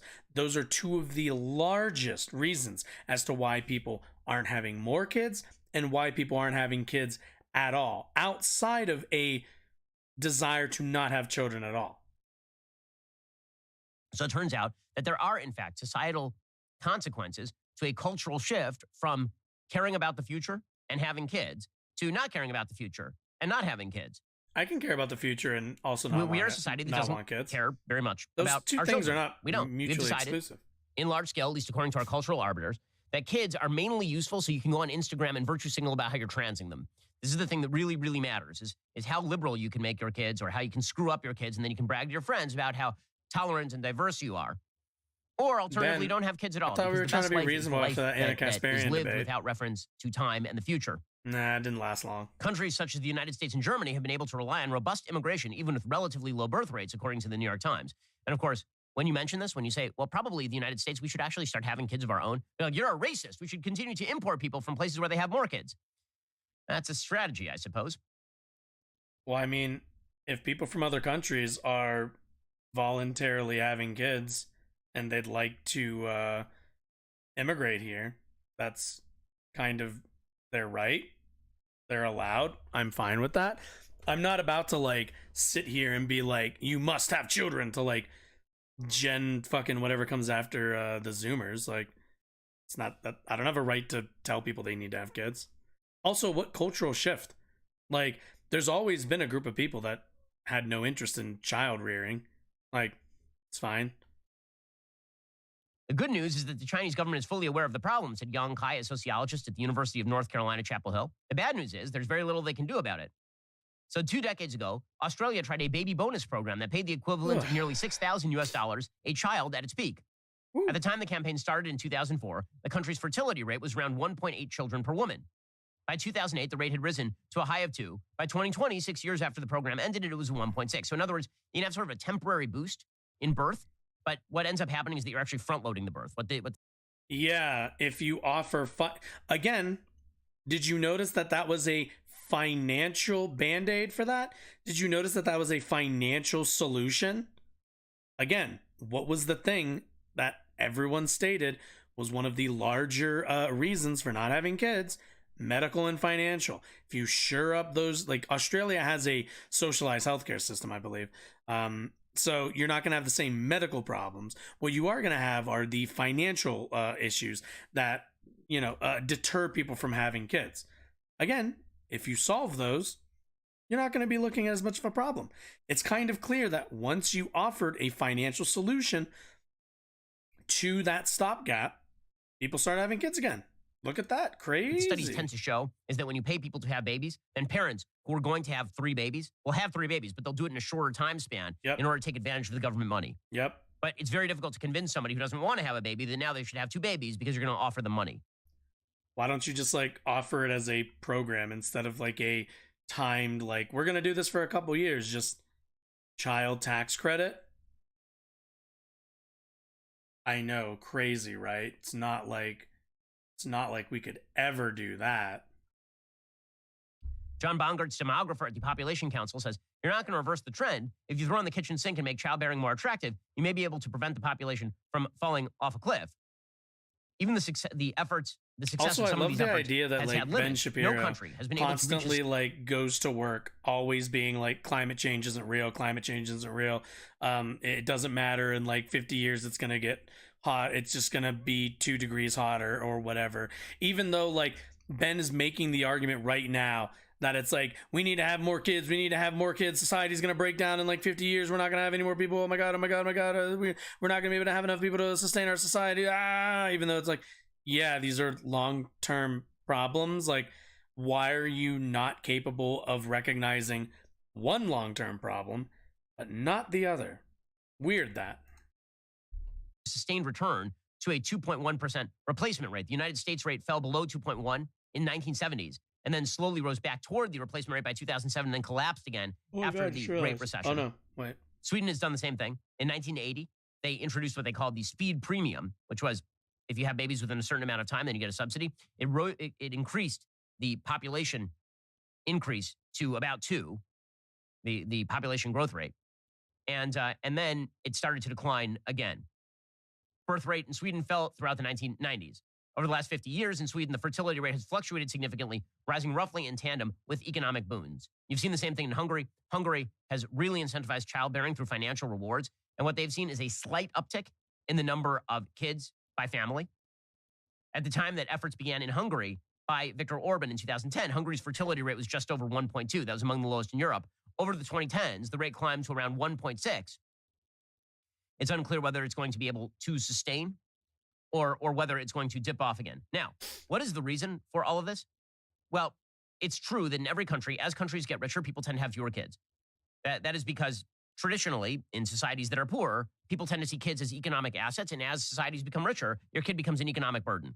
Just in pure econ terms, right? The amount of money that you're going to spend on the education and upbringing of your kid in a rich country tremendously outweighs the economic benefit of having a child. If you're in a very poor... Especially under capitalism, a system that's not going to value your work and actually create a society that'll give you the most bang for your buck in terms of the economy. Yeah, that makes sense. Yep. Mm-hmm.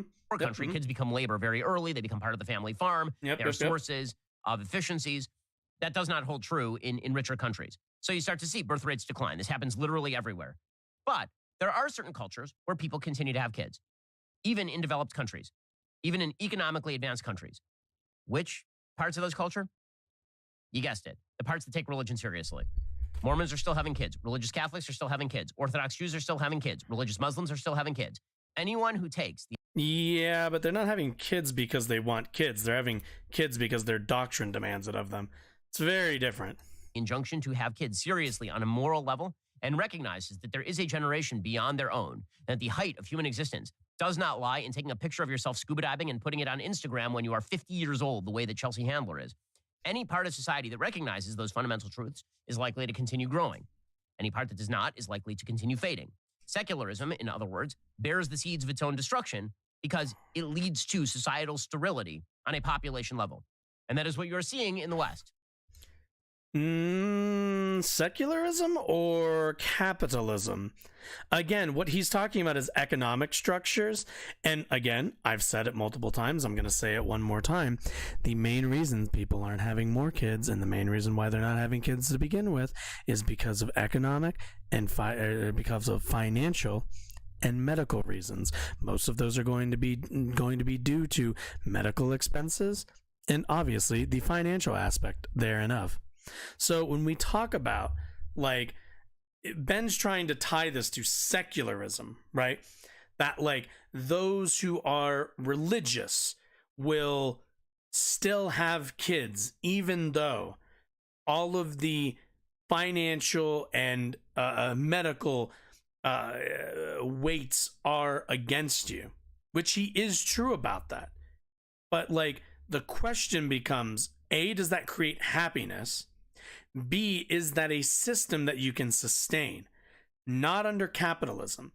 Because talk to any like single mother in the South with more than one kid and ask them how hard their existence is. Not just theirs, but their kids' existence. Ask them how long it takes until the effects of lead paint, bad piping, and everything else takes on the health of their family. Like, unfortunately, what Ben is like, Ben is working his hardest to make it about religious and a-religious people, when that's really not what this is about. This has almost nothing to do with whether you are religious or whether you're secular. What it comes down to is the system you're living in. If you're living in a capitalist economy that you are at the bottom of, you are going to have a much harder time sustaining your lifestyle the longer that goes on. And it's also why even poor people are starting to kind of not bother with kids, because it's even becoming harder. There was a time where if you were poor, if you had kids, those kids could then work, those kids could help out around the house, whatever it might be. But now that it's become way too expensive in somewhere like the United States to just have kids on like one or even two like okay salaries, people are like, it's just not worth it. I'm not going to be able to afford those kids good lives, and I'm not going to be able to live a good life. And what am I doing it for? I'm doing it for what? For what? The United States economy? That's not worth it. Try selling that to anybody. I got no interest in that. If my life's going to be worse, but the U.S. economy is going to benefit from that, I'm okay. I'm good. I don't need any part of that. So it's just like it's just the system, man. Like the economics and everything weighing down against people are going to push them against taking on the risk of having children. And so if you wish to reverse this decline, then perhaps our society should stop on a cultural level, normalizing and championing child-free living as though it is an alternative good to choosing to have kids. It is better to have kids than not to have kids. That should not be a controversial statement. The fact that it is signals why our civilization is in a state of serious decline. Okay, so here's the problem. Okay, so we're gonna finish this up very succinctly. What Ben is talking about is he's concerned with a societal interest in abandoning child child rearing, right? He's like, oh, we need to have society value people who value having children and not just being single adults and right? And I get it. A society needs to continually have kids to bring in the next generation, to all the rest of that stuff. Totally understand. But here's the thing. You're not going to solve that problem by complaining at Chelsea Handler or complaining at the young folks or complaining at anybody else that they're not having enough kids. If you want to begin to turn the tide on this, you are going to need to implement safety nets to ensure people a certain level of security when they have kids. You are going to need to cultivate an economy that centers people and their families so that, again, when you don't have, there was a time, right, when dads went off to work their one job. Mom stayed home, took care of the kids. They went to school, mom took care of the house. There was a time when Americans lived off of one paycheck, one job. And during that time, we saw the most prosperous growth in our nation. The reason for that is because there were enough safety nets and there was an economy built to lift up as many people as possible. But that's not what we have now. We now have an economy that requires both parents, for the most part, both parents to be constantly working and kids to work as early as possible, or hope that they can somehow go viral, become famous, whatever it might be, so they make some AdSense on YouTube or maybe make some money on Instagram so that they can make it to the next day. We don't have a society that's formatted with people at the center of it. And you're not going to get there by simply telling everybody that, you should want to have more kids, you're taking down society, whatever, all the rest of the stuff Ben says. If you actually want to solve this problem, you need to implement policy changes and policy, policy at the federal and at the state level to support parents, support the education of kids through teachers, support after school programs. There's a lot that as a society we need to do to format it to actually work for us, the people part of it. But that's the thing, right? Like, does Ben say any of that? No. What does he say? Secularism is good. People who don't have kids are bad. And do we get anywhere? No. Are any of these solutions? Not really. He's just drawing distinctions between good people and bad people. And that's kind of all he's doing. At the end of the day, if you want what Ben wants, this ain't the way to get to it. And, at the end of the day, Ben also isn't a fan of the kind of societal, the societal format that I'm even thinking of. Ben isn't somebody who thinks the minimum wage should be higher. Ben isn't somebody, who's very supportive of unions. So, there's a lot of things that we can do to get to the place that we were at in like the 1950s, the 1960s, in terms of an economy, in terms of like college education meaning something, actually getting you farther ahead in a way that's commensurate to your educational acumen. But what do we have now?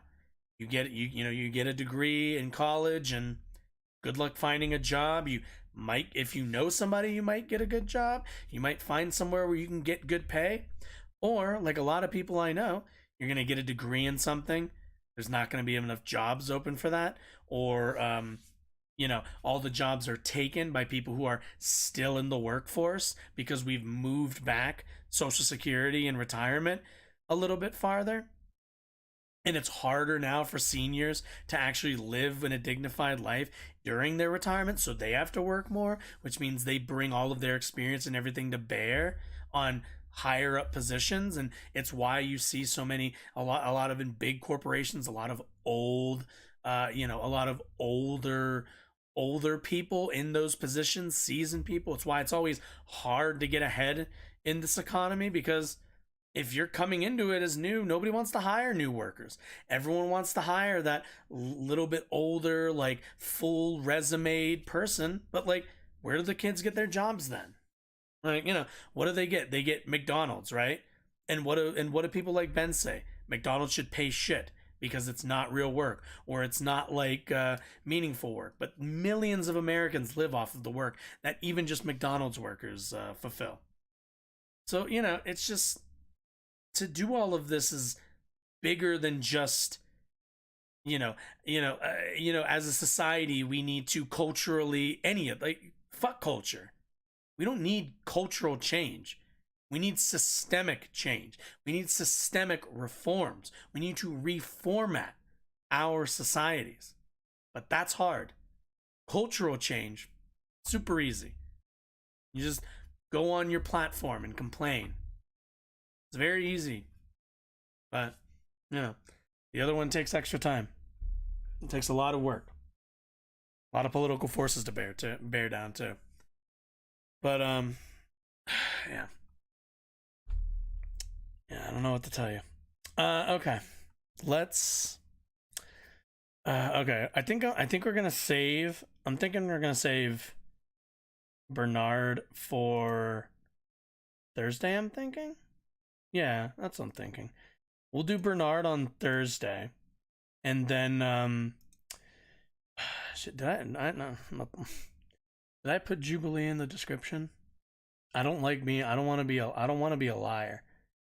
I did, son of a bitch. Okay, well, that's fine with me. Okay, Jubilee. This is gonna be the last one. We're gonna try to not dilly dally too much. Put this at 1.25 so we can move along a little bit. Okay, so Jubilee, you know what Jubilee is. I don't really have to explain it. They did a thing. It's conservative teens versus liberal versus moderates. I'm assuming it means conservative teens versus liberal teens versus moderate teens. It's one of those middle ground ones. Let's just get into it. Let's just go. Humans, welcome to Middle Ground. Keep an eye out for an interactive prompt in the middle of this episode, and thank you for watching. Only do that if it's the follow and subscribe button on YouTube and Twitch for this channel. I do feel our generation is heavily misinformed sometimes because of social. Wait, I'm sorry. Okay, I'm sorry. I didn't know. Stop. I didn't see the prompt. Our generation is misinformed. Okay, I don't know which group is coming from which. I'm assuming it's. Can it be left, right? Obviously, the people in the middle are probably the moderates, but okay. Our generation is misinformed. I do feel our generation is heavily misinformed sometimes because of social media. A lot of the times they just see movements as sort of a trend without looking into them, and I feel that happens so much. They'll just go with it, and I feel like a lot of the times it makes it very easy for us to kind of just be tailed by the government, and I feel that we need to do a lot better job at looking into things and really reading into things and starting to take facts over feelings. Yeah, because it's 10 times easier to just look at something and accept it as truth than to go and do your research and find counterclaims or something that aligns with that. Because if you're just sitting there like scrolling through TikTok and somebody says that this is happening, I mean, like, who's gonna? It's not really educate yourself. Yeah. I strongly agree with both of you guys. You know, I think the reason why I was hesitant about walking over is moderate. Even though I agree that our generation is misinformed, that doesn't mean that older generations aren't also misinformed, especially, you know, in the form of, for like Gen X and the baby boomers or whatever. Cable news in particular, you have millions of Americans now who are tuning in every night to see Tucker Carlson spread misinformation. I don't want to pick on him in particular, but he's an example. Social media is just another. You're not picking on him, my guy. He is incredibly rich and powerful. People just, with all due respect, being too lazy to do their own research and just believing what other people tell them. Yeah, so I completely agree with you guys, but I also wanted to add that as a generation, we don't have good examples of politicians and how they disagree and agree anymore. How many When my moderates are parents in were this? Younger, they used to watch the politicians in the Senate and the House have like great lively debates and come to a conclusion in the end, and you would see how they were speaking and how they bounced off each other's opinions. And now that we don't have that example anymore, we're forced to get our information from social media, and a lot of the news channels these days are heavily biased. And because of that, I feel like as a generation, we're heavily misinformed. My dad and I spoke to each other a lot about politics, and since I was a liberal at that time and he was a conservative, we would have a lot of debates. I would find myself growing and becoming more moderate just because the things he said and the things I listened to and the things I researched because of points that he made to me, I would find myself transitioning into more of a moderate. This is also good. You should always, you know, I would always encourage anybody to like be malleable in like to a degree of like being open to new information, new arguments, and like be open to like that sort of thing.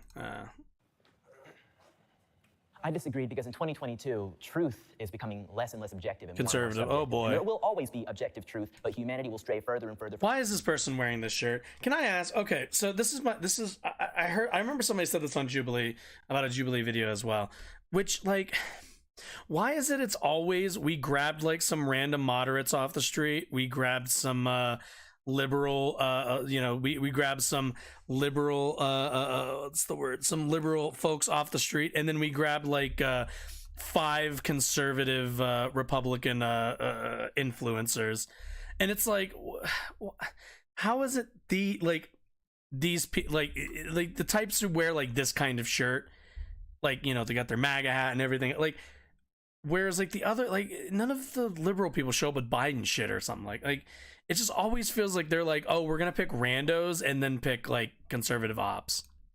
from that, especially when a lie can be attached to an emotion. You see, we are thinking less and less critically and more emotionally as a whole. And so when you see something like, for instance, George Floyd, May of 2020, that just strikes your heart. First thing you want to do, go to Instagram and post a black square. Now, what is that doing? I don't quite know. But what it made you feel was like you did something to help that poor fellow who got a terrible thing that happened to him. When I was hearing this question,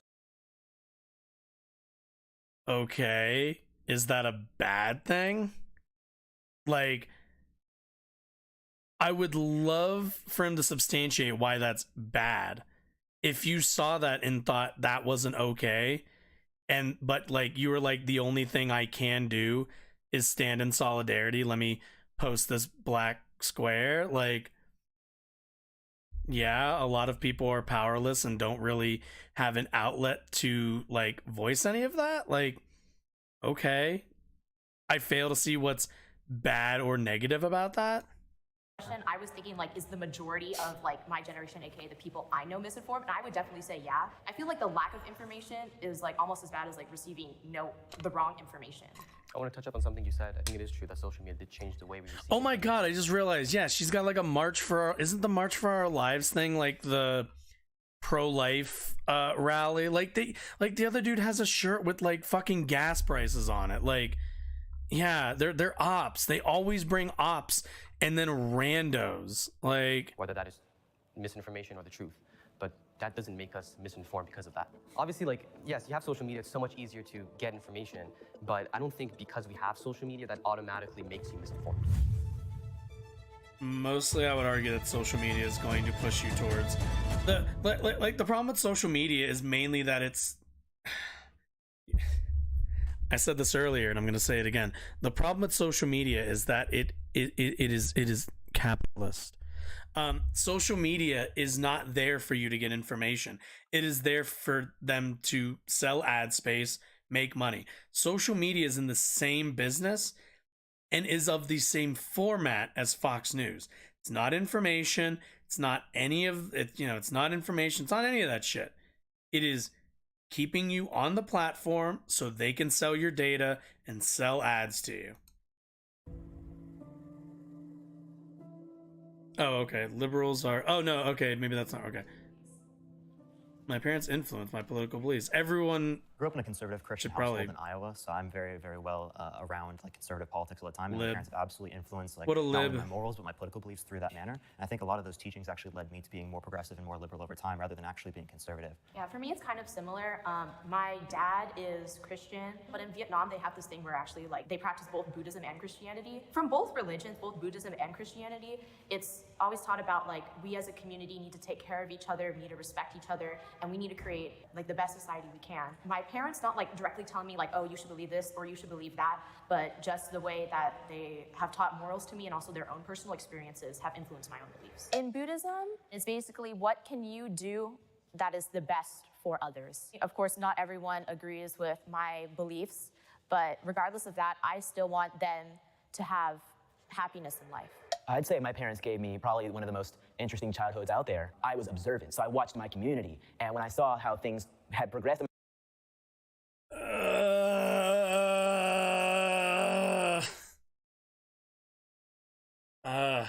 Okay. My community, and then sort of just stopped, especially during the housing recession and crash in 2007 and 8. I had a deep question as to why aren't things getting better? Were you alive for the 08 crash? It is 2023. How old are you? Like, they didn't teach me anything. They let me learn my own way. Because if they had taught me something, I wouldn't have had the thirst to know more. I stepped forward because I believe without them, I could have had some other sort of beliefs, but I felt that what they taught me pushed me down my path. I am so I became a conservative in 2018, and I became incomprehensible. that based off my research. I was actually Okay. a liberal before that, just because everyone else around me was a liberal. I would vote for Trump in the upcoming election over Biden or over anyone else that runs against him. He embraces free market economics just like I do. We need less government spending. We need to cut taxes. Free market economics, you mean the thing that we're currently living under right now? Do we not live in a free market economic system at this exact moment? We need to cut government spending, and Donald Trump would definitely do that. Are your parents conservative? They are actually, but politics. Where are we cutting from public spending? So they did not influence me to be a conservative. But there were 2 years in between, Trump being inaugurated in 2017, and then if it was like late or mid 2018, about a year and a half of Trump being in office, running headlines, a lot of big things happening. Are you sure none of that and their commentary at the dinner table maybe didn't influence? No, I remember 2016 election. They didn't say a thing about who they wanted. That's hard. That's hard. I know. I'm telling you. It Yeah, didn't come yeah. up. He's And wearing a fucking Biden shirt that's like gas is $9. I don't know where gas was $9. Maybe California, but gas is always expensive there. Obviously, this country's way more political now than it was 10 years ago. But I'm telling you, I just became a conservative based on my own research. Nope, I don't like this. Okay, so I'm old. I'm like probably twice a lot of these people's age. He's utterly incorrect. People who do like oh my God, we're like, it's everything's so political nowadays. You're incorrect. It's always been like this. Like I grew up in my parents are divorced, but like my dad is like steeped in conservative right-wing radio and like Fox News and everything. Like, trust me, none of what I've seen over the last like 15 years has changed. It's gotten more extreme, absolutely, and a lot of like the really fringe, really cringy far right extreme shit that was getting said in like 2005, 2006 has now shifted to become a lot more mainstream than it was back then. But in terms of everything being political, no, that's just incorrect. Everything's been political for a long ass time. The only time where we really got a respite from like the constant like political fights was maybe the 90s. Like in the 1990s, we had George Bush and like that whole or not George Bush, Clinton and that whole scandal. But otherwise, during the mid and late 90s, the Republican Party was gearing up to pretty much run the, like as right-wing talk radio began to really take hold and gain influence, their rhetoric, they began to like ramp up a lot of the more extremist rhetoric, which you ended up seeing later on in the Bush era and especially afterwards when Obama took power in 2008.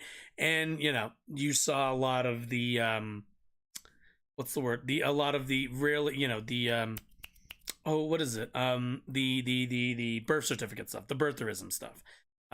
So like, there really wasn't this like time of like, nothing is political. That's not really a thing. That's never really been a thing, especially if we're talking since like 2000, since like Bush, since like Bush Gore and 9/11. Our whole entire family is very much on the left, like Democratic, liberal, but my mom, she was not, and she would claim that she was a Republican, but I don't think she knows a damn thing about what that means. Like everyone's like the culture wars didn't start until like the 2010s, but like go ask the Dixie Chicks how they felt about their name back in one day I like about their name and about politics back in 2000 and I think it was 4 is when they came out that moment I was like against the war on the same page, and I don't think we ever are going to be.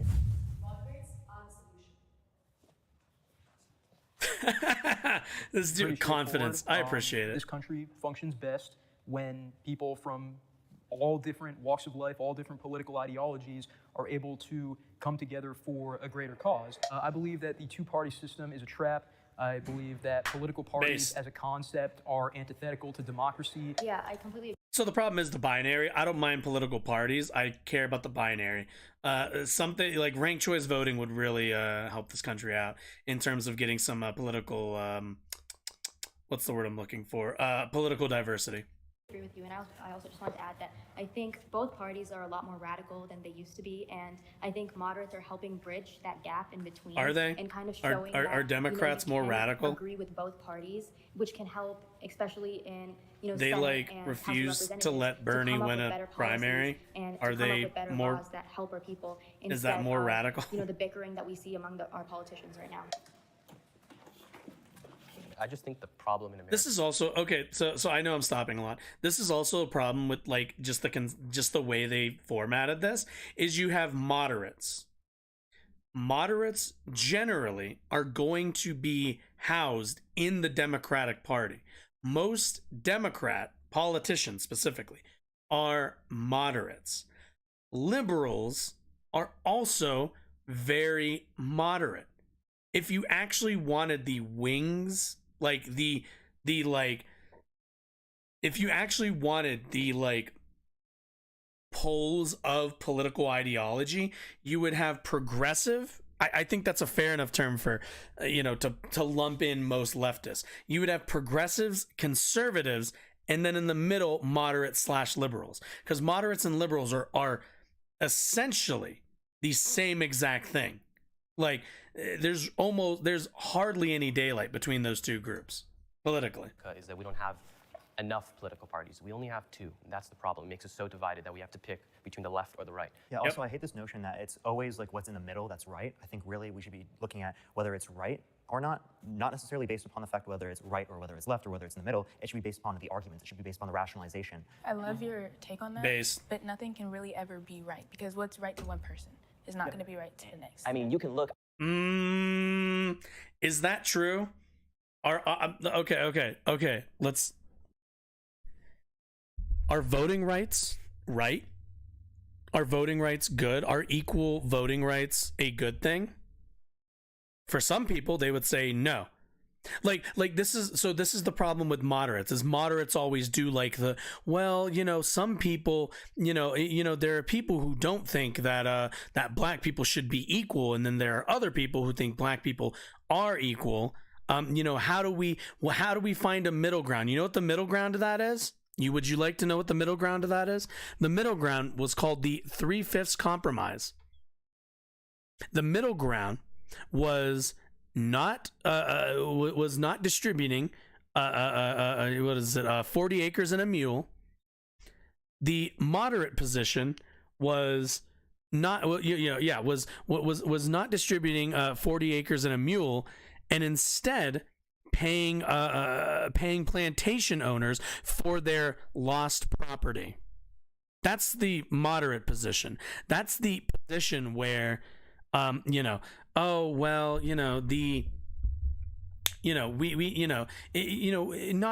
everything is right for everybody. Like, no, there's a right and a wrong answer for almost any policy. There is right and there is wrong. There is creating good, there is creating bad, and then there's creating more good usually. That's how political policy goes for the most part. And we can't do the middle of do good and do bad, because doing you end up somewhere where you're doing bad in some form. Some group or some whatever is going to get shortchanged. And then you're going to have to come up with policy to address that. It's never ending. If you're always finding the middle ground of every fucking issue, you've then got to find the middle ground to the outcome of that issue, of that first issue. It's never fucking ending. Not to say that there's that you need to be left or need to be right, but absolutely there is an objectively right answer on one of those sides. It's about debating that and finding whatever the overlap is in agreement. That's not being what if we do half of both of these things? What if we end up in the center? Sometimes the left is right, and sometimes, I'm sure, although it's very rare, the right is right. Ideologically at both, and I can say, well, this is this and this is this, but who's to say which is correct? Which is why the problem of parties, I think, can't objective really be solved reality by breaking the binary. It's something that is ingrained into us as humans, to be team members, to be competitive. Competition is what we are, even when it comes to representing ourselves, leading ourselves, and attempting to better ourselves. So having more teams isn't going to fix that. Well, why not just eliminate the political party just to achieve, the ability of people to cooperate with each other? Because George Washington warned of political partisanship in his farewell address. I've already intimated to you the danger of parties in the state, with particular reference to the founding of them on geographical discriminations. Okay, so yeah, this is essentially Washington being like, hey, so if you're going to create political parties, just know that they're being formed over geographical regions, which means the South is going to be incredibly difficult to work with because they have a geographical stake in their own insular politics. They want to continue to perpetuate slavery, whereas the northern states at that time were wishy-washy in terms of slavery. Again, 3/5 compromise. Let me now take a more comprehensive view and warn you in the most solemn manner against the baneful effect of the spirit of party. What you should have is multiple parties, and then coalition build between those two parties. That way, people at the very least can identify much more accurately where they are on the political spectrum. If you only have Democrats and Republicans, that is, you have independents in the center and then left, right, that's it. You're not really capturing those who are, maybe, a center left, center right, but then those who are far left or far right. Everyone kind of just has to get in with the big group. He wasn't saying we need more parties. He was saying we need no parties, because these political parties force people to believe a certain way just so that they can fit in with their fellow party members. Well, Thanos snapping away the party system isn't going to get rid of ideological teamsmanship. We are always going to have these issues, and every person, whether they've got a D or an R next to their name, they're going to say, hey, are you pro or anti-abortion? Okay, get into this. Are you pro or anti-gun? Okay, get into this. You might see some of these groups slightly different, but in the scheme of things, we're still going to have these teams, even if we have... Yeah, because if you ask like progressives and like people more of my stripe of leftism are not anti-gun, but what's the word? Moderate Democrats moderate Democrats are anti-gun. Even though we're on the same side in terms of the polls, we're not on the same page in terms of that. I wouldn't coalition build with those people. I would probably coalition with other groups that are on that side of the spectrum. Split up into a million different parties like some of these parliaments in other countries do. What do those parties do when they need to get something done? They form blocks, they form coalitions, which is basically just reducing it back to the binary. We are still going to have these binary teams because that is just the way humans work. That's not the binary. That's not true. Well, but the whole point of what you were saying about how you should groups coming together and advocating for their like specific issues is way better than what we have. If parties are eliminated, people will actually be forced to do research on these especially because like the way that like somewhere like England runs their elections, like the leader of the Labour Party might be at the top, but they've built the coalition with like, and like Green Party. I don't know the fucking parties all that well, but like whoever the lead party is isn't always Labour. It's usually whoever's the strongest of that coalition. So you can have like, you can have a coalition of like, let's say like a Democratic Party, a Democratic Socialist Party, and a Labor Party, where the one cycle, the Labor Party leader is going to be in the front, going to be the front facing, or at least the most forward candidate, the highest up in the ranking there. But another year it could be the Democratic Socialist one, or maybe even the Communist one. Who knows? But I much prefer the vast number of parties in the coalition building. It's just a lot easier to, and you get a lot more political diversity, I think.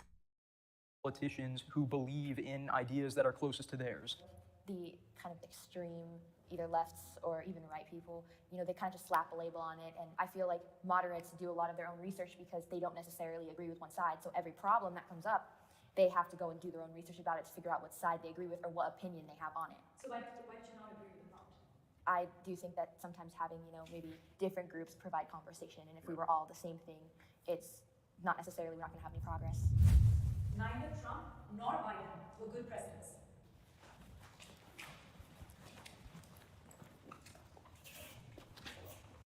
Remember what he said about team sports? So we have to also recognize that conservative ideology is one of authoritarianism. None of the conservative representatives on this panel are able to criticize in an equal fashion their leader the same way that the moderates and the lefties can. Keep that in mind. At no point are conservatives going to be, I don't want to say not capable, but are going to be driven ideologically toward self-criticism or of their side. They're just not. It's not a part of their ideology. Self-introspection isn't part of their like political movement. It's just not there. It's why they stayed there and everybody else was able to say, yeah, both of them aren't really great presidents. Even the leftists are like, yeah, Biden's not that great of a president.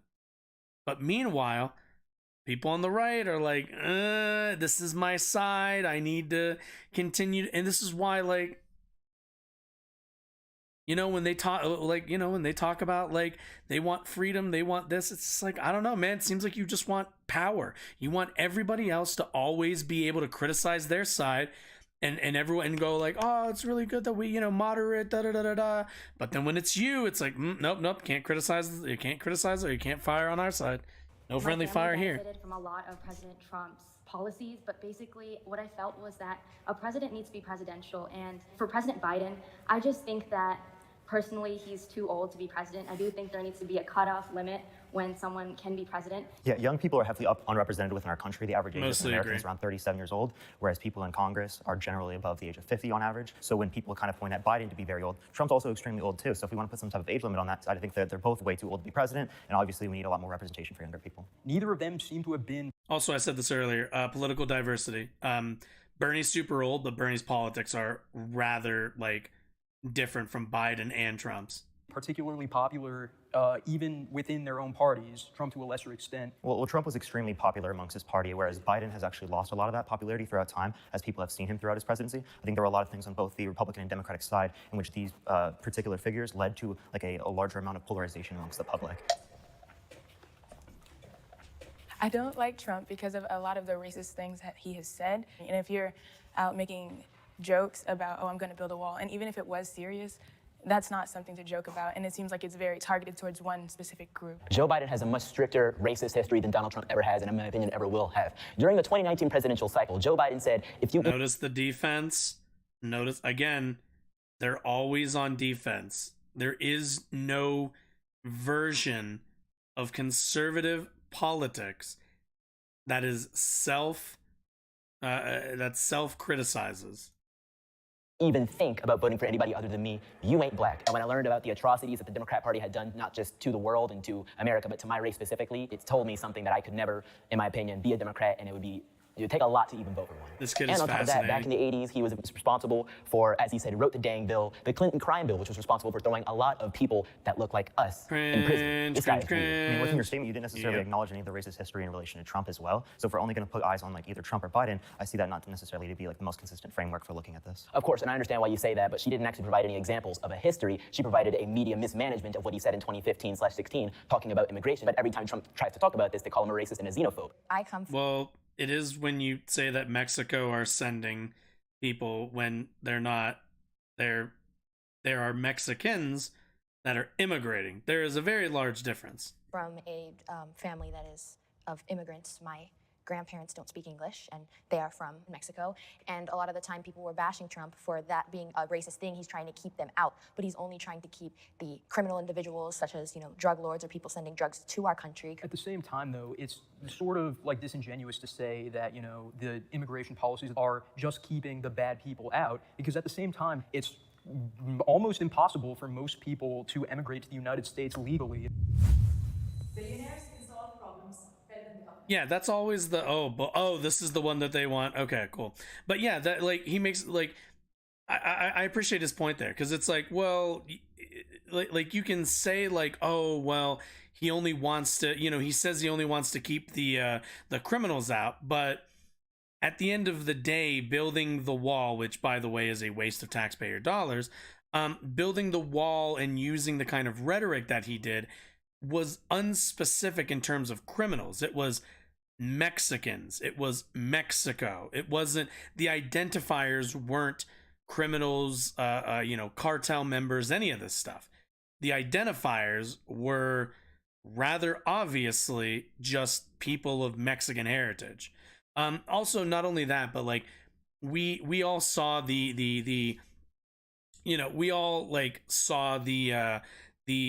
cages that people were being kept in, and the amount of families that were separated through the like poor immigration system that he presided over. Like, you can say like, oh well, he didn't mean it or this or that, but like the material outcome came to be that people who are from Mexico who wanted to immigrate here, and by the way, it's still happening on Ron DeSantis's watch, since he's been continually sending them to states where their court hearings aren't taking place. But at the end of the day, still like dehumanizing these people and still not treating them with a level of humanity that we would expect.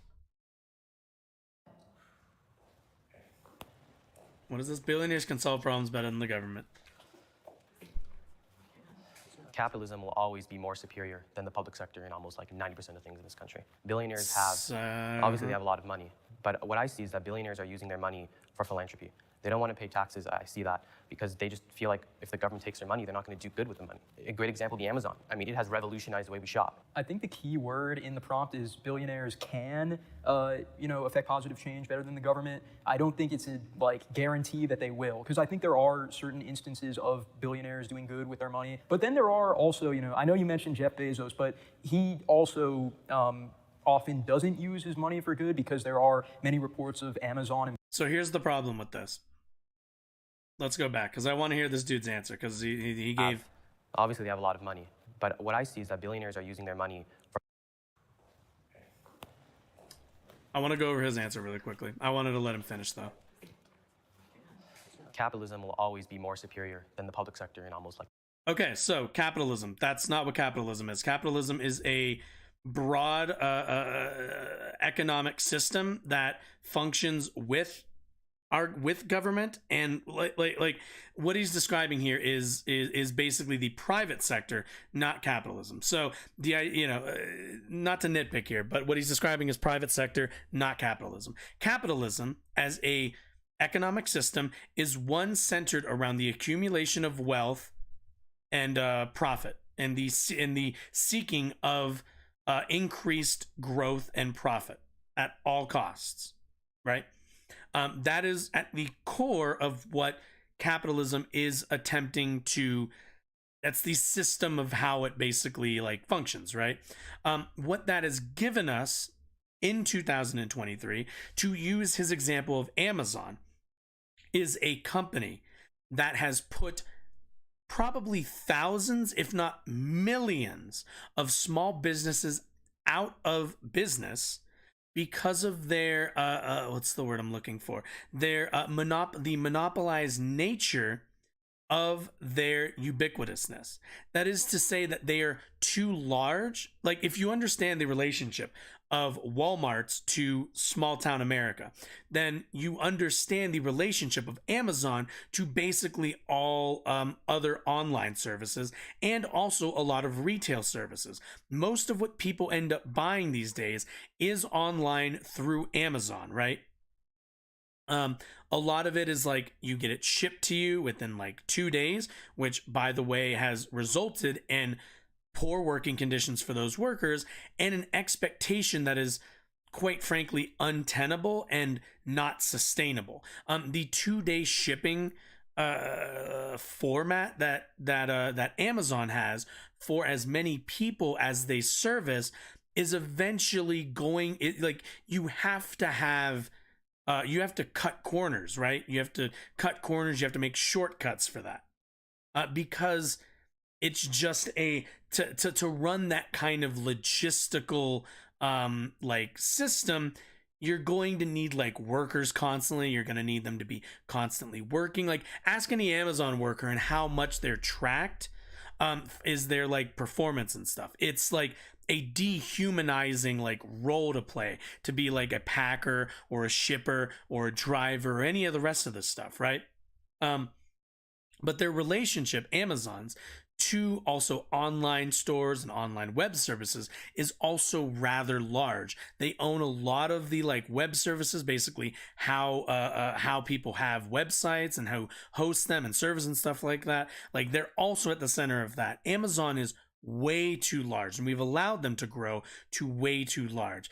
Plain and simple, when you have companies that have grown to the size that they have, and under capitalism, that is the goal, is to own a company and grow it till it can't grow anymore. Which is to say, at least under a capitalist framework, there's no such thing as the end of growth, right? You just keep growing, you keep making money, you keep adding clientele, all of these things, right?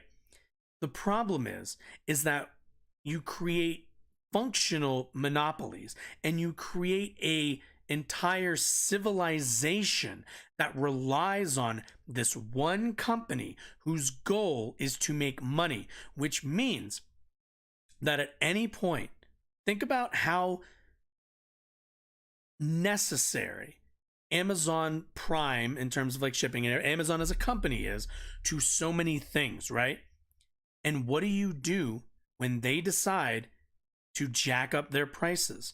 What do you do when they decide that they want more money for shipping? They want more money for their video service. They want more money for their, for their web services.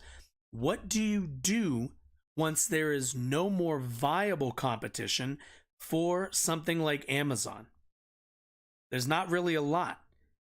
You've already relied on them. You've let them grow to a point that you must sustain them or watch your society suffer the consequences of basically having its online and distributive inventory or infrastructure taken out from under them.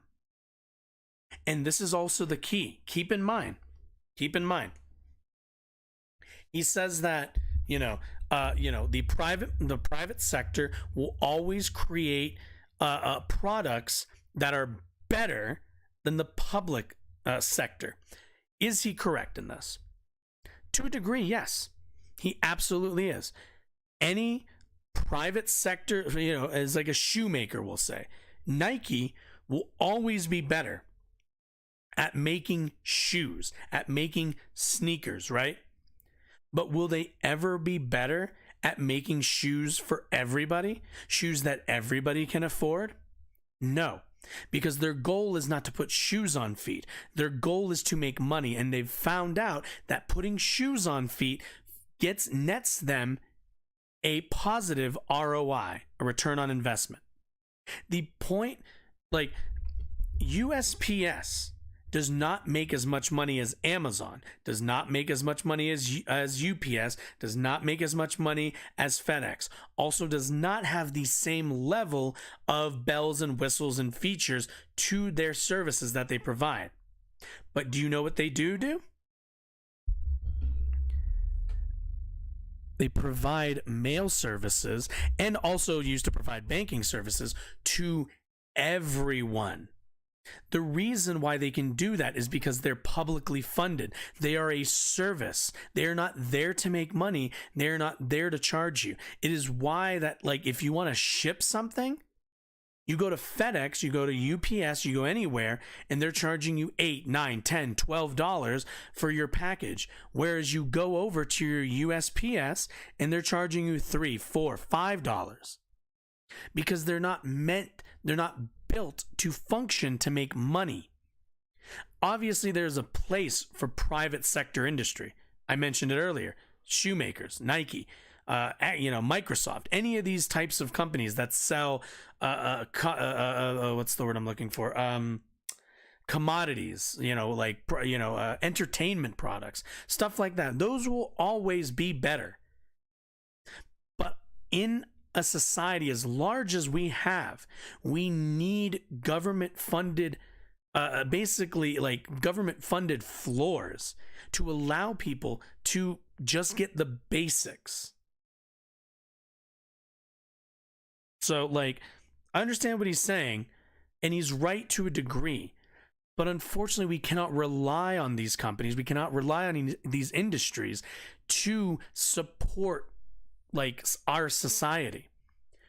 Play Cyberpunk for 5 minutes and you'll see what it looks like when industries run everything. They run the doctors, they run the hospitals, they run the police, they run the TVs, they run the apartments. When everything is privately owned for profit, you are no longer the benefactor of that system. You are now the thing that the system will leech off of to fuel itself. 90% of things in this country. Billionaires obviously they have a lot of money, but what I see is that billionaires are using their money for philanthropy. They don't want to pay taxes. I see that because they just feel like if the government takes their money, they're not going to do good with the money. A great example would be Amazon. I mean, it has revolutionized the way we shop. I think the key word in the prompt is billionaires can, affect positive change better than the government. I don't think it's a guarantee that they will, because I think there are. And also, what does Amazon revolutionize? And also, what part of that revolution is positive? People are less patient. People are more less frugal. People are more impulsive with their purchases. For whatever you want to say, Amazon has done very well and benefited from from the increased consumer habits that we all recognize. But are we doing better? Are our products any better? No.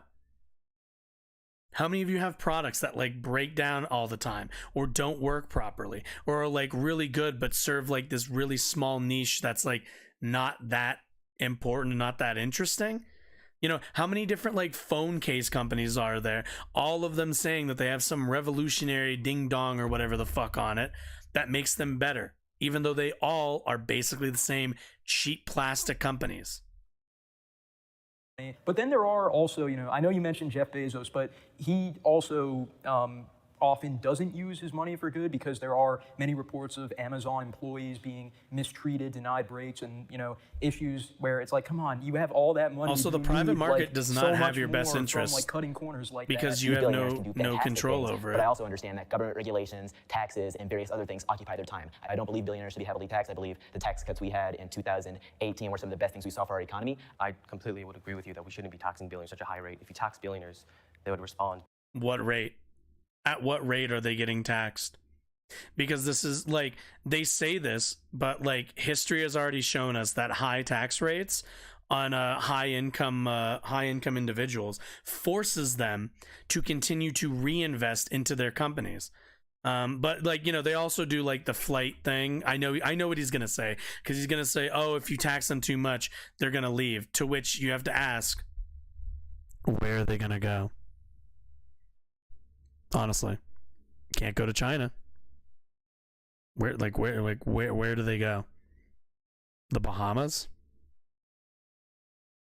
They could. They absolutely could. Don't you think we would just, I don't know, find another way to try to make sure that we recuperate that money?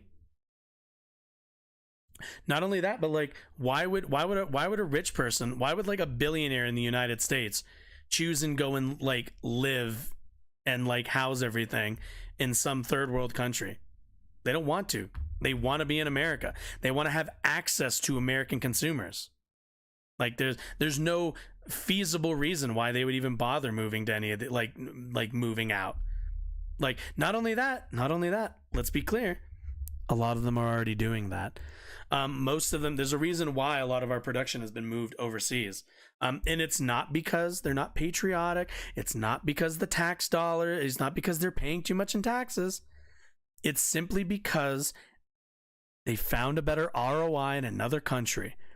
All you're asking is for all countries on this earth to race to the bottom for how little they will charge any company, any industry to use their resources, to use their infrastructure, and to utilize their workforce. You have to keep taxes high so that they are stuck where they are to a degree.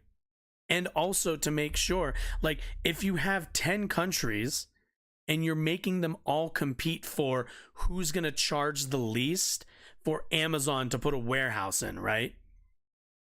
Guess what? Those workers are not going to get paid super well. There's probably going to be you're going to see people cut corners on regulation. You're asking for a better playing field for these corporations to, again, increase their ROI. Everything is about their return on investment. Not Americans, not anybody. You are not the thing they're interested in. They are interested in profit accumulation. That's it.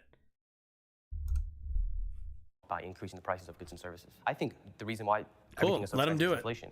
But in the past, when inflation was low, there were times where things were very expensive, and that is because of the fact that we have high corporate tax rates in some states. Well, so I respectfully disagree with the idea that taxing billionaires, or specifically leaving billionaires untaxed, is beneficial to the American economy, because the most prosperous era for the American economy was the 1950s, the post-war economic miracle. That was when billionaires were being taxed at a rate of 90%. And this isn't socialism or anything. This was under American capitalism. Also, keep in mind, this is top marginal, and this isn't even if you made $10 billion, you wouldn't be taxed 90% of 10 billion. You would be taxed probably 90% after, I don't know, maybe your first billion. So you'd take home $1 billion over a year and then get taxed 90% on the other 9 billion you're going to make. To which some people would be like, oh, isn't that unfair? Didn't you earn that? To which I go, did you? Is it possible to earn $9 billion within a year? What are you doing to earn that? Then it comes down to, oh, is it because you bought a factory and thousands of people built cars for you and then sold those cars? You didn't even personally sell them? How much work is everybody else doing? Meanwhile, you just made an initial investment on a factory, but you're reaping most of the benefits, or at least a lot of the benefits of everybody else's work and everybody else's labor.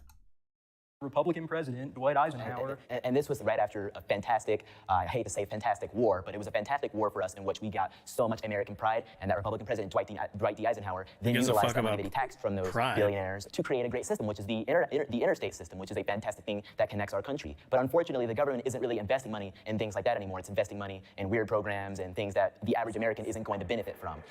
So this is also the case where it's okay, cool, then you need to vote for politicians and representatives that actively champion people first policies, basically, which we don't really have because the Supreme Court lets corporations and super PACs influence our elections with big money.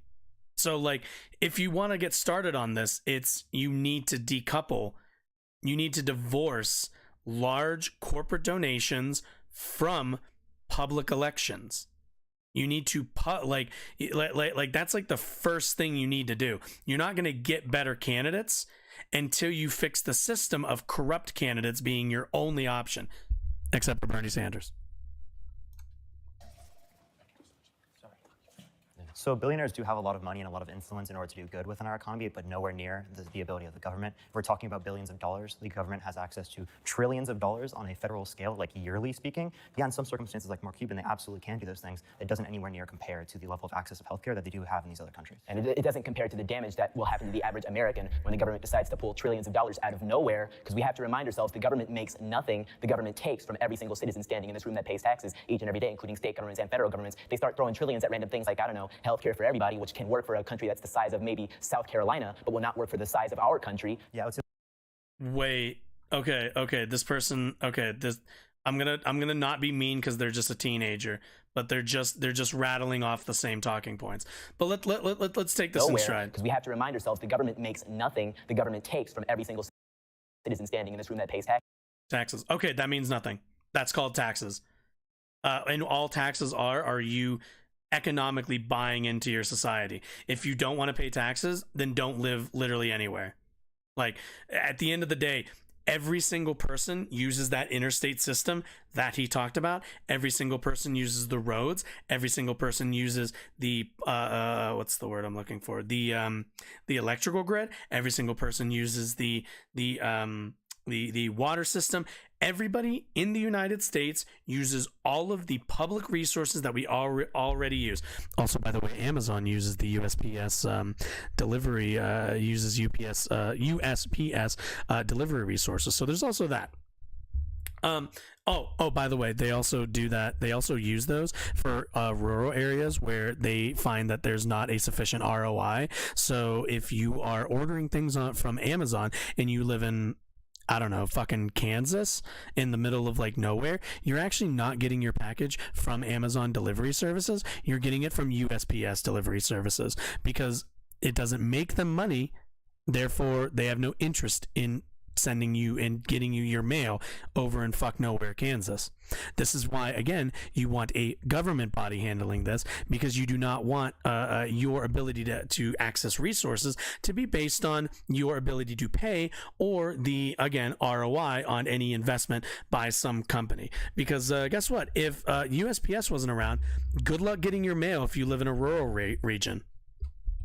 Sorry. Good fucking luck. You don't order enough stuff and you're not important enough, you would be left behind. Utterly left behind. Taxes each and every day, including state governments and federal governments. They start throwing trillions at random things like, I don't know, healthcare for everybody, which can work for a country that's the size of maybe South Carolina, but will not work for the size of our country. Yeah, I would say that's because our... Yeah, okay, so I've heard this argument before of like, healthcare for everyone can't work in the United States. It's too big of a country. To which there's a really simple, there's like a really easy way to like counter this, and it's thus. In every country that has a single payer, a not free healthcare, but a single payer system. We're talking Germany, we're talking England, we're talking Japan, Belgium, France, Spain, Portugal. Did I say Germany? I think I said Germany. Cuba.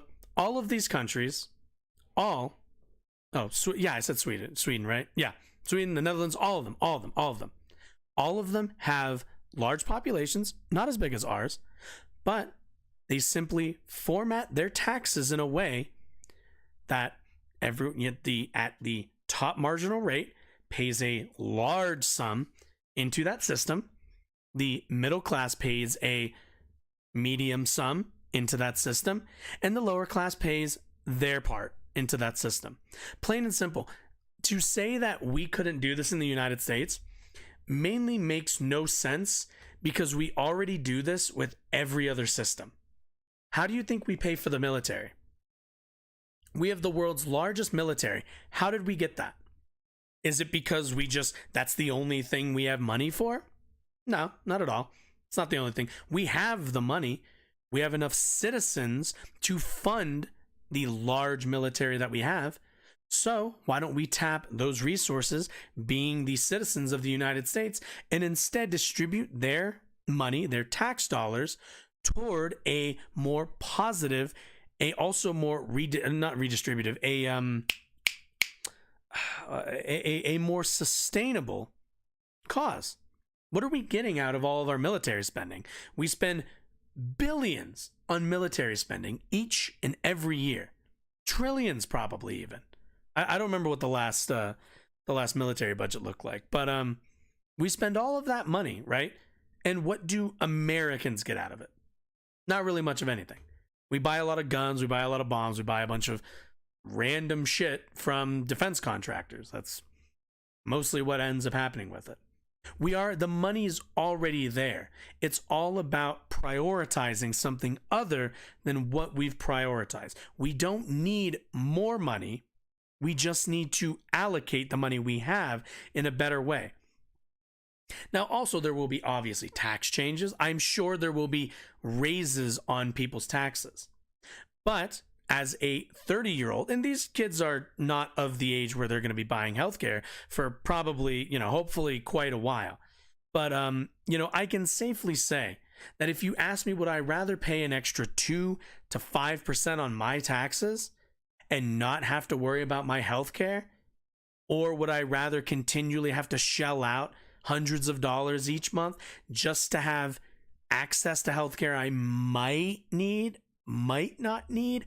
Who knows? It's a possibility. I only pay that money so I'm insured. So just in case I can go to the hospital, I can be charged a fairly large amount.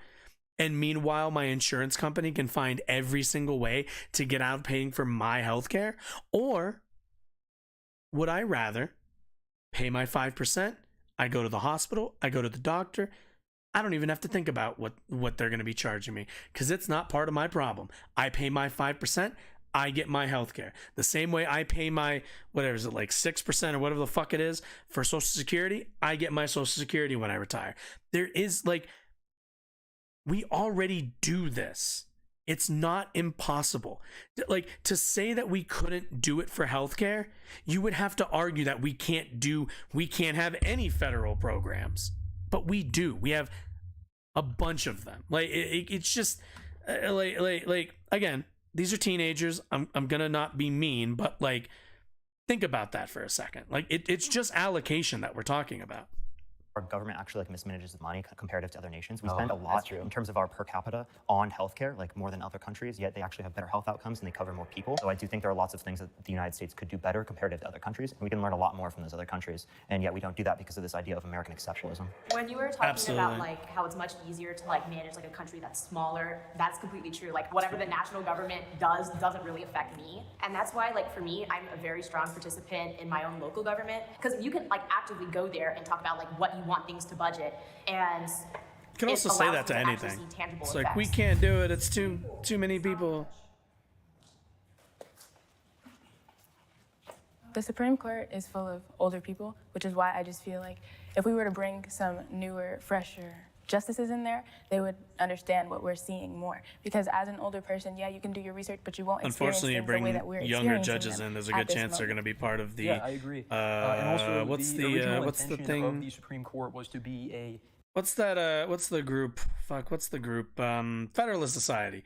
It doesn't really help that you have a group like the Federalist Society that actively pushes the same ideological type of judge to the forefront in terms of the Supreme Court, amongst other, and other like federal judge positions, judiciary positions. nonpartisan, strictly legal governing body. Anything is contingent now on how many people on the Supreme Court have R's next to their names and how many people have D's next to their names.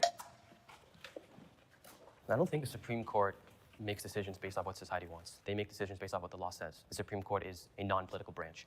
I so disagree with that. The executive branches and legislative branches weren't really necessarily created to be political either. They were created to create laws so that we could live moral and just lives. The Supreme Court and the judicial branch as a whole is something that was created to be nonpartisan, but unfortunately that's not realistic in 2022 anymore. And that's why I don't say they're out of touch, because what a base take. we're all out of touch. And if everybody's out of touch, then we're all in touch, right? Well, not necessarily. We just mean all of us are out of touch. If you look at the foundation of this country, there were political parties within the executive branch and the legislative branch. There were no political parties in the Supreme Court, never. Yeah, so like in terms of the founding fathers, they were heavily against political parties. I think the process outside of the Supreme Court of how we determine Supreme Court judges is like the messed up process, not necessarily the Supreme Court in of itself. I just think that we should never politicize the Supreme Court. Really the best thing we can do in this situation. Well, good luck with that. Unfortunately, the Supreme Court judges are not picked like randomly. They're appointed by a president, to which it's like, yeah, there's going to be ideological deference toward that president's like political values. Like at the end of the day, it's naive to think that you can have a body like the Supreme Court and even like Congress and or like the presidency that's apolitical. Like, these are people with political values. They are going to forward those political values. Is try to make general public a lot more a part of the process of determining whether or not these justices should be in that place based upon not only their merit but also like the things they're advocating for. But rather They should than be being as on, like, elected. specifically the political parties, we need a multi-party democracy so that multiple different sides are looked at different times and say, I want to pick a libertarian, or I want to pick a social democrat, or a socialist, or a liberal. Right? There are lots of different options that we should have in order to have more of a competitive Ranked choice political marketplace. voting. But wouldn't it make it more political for the people to choose their judges? Yes, absolutely. I'm pretty sure we do vote in the people that pick the Supreme Court justice. You vote for the president. We vote for the president. And those are for other Yeah, senators like, and also it's better to not vote necessarily, directly. like jurisprudential or like law in particular. I'm hopeful about my future in this country. Here in the United States, we have the ability and the opportunity to be the best nation in the world and live up to all the ideals that we grew up with and thought that we had. Look at all of us. We're willing to have a conversation, whereas years ago, we might not have sat down. We might have hated each other for having different types of beliefs. So I really think that shows the type of growth potential that the United States has in particular. I personally think I have a great future in this country, especially being a woman, because I can sit here and wear what I want, say what I want, and have just as many rights and equal facilities as you do, as in other countries. That's not awarded to all women or even all people. And I feel that our country gives us some of the most privilege in the world. Are the countries you're referencing more conservative or more liberal? world. So for me right now, I live a great life. I have a house, I have a cat, I have 2 dogs, and it's great. But I teenager has feel a like things house? could always be better, you know? And I think that's what I like about this country is that we have a government where we can actively participate in and we can make the changes that we want to see. I think that I am very scared for my future. I grew up 2 hours away from a Ku Klux Klan headquarters, if that tells you anything about where I grew up. There's probably less than the amount of fingers I have on my hands of people of color in my school. There was a lot of racial. Why don't heat even that let the I got KKK growing up, and it exist? forced I me to never grow up a lot understand faster this. than I thought that I'd have to. If you look up Harrison, Arkansas, it's known as one of the most racist cities in America, and you can see, if you're on TikTok and you see, we visited the most racist city in America, that's gonna be Harrison, Arkansas. My mother is white, but whenever my mom would drive through Harrison when we were going somewhere, she would put a blanket over my crib while we were in that city just because she felt unsafe for me. And whenever I hosted the Black Lives Matter protest, a lot of members from that Ku Klux Klan organization in Harrison were making groups saying that they were gonna come up and harass us and harm us.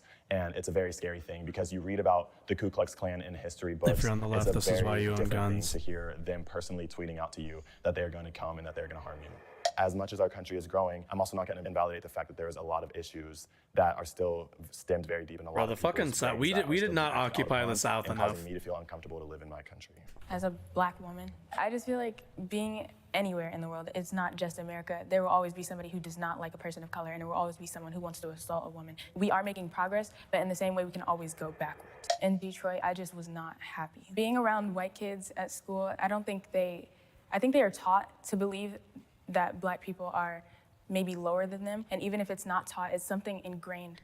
Oh just no, in Detroit. society. As someone who is not, quite as dark as you, but lives kind of a similar lifestyle, I'm trying to say is that I understand, I really do. It's still a thing that can be stronger than ever, especially with the benefit of social media. I think it's something that we need to grow past if we're going to make the world better for our children. But I think we're also right here, which is a very diverse group in and of itself, but I think we're gonna be one of the least racist generations ever, which kind of goes without saying. And I think this will be the century that is just completely eradicated, at least systemically.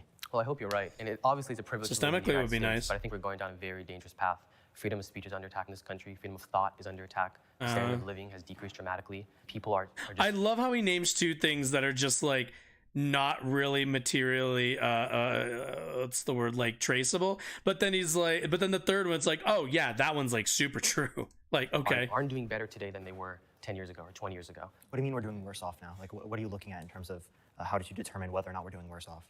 Well, there's so many things to look at. One of it is how divided we are politically. But at the end of the day, we are the future. Yeah, and I hope that we don't follow what they're doing. I hope that when our generation goes into Congress, I hope that we're not so politically divided as they are now. yeah, in like 2070. Right now, here talking, we're all from different backgrounds. We've all had different stories in our past, but we're all here and we're all having a conversation and we're all listening to each other. We're all getting our ideas out. And in the end of the day, I think this is giving me hope for the future because this is what's going to change. I will say, I have hope for the future generations. In terms of like climate change stuff, I think that's going to be, I mean, I'm in the US, so the worst effects of that are not going to hit, I'm not going to be worried about, but you kind of just never know. But I try to stay optimistic.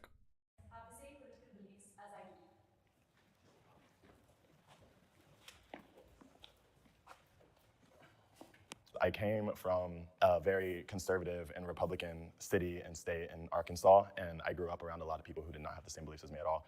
And Arkansas, a lot of people I always would forget try to Arkansas who did have exists. different beliefs were blasting me on private stories and stuff like that and making me feel like I was dumb.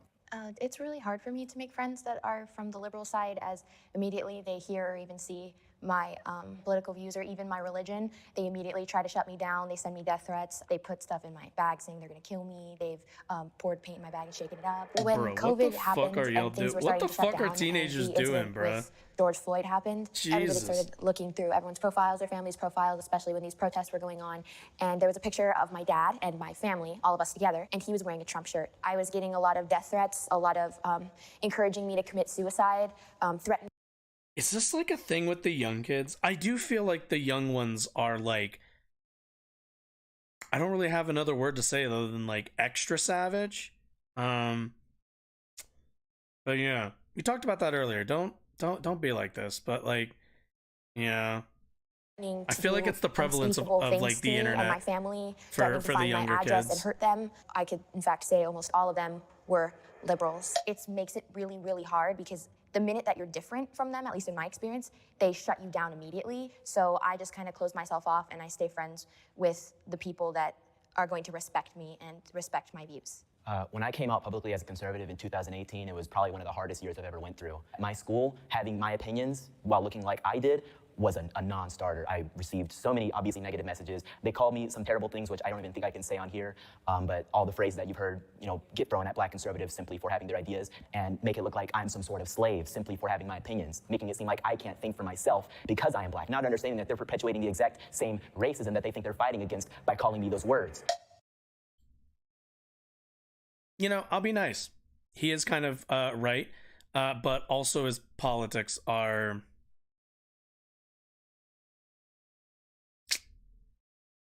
cringy.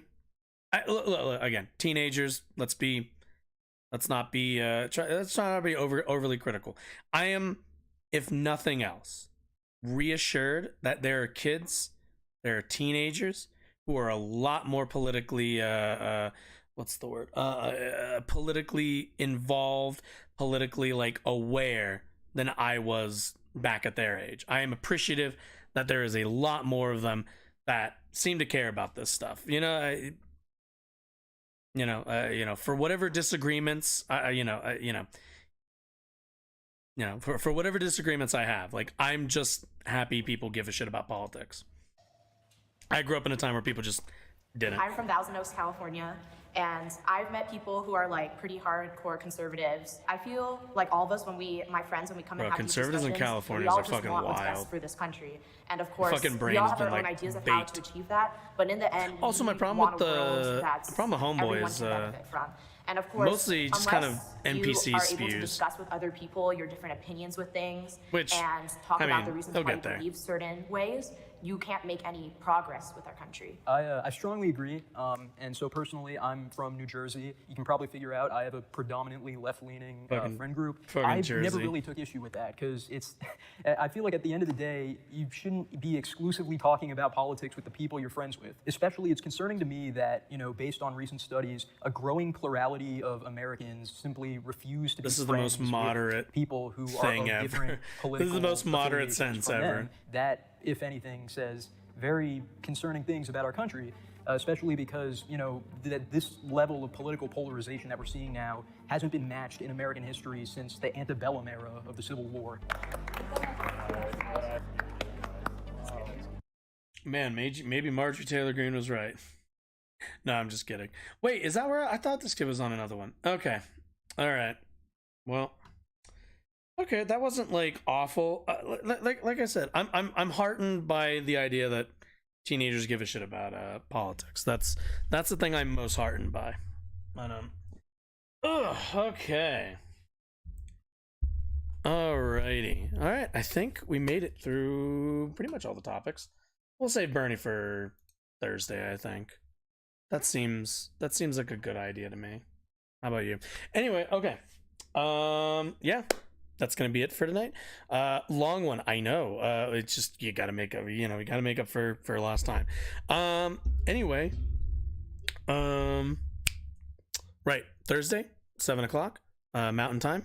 Yeah. If you've if you've enjoyed any of what you saw, if you've gotten any catharsis out of it, learned anything, just kind of enjoyed hanging out, I appreciate you, and I only ask, as if you've enjoyed yourself, if you could do me a favor, go down in the right there or somewhere, I don't know, and there's a follow button. If you're on Twitch, you should hit that.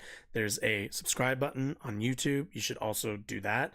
If you're on Twitch, you should probably go over to YouTube, do that as well. That'd be super cool. But I'm not gonna ask you to platform hop. That's asking a lot. But either way, you all have yourselves a nice night. I'll see you Thursday. Yeah. See y'all laters. I don't know why I did that. I don't know. There always feels like there has to be a thing at the end. I don't know. Anyway, have a nice night, everyone.